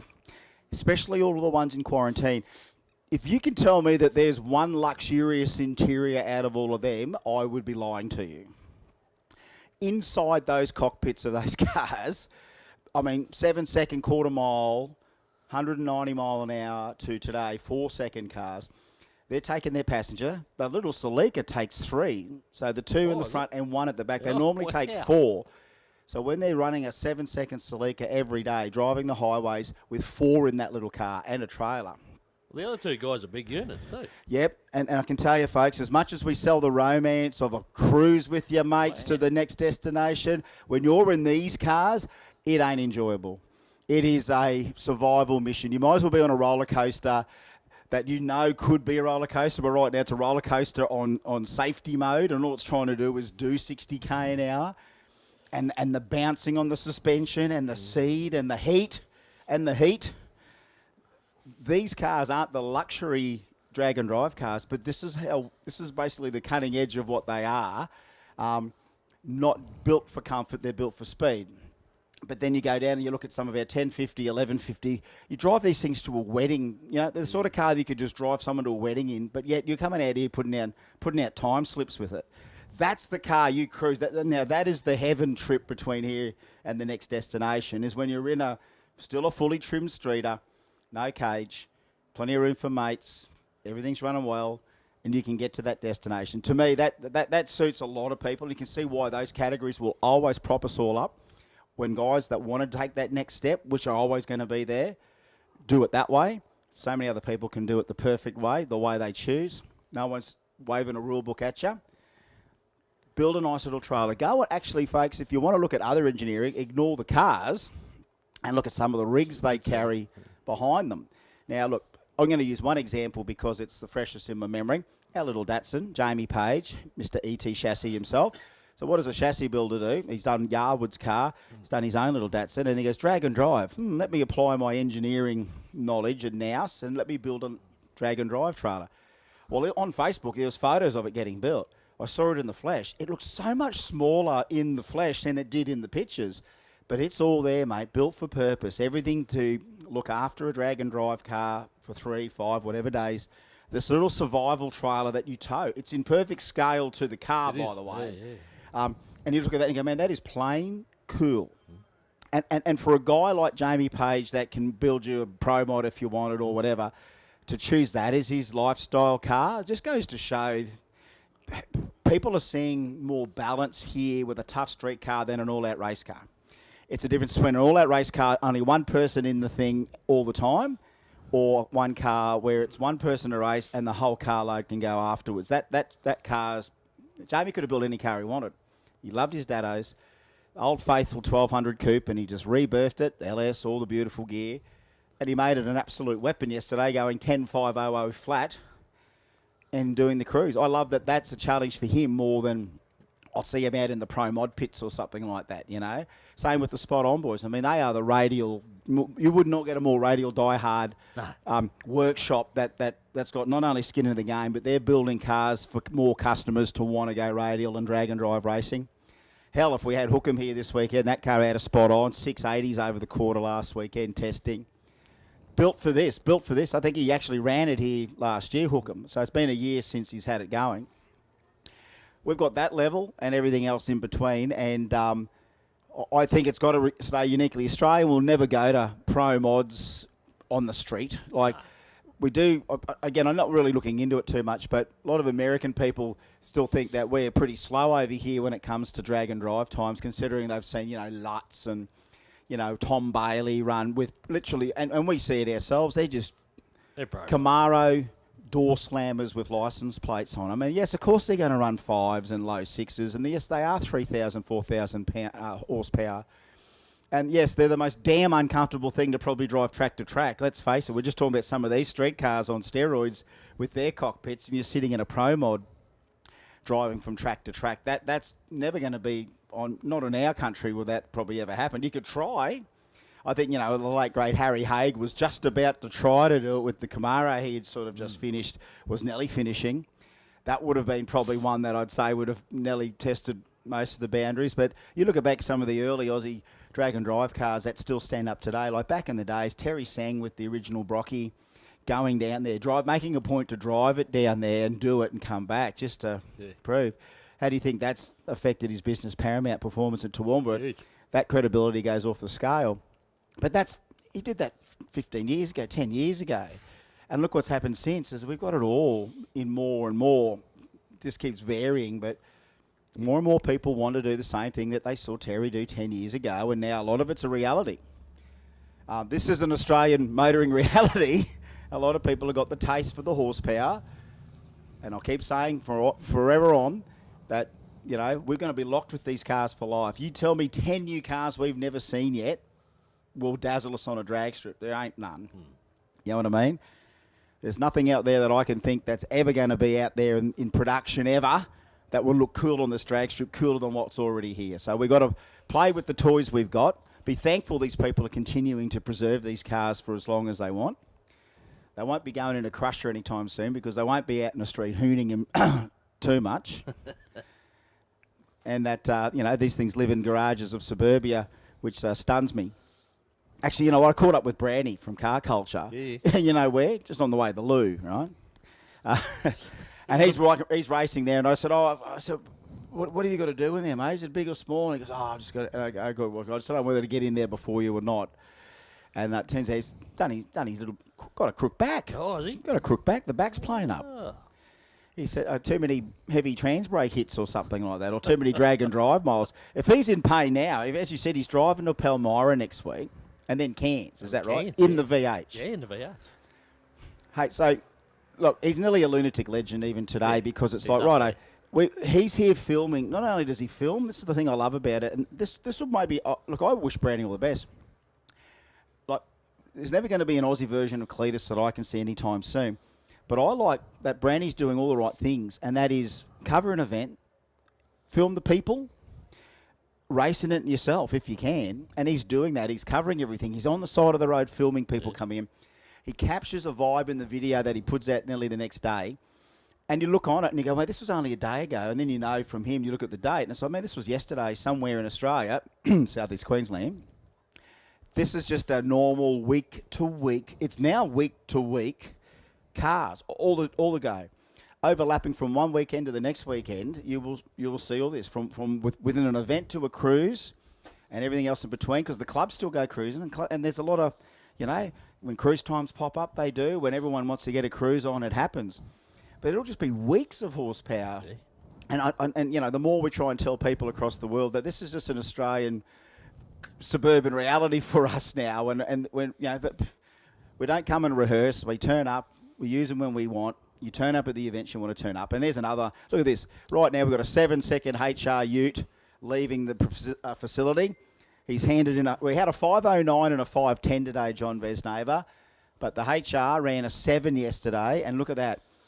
This is what happens on a Saturday afternoon in Australia. We just farewell a gentleman in his 7-second HR utility as he heads off. And tomorrow, folks, you better be at Willowbank tomorrow, because I have a funny feeling tomorrow, because we're back at the last day and everyone's kind of had their trailers and everything there that they brought their cars with.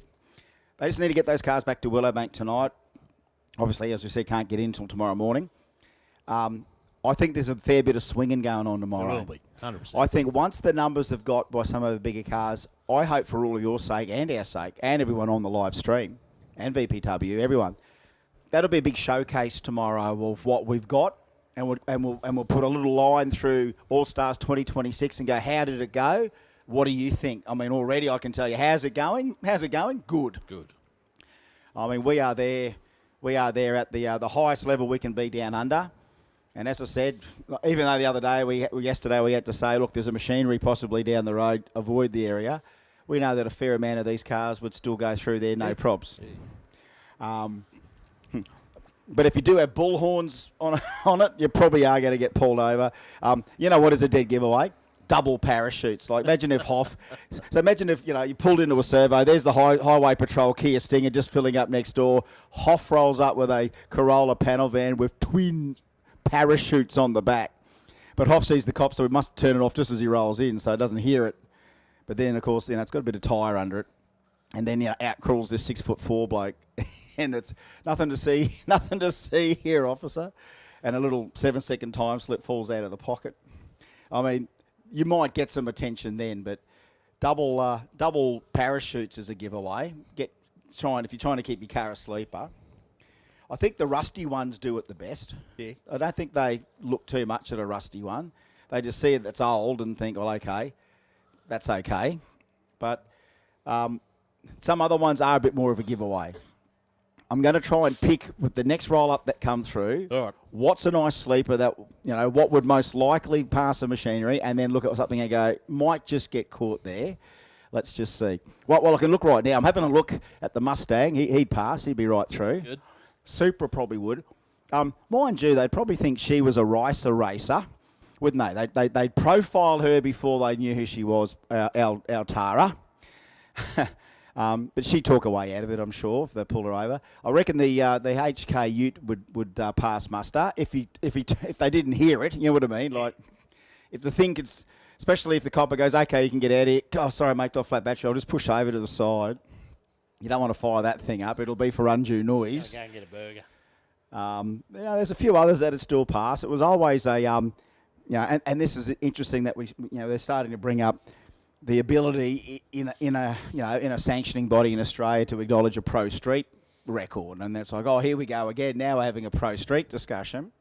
What would it take to set a record in that? And if it's aimed for events, drag and drives like Drag Challenge, and I guess Allstars, if we go to just say spitballing the future that we might take an Allstars to VMP or something, is that at the end of the day, what constitutes a pro street blown or aspirated record in any other capacity other than drag and drive, and then go, well, interesting record to have when you've never dabbled in that form of racing ever, other than sanctions. So it's another thing that you can either claim as a record or not.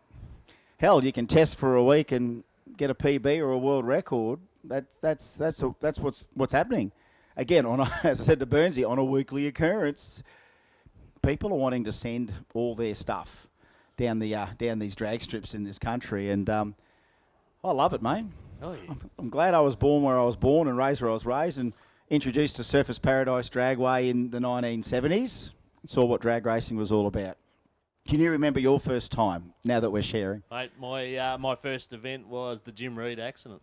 Are you kidding? Willowbank. That's the first I time was there. So my mum, I was around drag racing in that my best mate's dad was a drag race, but my mum wouldn't let me go to the drags because you're not hanging out with those people. Yeah, righto. Back in the day. And smart person, your mum. Finally, she let me go, and that was the first event I went to. So I've been hooked ever since. So Smart person, your mum, but she couldn't keep you away. Tell you what, both our mums had the best intentions for us, didn't they? And we ended up in drag racing. Well, it was mum's brothers that got me into it, so that was why. I had no choice either, mate. I was there that day. We'll talk about that when we get another idle moment, but another celebration comes for this great country that we're talking about. Oh.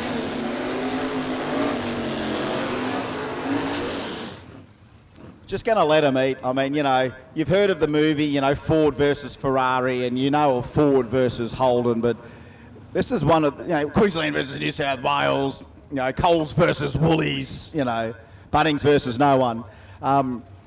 This is what we'll always have in this part of the world. And I know in America, the Fords and the Chevys and the Mopars all get in together. But over here, it's, Brock, Johnson, Moffat, Grice.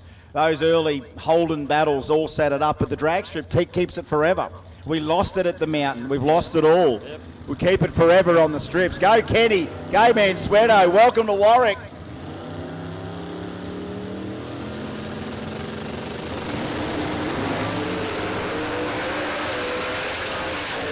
Tell you what, I don't know what happened to Kenny out a bit further. 482, it had plenty in it. 117 in the 60. 123 for Mansueto. 71 for Mansueto. 71 in that class, I think.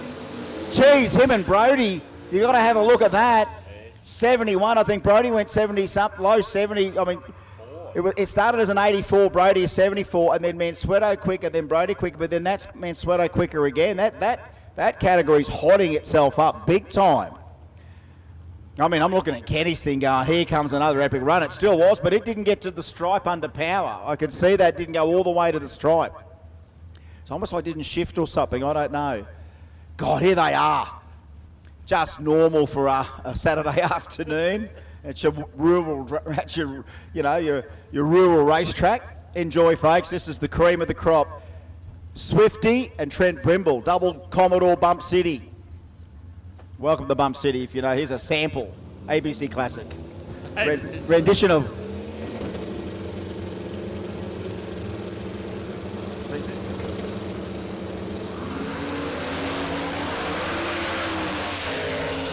Oh, I'll tell you what, he just had to grab the tyre there with the pedal. 508 for Brimble, 512 for Swifty, 119 for Brimble, 129 for Swift. Tell you what, Trent, I was just about to nearly think Trent was too late getting in there. I almost did, but isn't it funny how that... Well, what something seems like only a second in that whole exchange feels like, all right, you're holding him out a bit. Yeah. But again, remember, if you choose to light it up, if you can't hear opposition, you're probably going to get yourself in a position where you change the way you do things. But hey, on the moment, every moment's changeable and variable. All right, I'm listening to all engine here, right?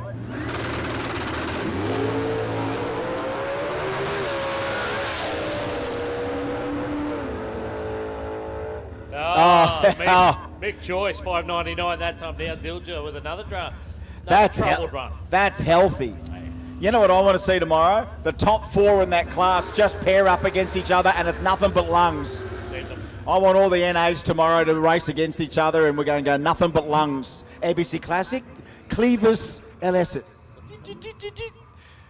That'll be something good. I want the lungs out tomorrow for all the people on the live stream as well, because overtaking lane, they get all of that nice camera audio. Be ashamed to keep talking over it sometimes, Shag, but all right, here we go. Mustang, PSI V8's a giveaway. He'd go through machinery though. Tell you what, don't the old XE stand him up. Doesn't it? Actually, then a nice old torque-up twister. Carried that left front out, probably 100 feet out, to be honest with you. Still went 679 that time down. The Mustang was a little bit off the pace, but he's out there having fun. Might have spun the tyres a bit early, yeah. 191, the 60-foot. Not what he was looking for. Oh, they're just everywhere, aren't they? Here's Maloney and Heidke back. So, look, two different agendas. The Hot Rod wants a 750. The Camaro wants a 650. And that Pro Tree and sub 1 second reaction time makes it all feel a little intense there for a moment. Here's the numbers. 58, 50, hello, 52.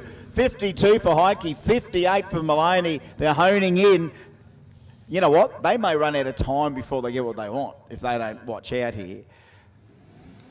See, this is where it happened yesterday. All the fixed index stuff started to just sharpen up. When the big boys have had their last bash, all these little micro agendas come in, and it's good to see run after run. Again, trying to hit a 650, 750 here. So the HR trying to hit the 750.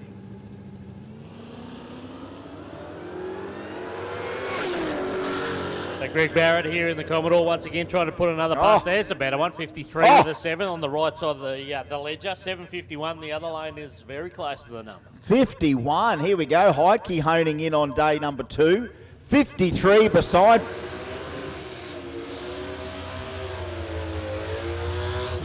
And Tara is back. If you don't know, it's Tara Johnston out here.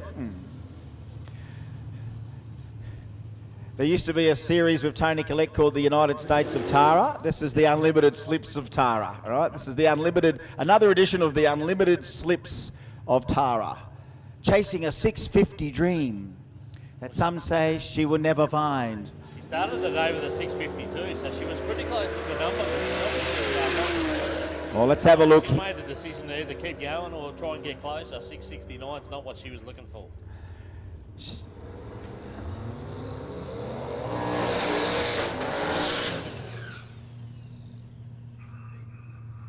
Should be singing that on the road. You too. And I still didn't find what I'm looking for. I see numbers, all with a digit.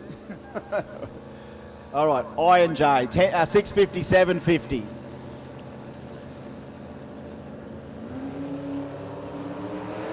God, doesn't the XP look mint? Just a mint car. Trying to chase this 750, 662, 777 with a 7. Yeah, mate, you can't complain about the quality of cars we got here this weekend. Some of them paint is optional, and we don't begrudge that either.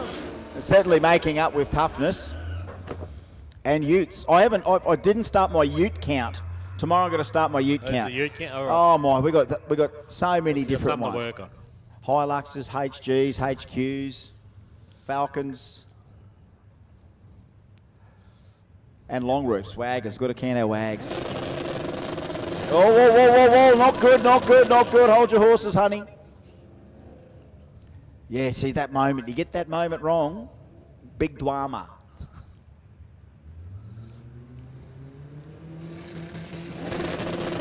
There we go.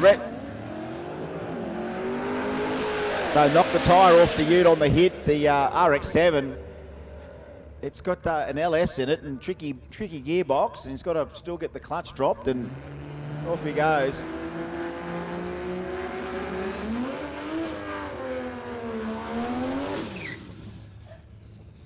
And we are still pumping along. I mean, if we were stopping at 3, that's 1 hour and 7 away. But if we go longer, all the best. If we've got plenty in the lanes, I can see it still happening. Let's hope. All right, here we go. 6:31, 6:25, both running in the D class. So I think boosted 235. Here he is. Timmy having another crack. What a combo. Godzilla, Harrop Blower. I think it's on E85. I mean, it's neat as a pin. I mean, Timmy loves his Fords for the Blue Oval gang. He's got 180 mile an hour, 8th mile Cortina, 3,000 horsepower Cortina as well. Loves his Fords, loves a nice, neat car.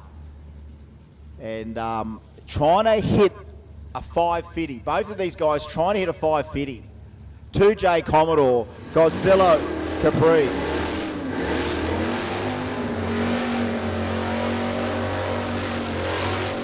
All right. Timmy's made sure he does that long burnout every time. And our young friend with the 2J in the Commodore, still not quite out of the woods when it comes to some confident bumping strategies. Put it this way, the car is a wild beast, and you want to control it just for a microsecond to move it 2 inches, and sometimes it's just dang hard to do. Timmy's got the blower on it, he can just put it in and tromp it or go to the chip, but you watch him, he's got a, hopefully we get a bit of sympathy here and that the boosted brother can get in. All right, so here we go, he's got to just spool it now.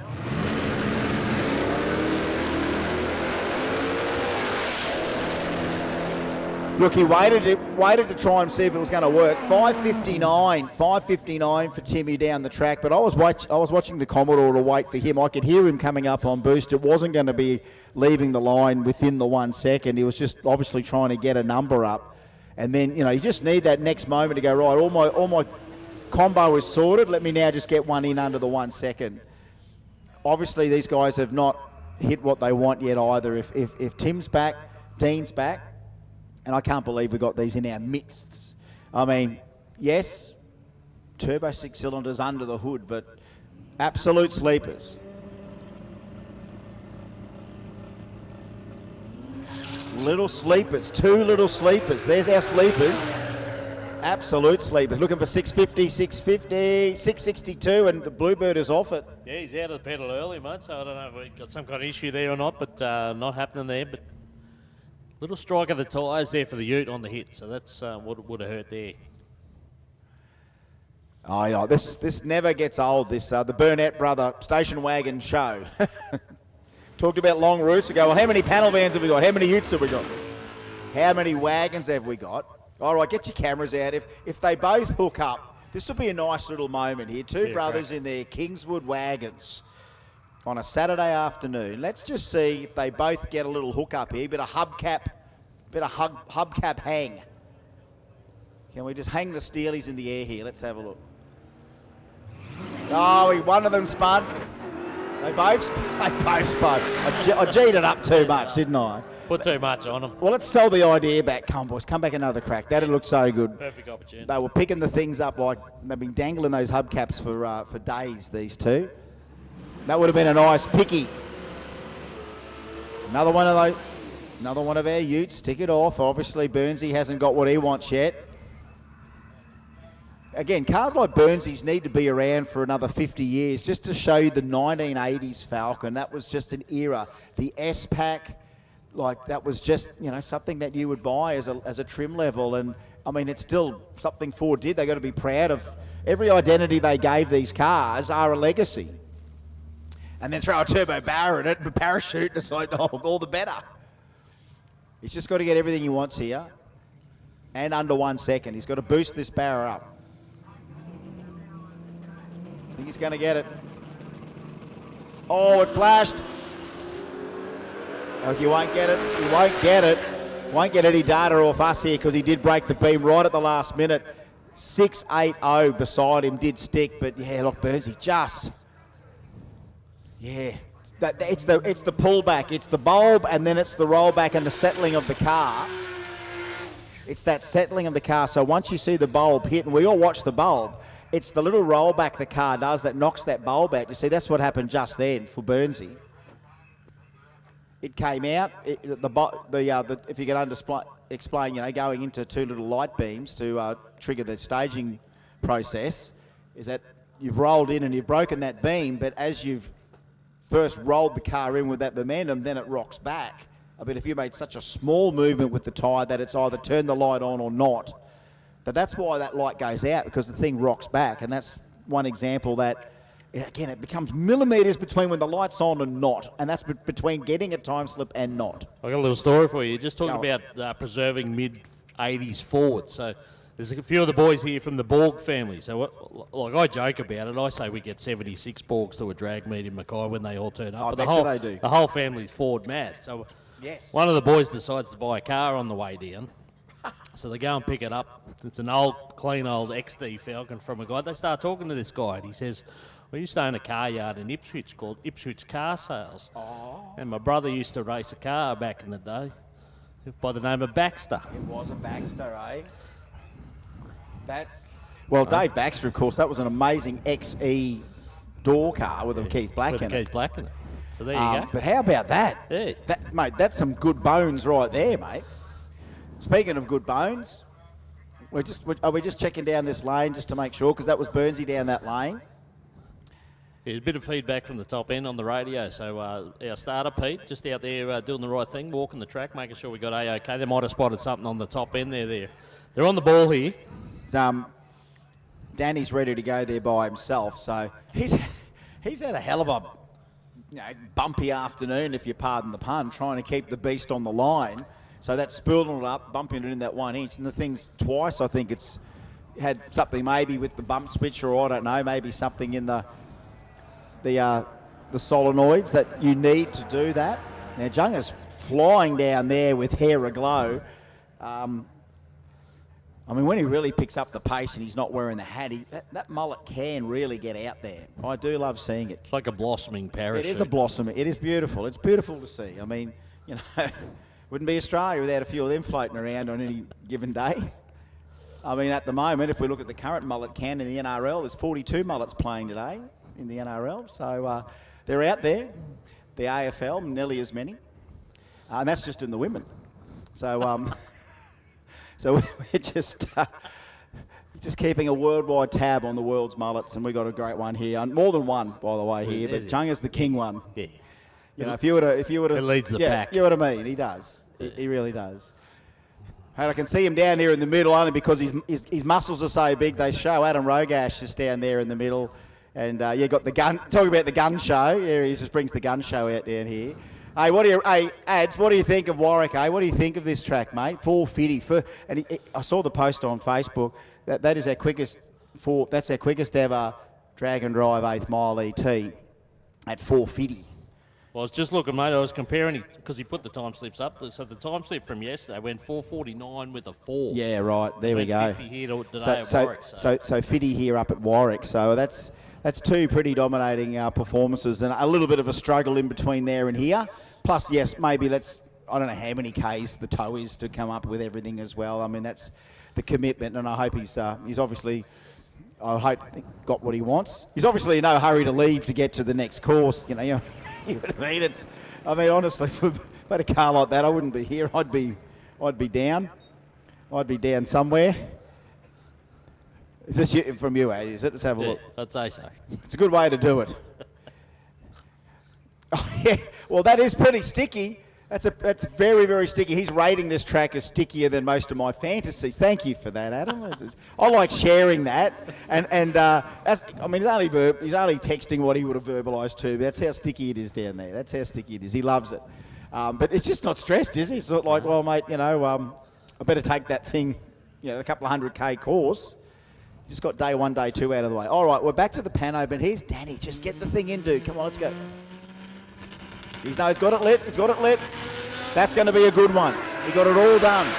He got the pano in behind him. Oh, no. After all that bumping problems and this, that, the other, and then you got to go back and sad emoji, 6:49 with a 6. He did sneak one in before while you were sneaking one away. That's what I heard. Yeah, there you go. So, but I think it might have been 55 off top of the head, but there you go. That one was a little bit quick. Well, now's the time to play chasey. Look, it's not a lot of... we've just got what I would rate as a healthy enough amount of cars to keep us occupied here for a little while. Absolutely. Look here's Junga and Rogash out here. Look at this. It's the first time I think we've ever seen these two fellas together, but here they are. And look, Junga was quite appreciative and spent a bit of time with Adam here today. He also feels the gratitude that someone like Ads would come to the track. So I like seeing that. I really do like seeing that. Which means, the man will be more than happy to recommend coming back to anyone, including himself. So here's Boise and Aris. So here's two guys trying to chase 650 and bump in. Come on, Boise. Oh, way, look at it rock. Rock back top. Bloop, bloop, bloop. That thing had all sorts of physics going on. 55 to a 63. 55, big old lazy bump and rock So, and looks like it's got a set of 90-10 still in the front. in both ends of it, isn't it? 90-10s on both ends. Definitely tends to, some of these cars, you can tell how much street suspension's still in them because they're probably still all stock suspension in them. All right, here's Bad Back Brandy in the water, ready to go.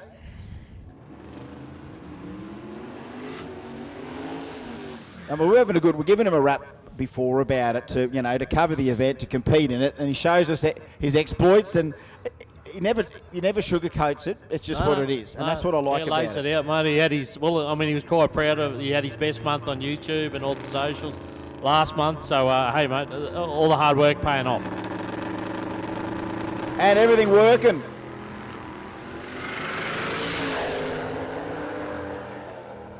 He reckons he doesn't know whether or not he's just something in his converter or his gear, or he's just still got that little thing wondering what's going on.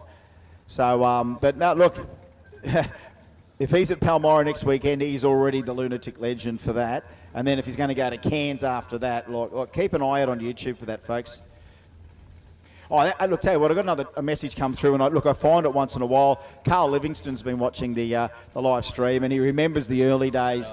The Pro Street Shootout days, that stuck in my mind too. Rob Bertolacci's Nitrous Big Block XB Hardtop was the ultimate drag and drive car before there was drag and drive. So that's a good point. See, back then, the Pro Street Shootouts, if you drove the thing just to the track to race it, then drove it home, that was pretty much the cred of the day. That's exactly what he did. Well, drag and drive now is kind of, that extended version, but that's so right.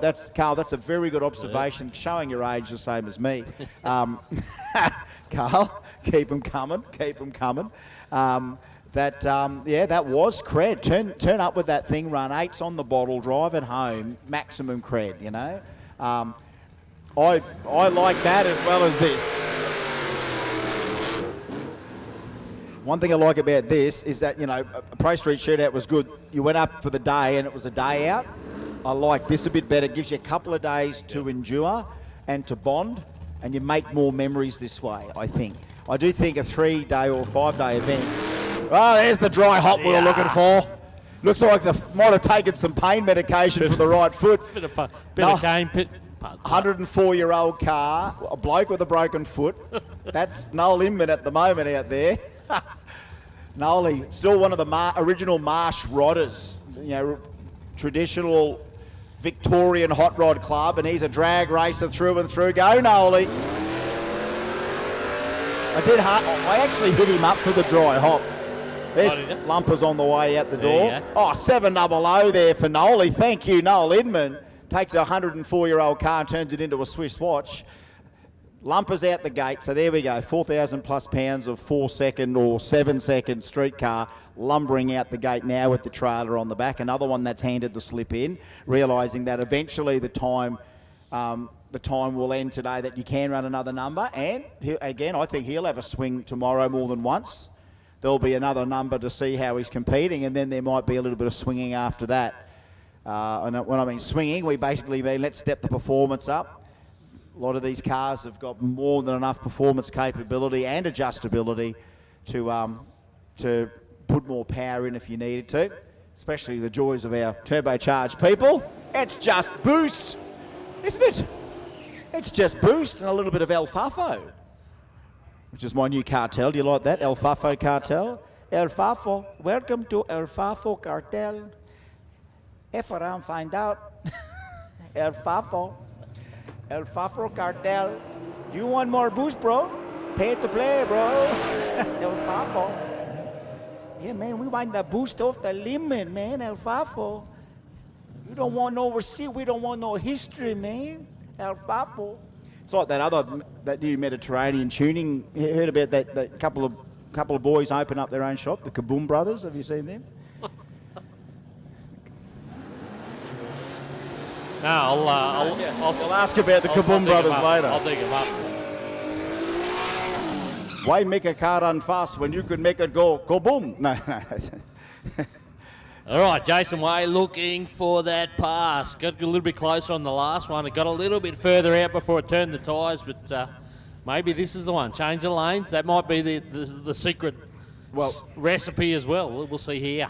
Well, look, he did spend a bit of time there with Jagger and just asked him, give us your best pick of the lane, and basically got Jason into that position now, because he does need a run to count here. It's got all the barra horsepower of the world. It just needs it to be a light under 1 second. Everything else I think will work if it's all dialed in. Let's hope. Beautiful car too, by the way.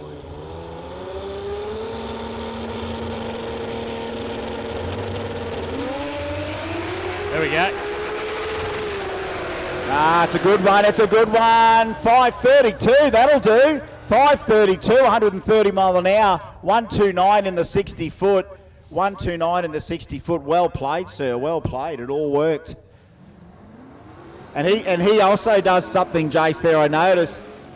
You can wait till it's all up on boost and then bump, and then he's doing it on the way up. You can see him trying to make it go on the way up. So he's saving a little bit of time by moving the car before it becomes more unpredictable, because obviously when you wind them full up, that bump can be a little more vicious. Oh, what's happened out there? Hit of the tyre. Well, broke something. I don't know. It looked a bit... Jeez. That looked excellent, doesn't it? That looked stout. Yeah, whatever wow. it did, I thought it broke something. I thought that broke something. Like there. an axle or something. Or well, it cocked out so sideways. Up again, so I don't know. Yeah, cocked out. Yeah, they're still getting their passes down, and look, I can see Bonnet's up. I can see Jono McDade. I can see Trent Brimble.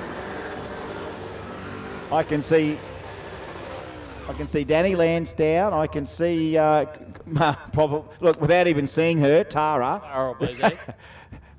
Is she there? She is there. I didn't even look this time. I just said, well, still got Tara left out there in the staging lanes. Mansueto's there, Swifty's there. Oh, really? So, yeah. We've still got plenty.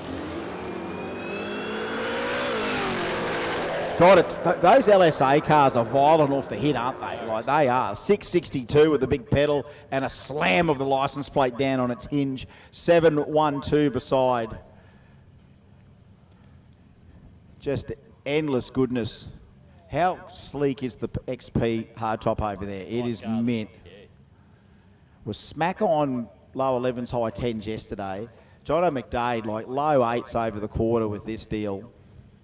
Is it a little sharper in the short time? That was the one thing that they just did a little bit with to make this car with IRS get down the track, and that's to just take a little bit of stink out of the start line, and it got out, and then there was a fair bit of send after that. So when you're playing with a lot of horsepower and a slightly different physical challenge with the engineering being IRS, you can plant the tyre and just underpower it and it will bog. Adjust the power to suit, you're 1 PSI off on the right tyre pressure, knock the tyre off it. So it becomes that, do we deliberately soften, get the tyre out planted, then feed it? Let's have a look. It's in the 8th. It's a bit, over the quarter you could see how much more sand Jono had in it, but in the 8th you can only see so much. So let's see if we can get a bottom 5 here. If it all works here for Jono, it's 5s. Here we go. Whoa. Tell you what, just about got away with that. Yeah. Hey, 5:38. Even for it to just hassle the tyre that tiny bit, and it loved it after that. Bravo, sirs, bravo. You ain't, mate, hand it in. Make it count. Hand that one in. Because I don't know whether you get another one as good as that. That was well done, well caught, whatever it was. I appreciate it when it's almost perfection, when it almost looks like it worked perfectly. Here's one that we know when it works perfectly, you'll know it. As I said, these guys might go a few extra laps. Brimble more than anyone, to be honest, in the B class anyway. Look at this, Aussie Utes lined up next. Yeah, normal Arvo, chrome bumper Utes. Next 50 years they'll be doing this. So Brimble already in the 480s today, looking for another sharp one here. Probably 470s will be the target. Oh. Not on that one.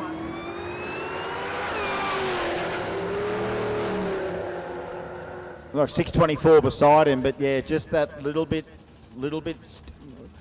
hot on the sand. Sometimes you can, if you've got the luxury right now where you can where you can maybe cool it down because you figure you've got a little bit of time to have another go. Sometimes I think, you know, either flat lane swap and just go the other lane and try that stuff again before changing the tune again. I saw a lot of guys, especially even down at Heathcote, and back on test days, when if you could zing the tyre, you'd come back in and you just basically go one tread with beside where you went, and a lot of them would hook up. So sometimes just out of the glue might be some new glue.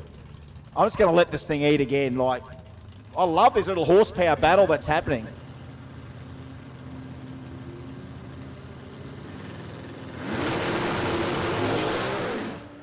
And then there's the limit. We're looking for a little bit more. The boys were looking for a little bit more. Would have been, and you know what, when it comes to NA stuff, isn't it? It's just another degree, just one other little bit more angry. Where can we make? And remember, highly strung NA engines, you just can't go and grab 50 horsepower anywhere. But what else can you give it? And it's like, well, we can give it a degree. We may not lean on it. We may not touch the fuel, but we play with the timing. And it's about the only place you can anger them up. And I think whether or not that was a strategy there, because him and Brody, this little hidden horsepower race in the NAs, I love seeing that we've got a nice little, let's call it a focus group of cars that are all chasing that ET Aspo. So I'd love to see the ute back with a bag of cement in the back just to see what happens. License plate, I'd run. I'd like that. Is that warning us? Yeah, I'd run. Trying to run a 650. Let's have a look. How does he go? 30. Well, not ideal. 770 beside on a 750. Not too bad. In fact, exactly the same amount away from their target. One blatantly under and one just a little off. Well, the lungs continue. He's going to have another crack here. Junga's laying down the stick. Look at that, he's laying down the sticky. Oh, Brandy's giving him a bit of feedback from there. Don't you love how close this community is, isn't it? Brandy's talking to Junga, Junga's talking to Daryl, Daryl's talking to Dan. We're all talking to each other. And I don't know. And again, what have we got left? Still, you know, maybe 20 odd and a few trickling around that haven't finished. Tara's probably still there. There she is. Look, this might be enough time again for our friends with the blue VH to do what they had to do yesterday, and that's just find the bug, iron it out, make it all work, no pressure. But, you know, they got the rewards they wanted yesterday, and that's all we hope for them to do. And then remember, it's fun. It's all fun, guys. It's fun. We're all having fun. We're still having fun. This is a fun event, isn't it? You're having fun, Tyler, aren't you? He's having a ball. He's beside himself. Yeah. No, he's got a mirror there. He's beside himself. No. I am. I'm on half a can of V. We've still got a trip to do. I mean, the day is young, friends. Let's go. Hey, I don't care if we run for another couple of hours. I think there's a bit of dangle left in the odd hubcap. We've still got utes, wagons. We need a van in the lanes. Got a 104-year-old car at the back. Boise's back. Roof racks are still around. Beckman wants another crack. We've got another guy wanting to bang through his gears in his ute down there. And these guys ain't done. That means hopefully there's another dry hop coming from Noli. So yeah, oh mate, we ain't. Today's different. Today's a little different, isn't it? So we're all lingering back. We've got more cars at this time of the day than we did have yesterday. She was a ghost town yesterday. It was like it was us and Tara. Hello, Tara. It was quite surreal. And then, of course, I start commentating to the three people left in the grandstand, and we're having a good old yak to those three down there. We got a few more hanging out here, and beautiful Saturday afternoon. I'm going to let Rob Wizard try and take on this 2J here. Both trying to find what they want. Someone wants a 550, someone wants a 650.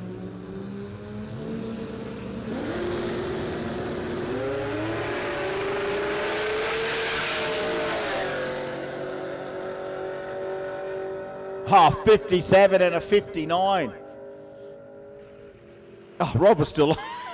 Sorry, I spoke over the finish line there, but Rob Wizard decided, you know what, I'm legging this thing to the quarter. That sounded good all the way. You heard that on the live stream, right? You heard all the lungs. I start talking over the lungs. You go back through there, it's like, all right, that's the end of the run. There's the ET. Hang on. We thought we were done. He wasn't. Rob's still on it. hey, 59, whether that's enough for him, 57, they're still chasing. And as I said, like Junger's gone for a little rotate. He's bringing the big guns out. So the rotator is our machine, and of course, various designs of that throughout the world. Of course, I'd like to credit the guys at Total Venue Concepts with, of course, Kurt Johnson when Justin and Scott brought him over, and even Tyler back in the days. They knew what they needed when it came to equipment, the new technology needed to, well, I suppose, maintain a surface. And if you can apply a surface, what's the best way to apply a surface? And the rotator is quite an ingenious idea where it basically drives 4 big slicks or 5 or however. I've only seen them in 5 tyre widths. I haven't seen a little mini one. But they do take predominantly brand new tyres, and they put them on the back. And you can see as Junger's pulling forward, he's making those big fat tyres rotate backwards, and he's got weight down applying it on it. So that is sort of counter-rotating that rubber and applying that to the track, and that's the whole idea of the rotator. So he's given it a bit of a lick, both sides, and you can see the PTO from the tractor sort of drives all of that at a certain reduction. And yes, you have to put newies on them. That's the thing. I mean, they look pretty new there.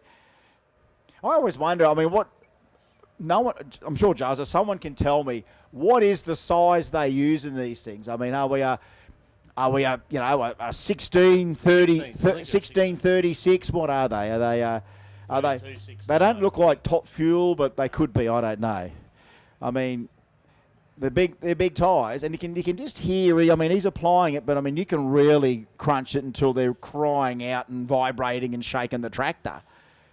But he's giving it a nice application there. You can hear that resistance, so that is applying what it's doing. One of the other tricks, of course, and then you can sort of seal it up with a little light sprinkle of glue, which you can do there too. But I mean, Junger's not having to do this time of the day. You normally, apply the prep a couple of times, and then that should be enough, considering when you look at most of our bigger cars have sort of got what they wanted. Yeah. Like, you know what I mean? It's not like they had a missed run. A lot of them sort of hitting it nearly straight away. So this is a nice little service to be belting out this time of the afternoon by Mr. Junger up here to make sure day 2 gets the most amount of attention it can for everyone that's left. There might be people out there going, you know what, I nearly nailed it. Now with the Junger prep, I've gone too quick again. So this is either going to mean people find what they want, or they're all too quick because all of a sudden the prep's really good. Hopefully no one whinges that, the prep was too good. Well, who whinges about that except when people break stuff? And it's like, well, hey, hello, it's drag racing. You're going to snap some stuff, Looks good from here, Junger. Mate, you prefaced the day to say we're going to see plenty of 4s today. We have done. And, it's just been a quality day. So I take my hat off to everyone involved. And at the People's Track here, we wouldn't expect anything less. Well, that's it. So, yeah, just a couple of little applications. The lovely panel van is off as we bid him farewell. Another one hitting the road with the pink. Of course, it had to be pink. The pink notes for the next tour. So as all of our competitors leave, folks, if you're not aware, they're on their way on a certain course. We do advise that you stick to the course that's prescribed for you. You must make the checkpoints mandatory. The checkpoint, of course, you have to take a photo of the vehicle at the checkpoint. And I figure some people would figure, especially in winter, that if you do get away early, you get that photo at the checkpoint during the day. Sometimes you get photos of people at the checkpoint during night. And I was lucky enough with plenty of the other drag and drives that I've done, and I remember, of course, our Street Machine ones down in Victoria, when they're handing in the time slip from the day and they're handing you the photo of the checkpoint, if you saw a photo of them in daylight, you knew they left early. And then there's the guys thrashed to the end of the day, and it's 1 a.m. Like, here's a photo of the checkpoint in the dark, can barely make out the checkpoint.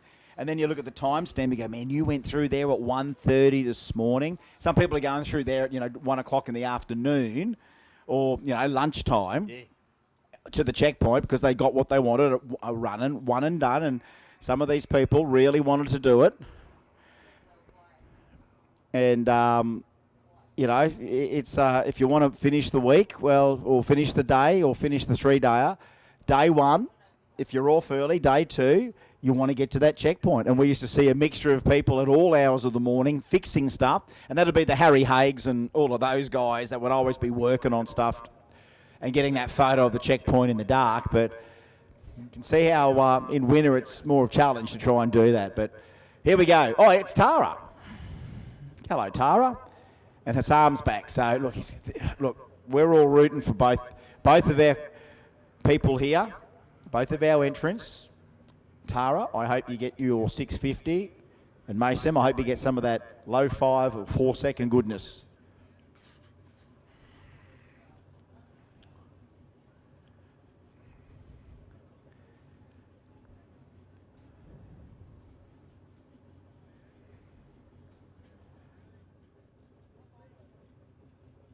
All right, I think Tara's just going to have to wait for Mason a little bit here.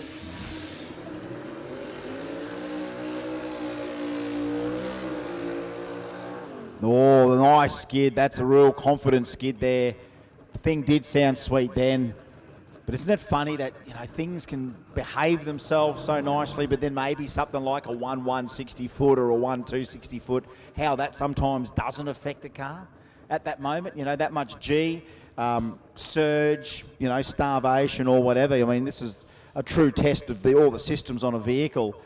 And then to have, that start to come in. All right. Who said that? Did someone just send that text? All right. To the group. There we go. Okay. No, we don't have to talk. We don't have to talk about the Kia Sorrento plainclothes car lurking around. Anyway, that's all we said. D's unmarked. All right, Tara. So he wants better than 652, or just wants to get more laps in? It's going to do. I tell you what, it's close. The reaction time will be right for the moment. Let's have a look. There we go. Hey, 551, and down the track, 666. She's still a tenth off there, Tara, but at least Mason, that went from point A to point B. Pretty impressive. Something to work with if they want to turn the thing around. All right, Travis is back. Can you read that license plate? I can't. I'll say, oh yeah, on the. Oh yeah. Oh yeah.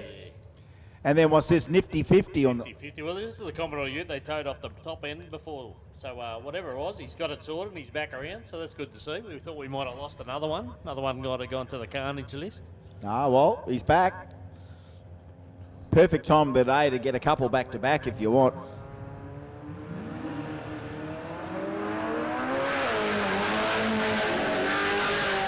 Another stick shifter. All right, there we go. 676. 676 and done. 835.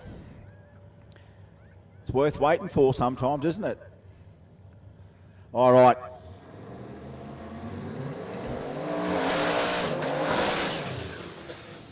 Trying to hit that 650 is Boise again. Yeah, today they're spot on, brothers. Boise, Danny, they're all just trying to hang around here and try and make that work. And the more minutes go on, the less cars there will be deciding to come back, and more opportunities if cars are all sorted and the things stay cool and you've got enough fuel. You just hot lap the damn thing. See if you can't get that number. All right. He wants to get in early, he can hear that.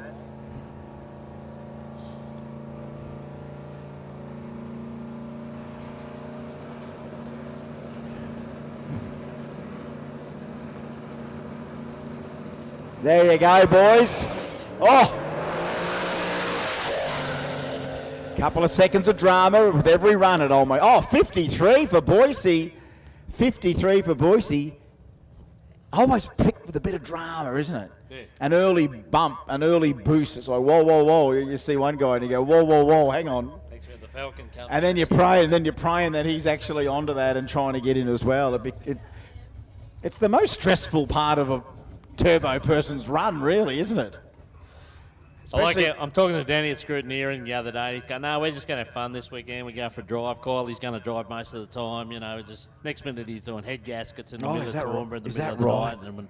And next minute he's out here trying to run 10 laps to try and get that number. And It's funny how the bug creeps in. It is, isn't it? And remember last year, I remember we left the pub, and I think Seth was on his L plates, and I don't know if it was Danny. I think it was Danny or Seth that hit the kangaroo, and we pulled up. Bubba and I were in the big Jacato, and we pulled up, and they definitely hit a roo, and it was wounded at Willowbank on day 3. It still ran. Memories, eh? Talk about making memories. And as you said, now today, lots of runs and forgetting how to bump on stage and do all these other things that he knows would not be characteristic.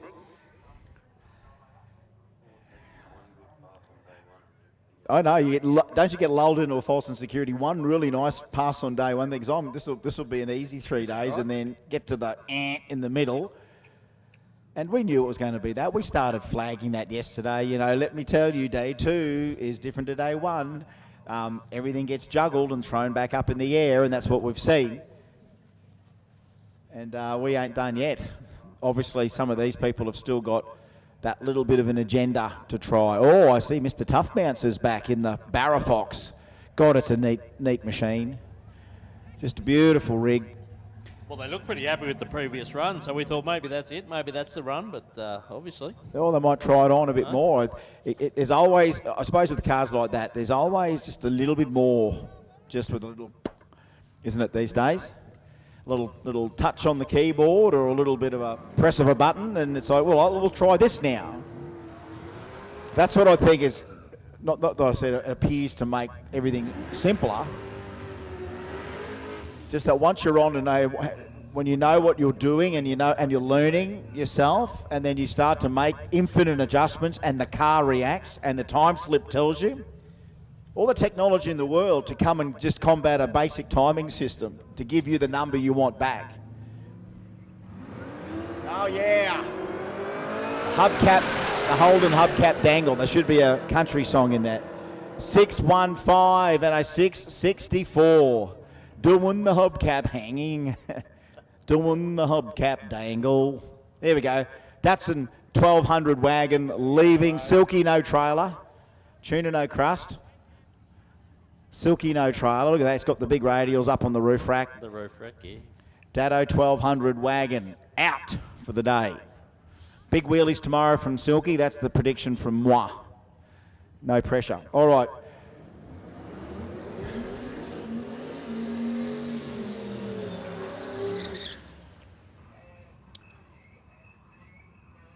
All right, just hold the phone. Swifty's done the skid.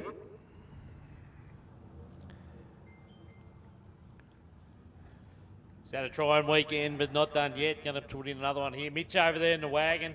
Mitch is ready to go. He's already in pre-stage. He's ready to go. He said, I'll wait here for you, mate. Mitch could have been that charity bump we're all looking for, because you can put that thing in a million. Oh, there's the Hoff. Just got the Hoff leaving now, because I suppose when there's a Silky, there's a Hoff. Normally then there's a yellow S15 and a panel van. Oh, baby.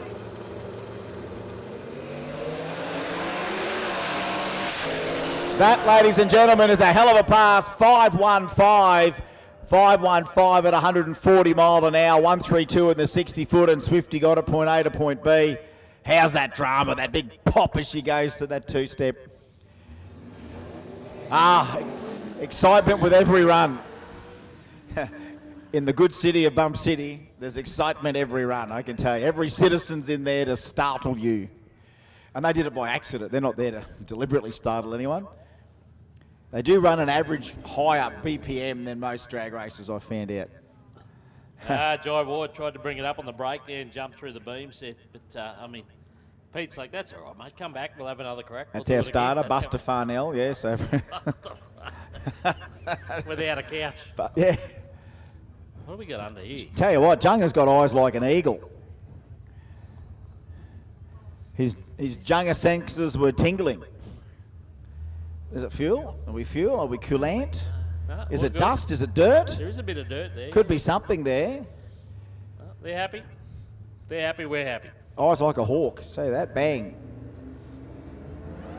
Oh, yeah. Dust. Pick up the weapon of choice, being the mop. Gets his what he wants, 693 to a 629. So that, in fact, wasn't a leaking coolant or leaking liquid. That was a leaking solid. I suppose that's legal, isn't it? I know if you leak anything liquid on the track, it gets shut down. But if you drop a rock on the track, they're not going to can you, are they? Pick up the rock and move on. All right, Danny, try this lane. Okay. Timmy obviously wants the same thing Danny wants, and that's something 650. So we've got ourselves a nice little pseudo drag race here. Going to Bump City again. V6 against 2J. 6-cylinder, 2J, 6-cylinder, I think VQ. Nissan V6, VQ35, I think. Or VG, I don't know. Timmy.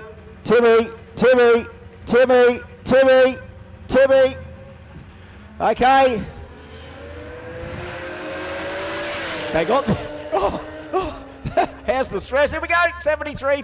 52. That's a bit ironic that Tim got what he wanted and Danny didn't. That's a little... There's some irony in one run right there. Danny wanted it. Tim got there. Tim's probably got what he wanted. Danny's got the old heart rate up. Disco's out the door. There we go. Disco's just gone.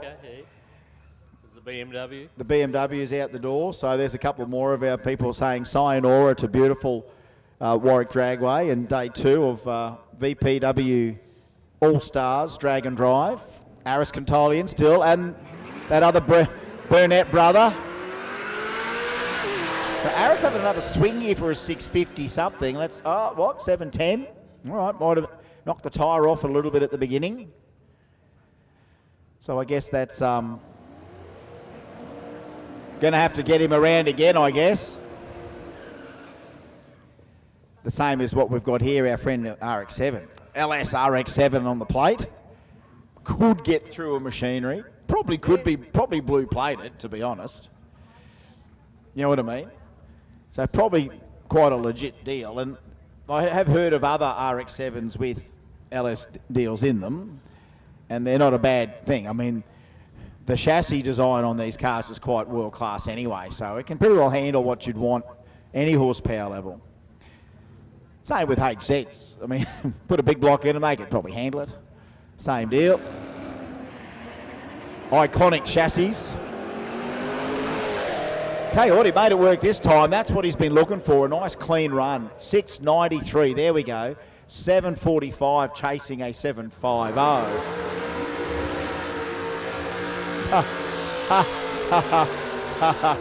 There it is, that's our guy. Now, that's a nice big skid. Now, normally when he does a big skid like that, probably don't get the dry hop. This would be a bonus if we were to get that from Noel. We're not asking for it. He's come back a fair way. We're not asking for it. There we go, there's that, thank you. Again, we don't want to say that we keep making him do it, but we said, come on, a couple of dry hops. No. 104-year-old car. I hope I'm this sprightly at 104. 1922 Ford Senador from Sunshine, Victoria. Hubcap dangle.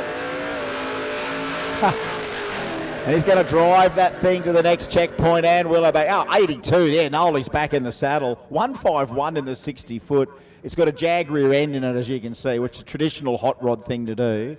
He's just the original marsh rodders, you know. There's another one off down the distance. We can just see John O'McDade heading out with the 2J S15. Of course, one of two that three actually, because we've got the 3. Where else in the world do you get 3 2JZ S15s on the property and, 2J Corollas on the property and a few LS Commodores and Barra Commodores and a few Barras here and there? I mean, where else do you get that? LS Coronas, 4G63 Datsuns, you know what I mean? Like, this is the turbo small block Datsuns. I mean, we're a freak show over here. We're just the good old Aussie street car freak show. Maybe that's what we just call ourselves. That's a good idea. Aussie street car freak show. This is great. I love it. Dean Wilson. And we're going to get some gear jam. And I'm going to let him gear jam by himself here. Have a listen to this.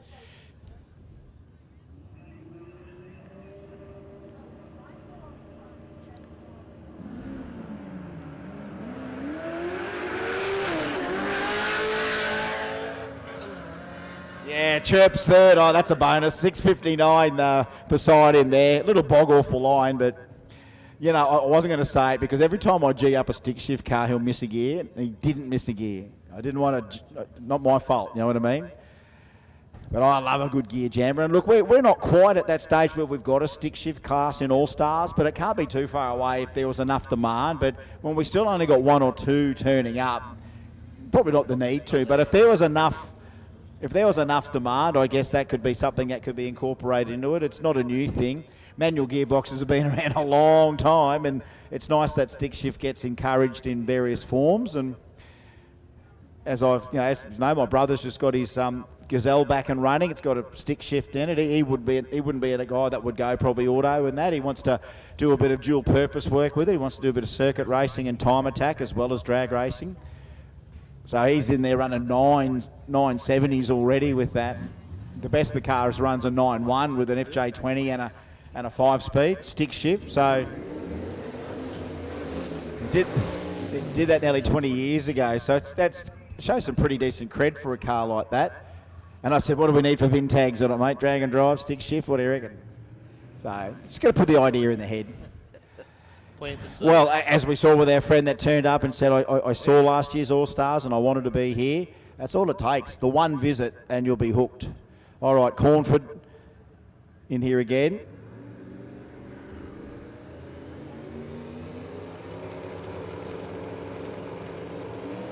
That's better.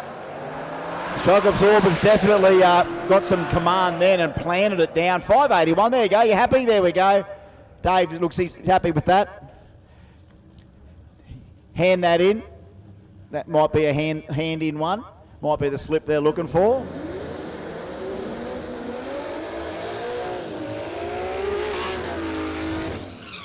Oh, yes, here we go. So, 2 guys, both with different agendas. All Rob Wizard's trying to do is, you know, he'd like to take out his own class. Wizard concreting 1050/650. So he wants to get a 650 out of the Prem. And here's Mr. Tough Mounts, Mr. Jason Way.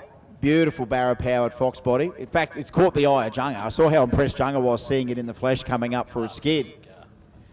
So he likes a bit of this. And tell you what, he doesn't like Fords, Junga. So to turn Junga over to take a photo of a Ford, this is a moment that I'm remembering forever.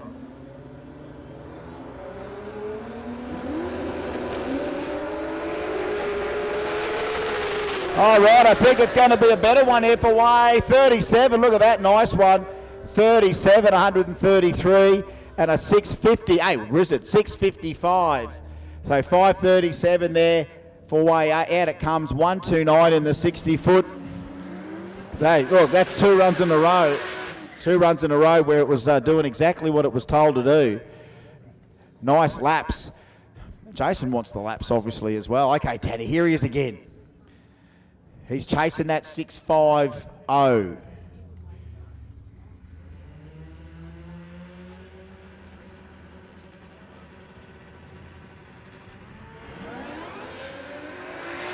Okay, here we go. Can never tell. You can never tell. Here we go. Oh, 662. 662. He's gone the whole gamut, hasn't he? He's been in the 40s, he's been in the 50s, he's been in the 60s, he's been in the 70s. He's still looking for that number, but... So's Harris, by the way. Harris as well. Harris as well. All right, well, let's have a look. So's Noel Inman. He's at the back there. Look, technically, if we finished at 3, that's 17 minutes away. Are we finishing at 3 or we don't know? We're just about nearly got it time right because we don't have too many left out there. Many. Harris and the Burnett boys... I know you'd love to get out of here. I know, that's what we're all hoping. Or I'll tell you what, the Cameron Burnett might have just got away with that without triggering the beam. He might be able to sneakily get back in there. Well, Harris was ready. I don't think Harris saw what happened. That's why he was nearly flinching. There we go, boys. Oh, a little zing out of the low gear, but let's see if it's affected Harris here. Trying to run that 6.5, 99. Yeah, no. No, it really costs him a bit, doesn't it? That if it slips up like that. 6.74 for the wagon beside.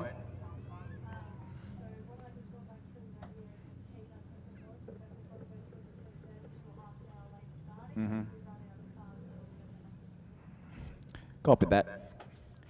That's good news. Good news. So we're penciling that in. So technically, we could be here till 3:30, guys. So just let you know that. If you still want to run, get to the lanes, please. If you're done, please get your slips in ASAP. If there's no reason for you not to hand your slip in, get them in so we know how many are left. And obviously, if you still want to run, just be mindful that we possibly will be going to 3:30 by the look of it. So that means that a couple of opportunities for the ones still trying to nail that perfect 650 or that perfect 750 or whatever.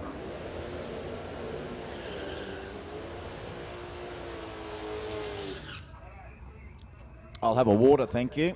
Thank you.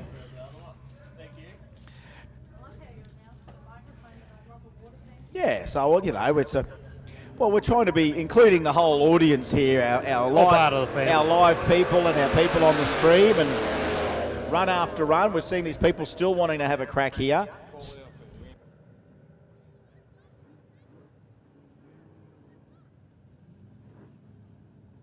Attention in the pits or anywhere in the universe. Can anyone help? Is it a rear wheel bearing? Yep. Okay, so we need a rear axle bearing. 9 inch to suit HQ. So we need a rear axle bearing, 9 inch to suit HQ. So hopefully if someone can get their ears out, or if you know someone. Is that the bottom of the range that's happened, is it? Okay, so Andrew Valentine needs some bearings for a 9 inch to suit HQ. So whichever bearing, if that's a 9 inch diff, whatever the bearing takes for that in the HQ. So that's at the bottom of the range. So if anyone can help, please either let us know, or if you can make contact with Andrew or whatever.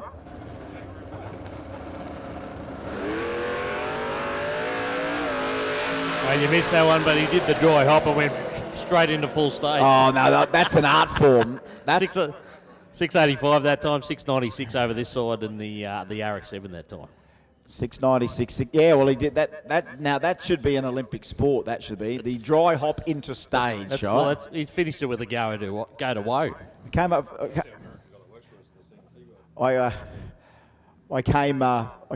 I came across a concept there, which would be good to try as an experiment at one event, and call it a session. Maybe do it in qualifying, called skid to stage. In other words, this round of qualifying, you had to time your skid.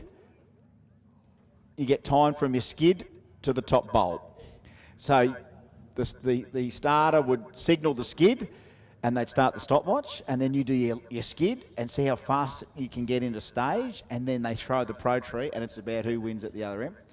So that would be the fastest round of qualifying you would ever see. The skid to stage. I've been around this sport a long time, and I look at things like we could do a go to woe within a drag race, and that'd be a skid to stage. And Nolly just proved that it's a thing. Yes, it looks a lot like a fluke, but I love a bit of orchestrated arsery. Orchestrated arsiness is what I'm into, mate. I mean, drag racing's as close of a thing that you can get to whatever I just made up then. Orchestrated arsiness, that's what it is. Asking them to do something, and then they do it either really bad or really lucky at it.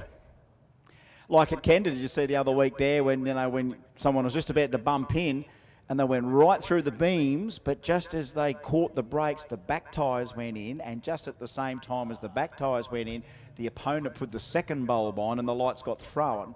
It happened twice at Kenda 2 weeks ago. We're human arsiness. Well, first of all, it turned into a lack of ability, then into arsiness, and then an occurrence. And we all, Mark Allen and I, look at each other going, "Did you just see that? Twice that happened, mate. It nearly happened yesterday. If it wasn't for the other opponent seeing what he'd done. But in Kenda, when you're focused and you want to put the second bulb on, you forget what your opponent's doing." And he went on, and before Pete or whoever could get out there to stop it, auto start.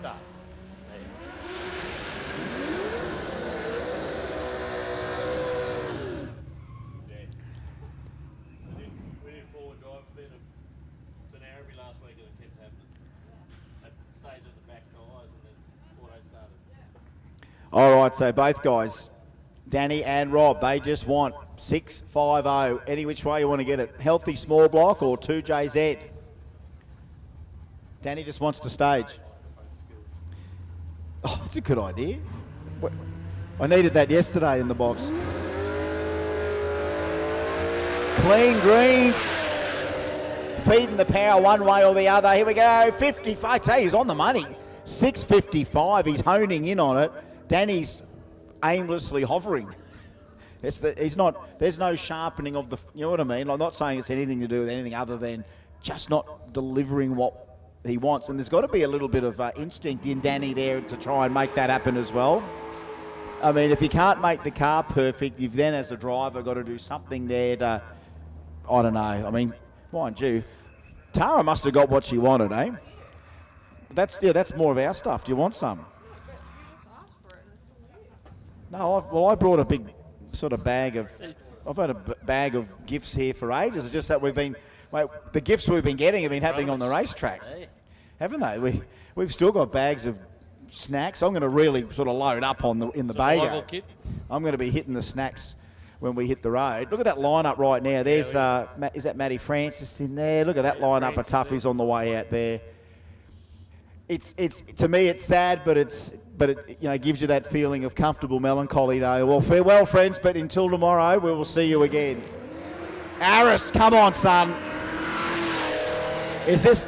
Listen to that. Here we go, Aris. Look, mate. Sorry, mate. Sorry, no. I was expecting the ETs to get quicker. They're going the other way. And whether or not that's, the tricky whatever gearbox that thing might have in it or whatever, is that's not delivering the goods, and he's just going to keep punting it until he's the last man standing.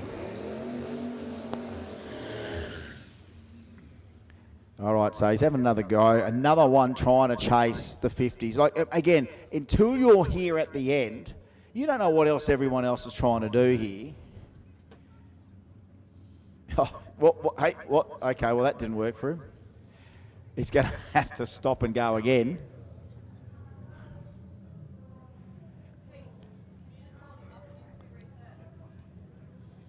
Yeah, he rolled in, got the tree, and then decided to roll back out. So come on back. We've just got to turn that off. Yeah, so he went in by himself, got a light, decided, I don't like that. Can I have another go? And then roll back. And that's going to... Isn't it funny how a human decision can wreck a completely good, sophisticated computer system just for a couple of minutes? No, I'm blaming the computer. I'm not blaming you at all, Christy. I'm not blaming you at all. No, well, don't blame you. It's people like you that are giving me problems when you say it's your problem, not my problem, but you make me aware of your problem. You know what I mean? You told me your problem and then said blame me, and I don't want to. You're chucking me into a trap here of blaming you for stuffing it up, which I'm not. Rolls off. 50. Hey, I tell ya. Hey, this is what we're saying. We wait to the end. You don't know what you get until the end. Speaking of problems. Yeah. Speaking of problems. Mate, even from my video evidence, those shoes are offside. Those shoes are offside.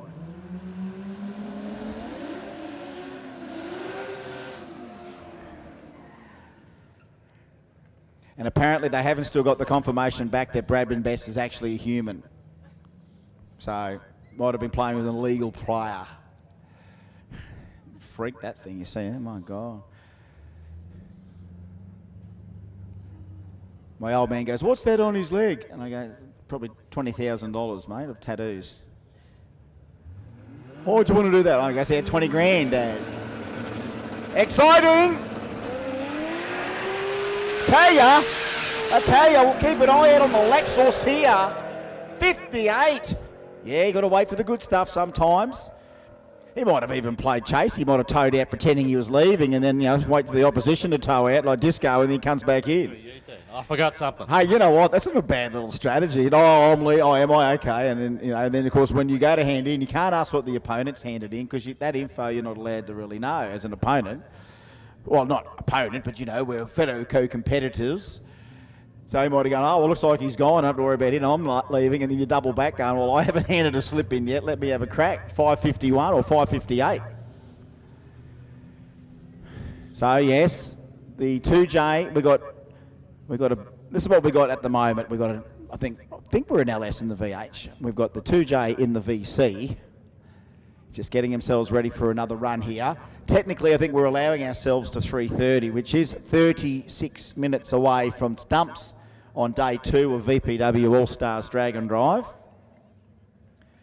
Been a good day, Shags. Good to be on the mic, rapping and rolling away the day. Has been good, mate. The whole event, I've really enjoyed myself, mate. So, I mean, we talk about the racing and that, but it's all like, I mean, we caught up with a couple of different groups at the pub last night, and the stories weren't so much about the racing, but the other activities at the and the fun times and the get-togethers and the stories, and that's what it's all about, eh? That's and some people get that massive sort of FOMO, the fear of missing out. I mean, some people, you'll see a cruise that was on, and again, thank goodness for Brandy and YouTube that you can get on and go, wow, I would have loved to have gone to that if I knew that was on. Wow, I didn't know Lakeside was on today. Or, some things are out of our radar, and to be able to be reminded just how many other memories are getting made, even when you're not at those ones. You know that everyone else had the similar time you'd have if you go out, and just get to the next one, or know you're going to the next one, and you go, then you hear about what happened at this or whatever. Here they are again, these two. These pair matched up again. What's it now? 661 from Danny and a 652 for Rob. Well, the last two he's gone 55 with a 4, 55 with a 5. We could run a little book. Dialed in. We could run a little book on this. 10 times they race each other. Let's guess the ET's over 10 runs. More random than greyhounds, this stuff. I mean, coming up, Danny's toy up against Concrete Rob. Concrete Rob, Danny's boy, ready for racing. 2J Danny out of the whole shot there from Concrete Rob. Concrete Rob rolling away there from 2J Danny, and it's Concrete Rob the winner. 657 and a 662 there for Commodore Danny. Racing now. Can be drag racing greyhounds. You just got to put a name on them. And I want to see that rerun again. I really did predict a 61/52, but we got a 62/57. A couple of more toughies towing out. A couple of the cruise crew as well. Beautiful afternoon sunset. Like, we've got the sun right there on the back of the range that we can see in the background here. Beautiful. So just a little bit of cloud cover over us, which makes it feel darker and colder than it normally is, or would be with the sun out, but it's still looking good. And look, Junga's still priming. He's still priming out there. He's got a little bit of spray left in the can. He's going to use it up. That's it. Oh, there we go. There's the old Rubens. Who's Rubens Ranch? We've got a stretch limo leaving out here. The boys run a podcast. Who was telling me about that? Big Dell. Big Dell was telling me about the Rubens. So have they been doing the 3 days, or they only just come up for the day? No, I think they've been doing the 3. Now, that's a way to do a drag and drive. How about we get in... Let's crowdfund a new company, right? Let's go out and get as many stretch limos as we can, do them up for literal travel. They can all stay at Dave's house. Yeah. And then you can sell a stretch limo drag and drive package where we put you in a stretch and we take you for the 3 days or the 5 days of the drag and drive. The VIP experience. Well, we've already got the VIP Bago for you,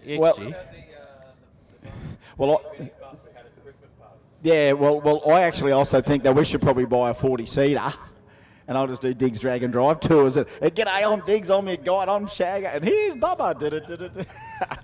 Up here on the left is Boise broken down on the side of the highway. And one of the things we'll guarantee you, one part, I mean, it's going to be a bit dear, the package, but it'll be one of those, I tell you what, a lot of people will say afterwards, that was a once-in-a-lifetime opportunity because I won't do it again. But the other ones will be, you know what, part of your fee would be that you actually get a return air ticket if you get fed up. We'll drop you over at the airport if you're over it. Oh, yeah, absolutely. We'll have rations. You know what, if there's enough demand, let's get into it. Like, I'd love to have a drag and drive bus package. I'd do the backpacker way. I mean, you could spend all this time organising motels for 40 customers on your bus or 40 swags in a trailer. Like, we'll just throw them out. Righto, boys, here we are. Bang, you're sleeping at the track. Yeah. And we've got to sign you back into the bus every night because we know boys will just go out roaming. We just got to... In bed by 10, boys. Oh, Mr. Bus Driver, that's unfair. All right, mate, out till 12 for you, son. In the morning. Where is he? And what you do is you can sell the tour all the way down the coast, right? So we'll leave in Brisbane, we'll pick them all on the way up. We've got Barry at Mawulum Bar, we've got bloody... Good. pick up, and here's the big Dragon Drive bus, and off you go for the week. You'd have to sit there and watch some of the best Australian Dragon Drive talent every day at 5 different drag strips, but I think that's what part of the joys would be.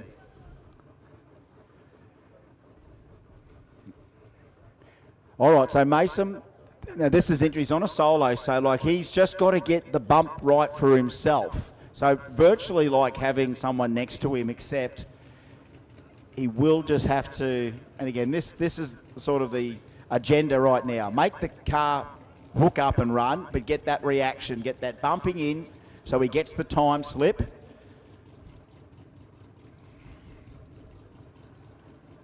Mason Al-Haluli. This time of the day yesterday was finally finding the mark again. It's a shame he had to get back to here again. And then now it knocks the tyre off, which, I mean, right now, you know what we can be like. We're pretty liberal, and he's read the message that we are actually going to let him have a little hit here again. Whether you put him just beside where he was, but they'll give him one more shot at only because of the zing. Again, if we were flat out at the beginning of the day, we probably wouldn't say, listen, mate, come on. But right now, with no one in the lanes, we're just going to give him a little bit of, we're going to grant him a little bit of leniency here, just this time, because we have been watching, obviously, their progress. Took them a few runs to get everything sorted yesterday, and here we are again the next day. We thought we're right on the peak of everything once they got all that done yesterday, but here it is again, just ironing out the bugs. No, he wants those beams. He's not going to worry about bumping. He's just going to get the number.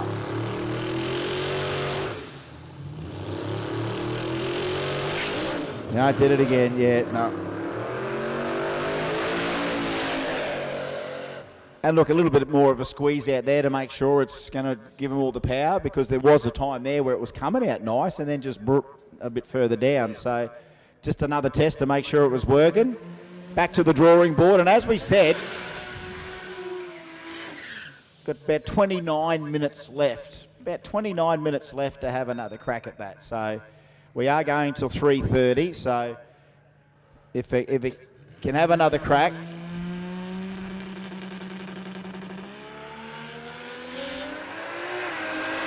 Okay, Daddy. 59, 55, 52, 64, eh? 60, yeah, flat Bicky's there. 64, 62, 62. Come on, one more, Kylie. Is there one more in there? Another six, yeah, I know. The next one will be a 666. That'll be a sign. If you do the next one and it says 666.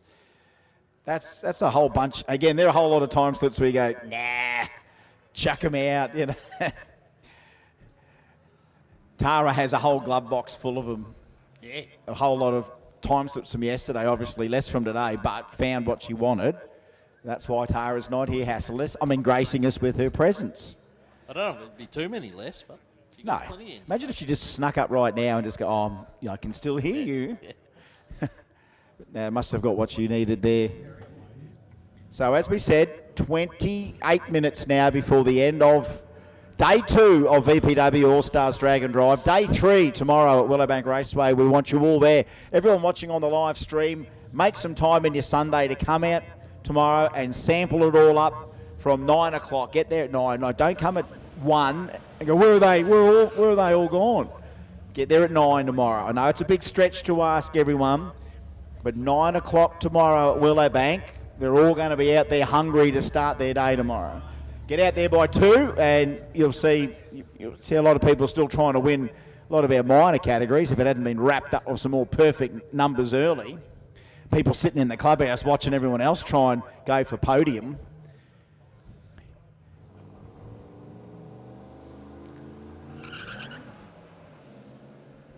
So I think one of the two is Turbo, the other one's like LSA, I think, the two brothers, yeah. Like just sneaking through the hood. Just sneaking it through the hood, just texted it up from there. All right, there we go. So, look, attention in the pits, attention in the pits. Lanes close at 3:10. So if you want to have a crack, you better get in the lanes before 3:10. If that means you can get it into the top of the lanes, the back of the lanes, the edge of the lanes, if you can get into the lanes before 3:10, that is 6 minutes, that you get another run. That's kind of what I'm reading that at from Dan. Lanes close at 3:10. If you can somehow get somewhere associated to the lanes, that means that we know you've got intentions to run, and that will obviously hold up for you. If you're in the lanes by 3:10, we'll know that you've still got a little bit more to do. If you're in the pits and can't get to the lanes by 3:10, I mean, at least kind of let us know. But basically, that's what we're asking. Get to the lanes by 3:10 so we can wrap it all up. We've got to get everything on the road. We've still got our little trek to do, Chags. Bubba, I guess Bubba's got the lift. You would assume Bubba's got the lift. You know what? Because he said, I think I've got one, and then we didn't put the shout out anymore, didn't have anything on the messenger come up. Mate, if we go back to that Winnebago after this, and he's like, guys, I've been waiting for you. It'd be, Bubba, come on, mate. Use your words, mate. Use your words. Make some big boy decisions, Bubba. Come on. He would have got he's pretty likeable sort of bloke. He would have found someone, for sure. Oh, well, I think he was nearly lined up, and then I think word got out, and it's like, no, Bubba, you can't come with us. Hang on, we got a little quick messenger coming through here now.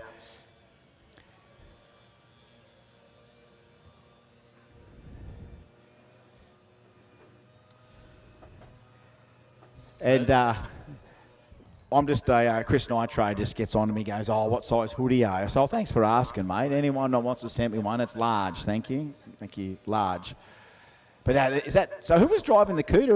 Was that who came out in that Cuda? That wasn't Dallas in that Cuda. I wonder who owns that Cuda. I don't know. Yeah, I saw that thing earlier. Yeah. Still think he's got somewhere in the look. Honestly, if I didn't say this, I won't say this. If Pauline could be Prime Minister, Dallas could be the Mayor of Ipswich. You know what I mean? I reckon he bides his time. 30 years commitment to the district. We could still get Big Dal in as a... Big Dal was probably with the boys in the Rubens Ranch. I'm going to say. Yeah, right. I'm going to say, because he was the one telling me a little bit about it last time. So the boys have got a podcast, I believe. So they're a big thing, apparently, podcast. Yeah. That's the rumour. Well... We've kind of done nearly a 6-hour podcast here. I always treat every one of our Overtaking Lane live streams, a live podcast. We're doing it on the fly. Do we prepare? No. What rolls forward in front of us is kind of becomes the content. And we normally try and call it continuously throughout that time for all those people that either love watching the Vision live or watching it back later. But we certainly love and appreciate your company for all of our events that we do, whether it is the Queensland Drag Racing Championships or Kenda or Jambo. It's good that we can get this out to all the people that aren't able to get here live, and hopefully inspire those that can't get here that one day to be here with us, enjoying the very thing, the very atmosphere that we try and exert through the stream that's here. But it's still nothing like being in the pits or around the areas of these great places. So, one guy, 1 year we did a Kenda stream, I think it was the Thursday, and then he drove up from Newcastle the next day to come to the event. There you go. So that's a great yarn there, to have someone so inspired by the stream, he got it in his car and he found out where we were and he come to a Kenda. That's great. And all we keep saying to people that do watch live, yes, you get some pretty good coverage. You'll see everything. Might have been Drag Fest last year. We were out here and I had someone come up to me in the bits and said they'd only ever watched our live stream. They didn't even know Warwick existed when they come out. That's nuts. Well, that's nuts. Isn't it funny how all this info gets out to people now, and then some of the stuff you would assume you take for granted, like, they knew where Warwick Dragway was. I never knew about it. I only learned through your stream. Attention in the pits, attention in the pits. The lanes close in 2 minutes. Now, look, that sounded official. That came from the lady here in race control. I mean, she literally interrupted me mid-conversation to talk over me, to tell me, and gave me the 2 fingers up the wrong way, saying 2 minutes until the lanes close. So, okay, that's it, 2 minutes. I'm not going to mess with her. 2 minutes until the lanes close, people, and then we're going to pull up the stumps on this. Oh, there's Tara, but it's Tara leaving. Farewell, fair lady. Tara. Farewell, Tara. Princess Tara. And now we've got a live call coming in from Big Dal, the former.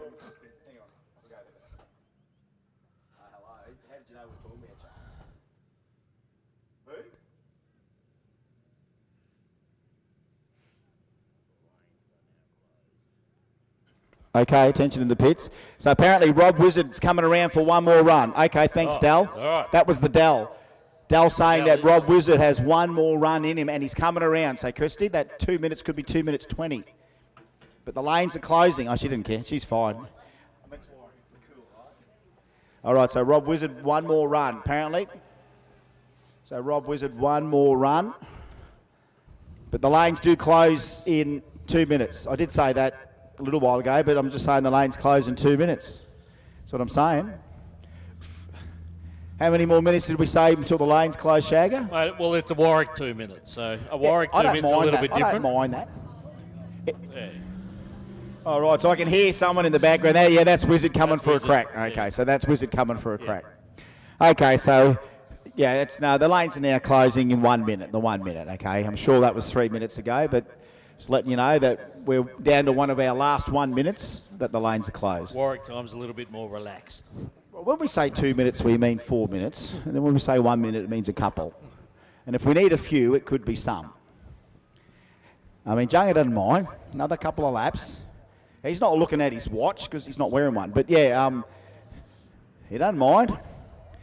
Another day, and he'll just cut doughies in the suck truck with his hand in his pocket. I mean, how much swagger is that? How much swagger that man's got? It's all style. I wish we could have got a camera on him right now. He's style just is driving this suck truck, one hand, and the other hand in the old Levi's. Hey, there he is. So he's riding a buck and ball in there. Oh, you got Radio star. You can't help but love this. All right, one last set of lungs.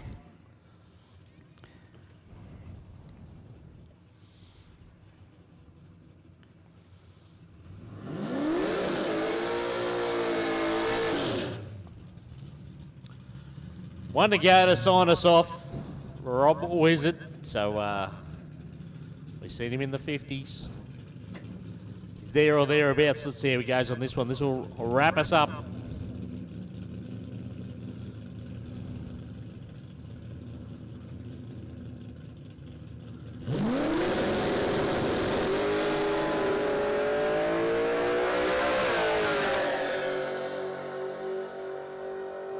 Look, 660 flat, that's nice, that's good enough. Nice lungs. All right. Well, that looks like it's it, ladies and gentlemen, boys and girls, fans, friends, uncles, aunties, grannies, grandpas, little kids, best mates, and everyone else that hasn't met each other. Hope you had a great day 2 of VPW All-Stars Drag and Drive. Please, all competitors, hand your time slips in to the tent ASAP. We don't want to give you a time limit for that, but geez, if you got one, just send someone up. Remember, you need your checkpoint photo as well to finish. I think Boise's finally bringing his slip over. I think he was waiting for Danny or whatever. So here comes the slips. Good on you, Boise. Get those slips in, whatever the magic slip. Have you got your photo of your checkpoint? Make sure you do. And we will get out of here real soon. So I tell you, get back and watch that live stream if you only just caught a bit of it, and check it all out, and we'll do it all again tomorrow, Shags. And you, me and Bubba, day 3, mate. Plenty of yarns to know. Bring it on, mate. Bring it on. All right.